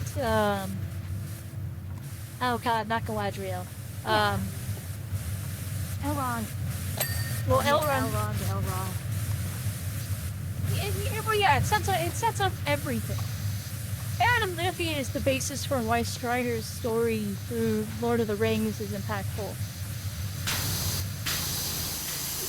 I was about to say, you wouldn't be in or make the Silmarils be the origin of everything.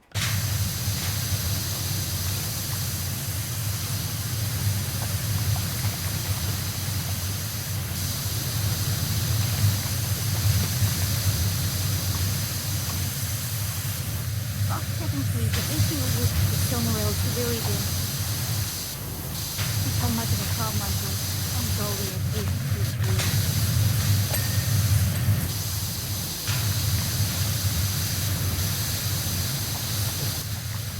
Yeah, when you accidentally oopsie a god into existence because you thought the god would barf it back up and give it to you, and Vermilion lose its ability to be a god, you know, I don't know.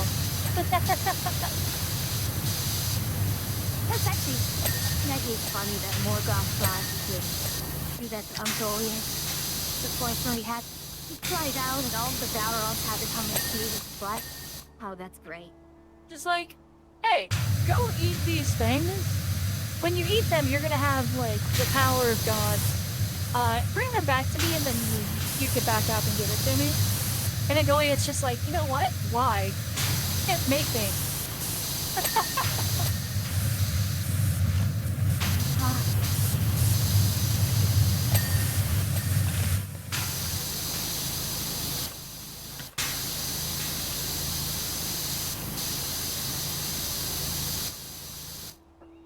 The Silmarillions It's so funny because it is so realistic in that way.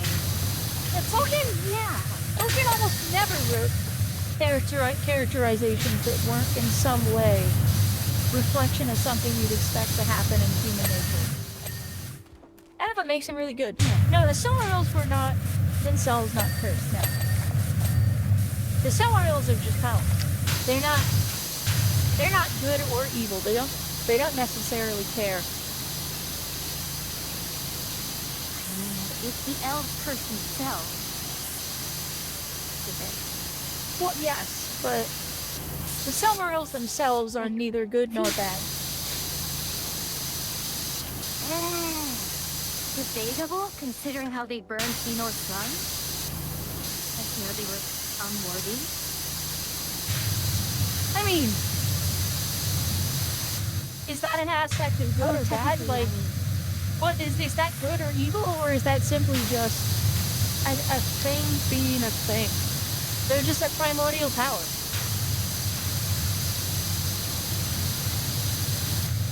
I'd say it still clearly had a preference.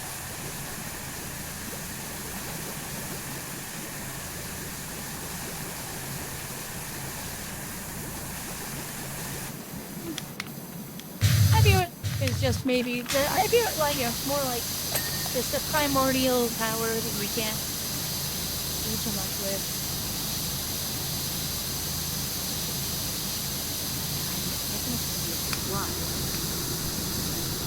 Yeah.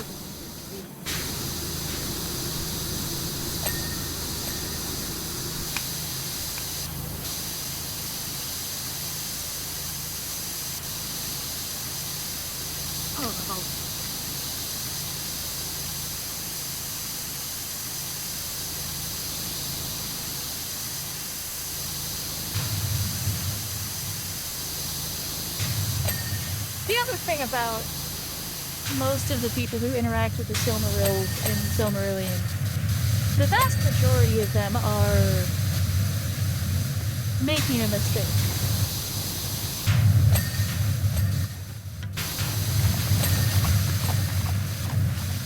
That's the way to put it. Like, the vast majority of people who are interacting with the Silmarils aren't doing it.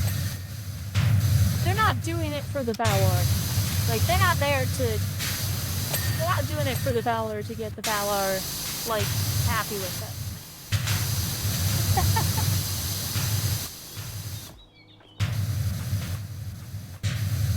What about this post is not clean? Oh, how does this post go? Oh, it goes fairly high.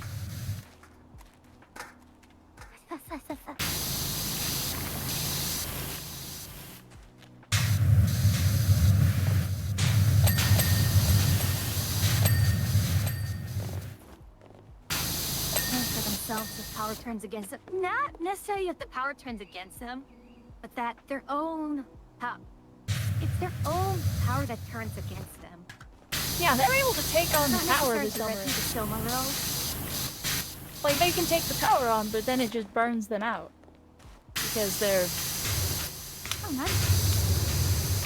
not even that. It's the fact that, you know, the fact that the Silmarils burned them is because they were so zealous in trying to retrieve them that they pretty much killed, you know, a huge chunk of the other elves instantly. Yeah.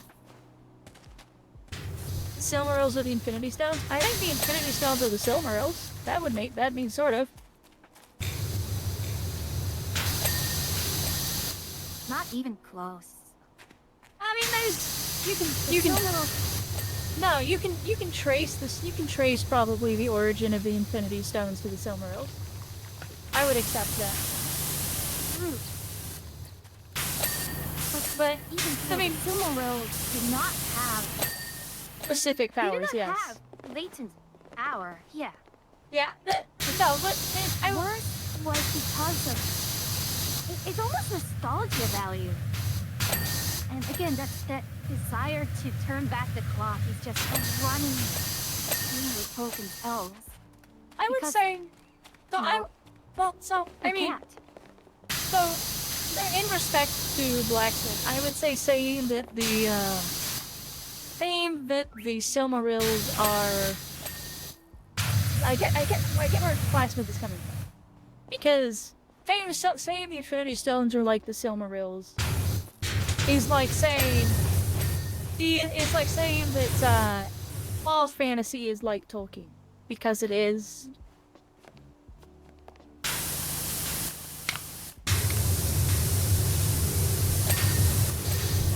That, like, if you look at fantasy, there is fantasy before Tolkien, and then there's fantasy after Tolkien, and they are two very different. Yeah. They are two very different existences, and all fantasy after Tolkien is not the same as all Tolkien fantasy. They're all before Tolkien fantasy. So yeah, the fame of the Infinity Stones like Silmarils is like being like, oh, Game of Thrones is like Lord of the Rings. Yeah. You would sort of have to be.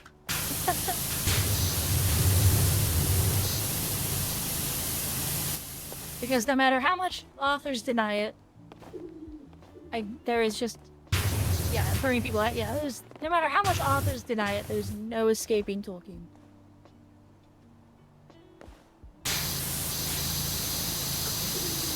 Does it what? Oh, I see where it Oh, went. it's just this. It's not that. Oh.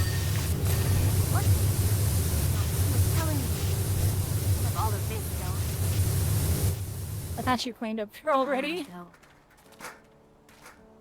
Nothing. Not really. Not like. I do not finish the site. Or the place as well.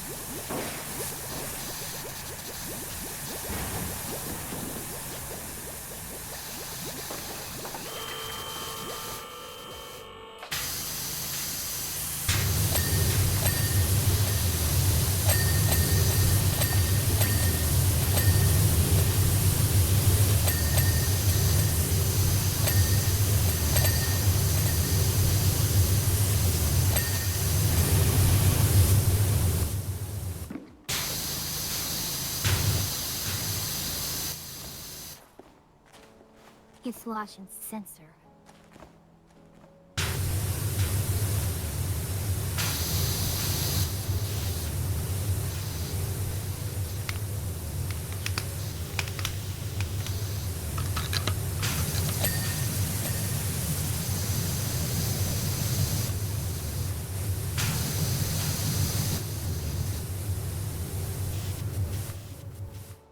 Oh, what the bloody hell is this?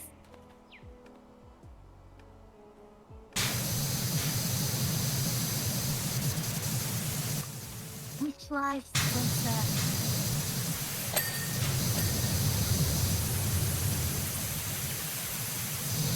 Okay, that's me up.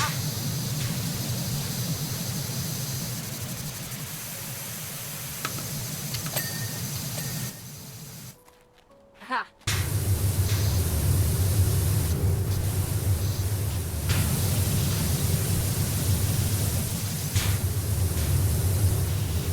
Is this the laser plane from the first game?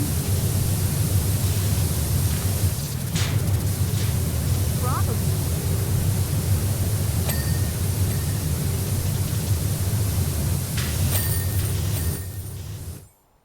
Whew! Alright, it is past Mandai. We do need to Oh, find we gotta- someone to We need raid. an industrial dump truck. We'll save that for another time. Yeah.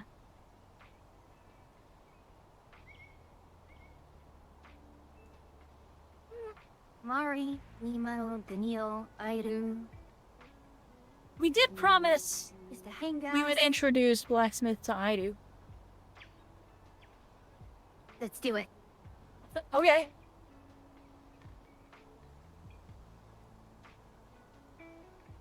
She's doing another Metroidvania. As is tradition. Alright then. Well, I think I will wrap up now. Thank you Alrighty. for joining, Nachia. Yeah, it was fun. Hey, talk to you soon. Yep, talk to you in a bit.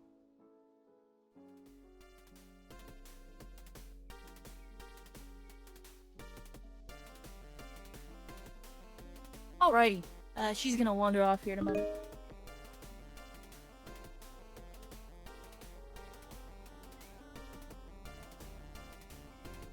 Oh.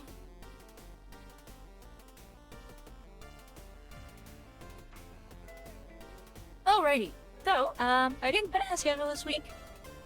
At this point, I'm not going to. Tomorrow we're doing something with Theme. I think one of these days, maybe Saturday. I don't know. We're doing the Zelda relay, and then from there we're gonna be going on to other stuff. At some point. But anyway, yeah. So we got 2 raid messages. If you're free to play, we dance and dine.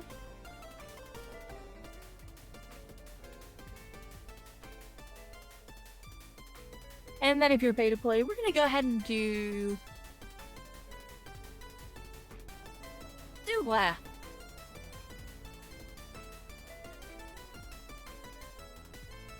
Okay. Yeah. So at some point we're playing Zelda.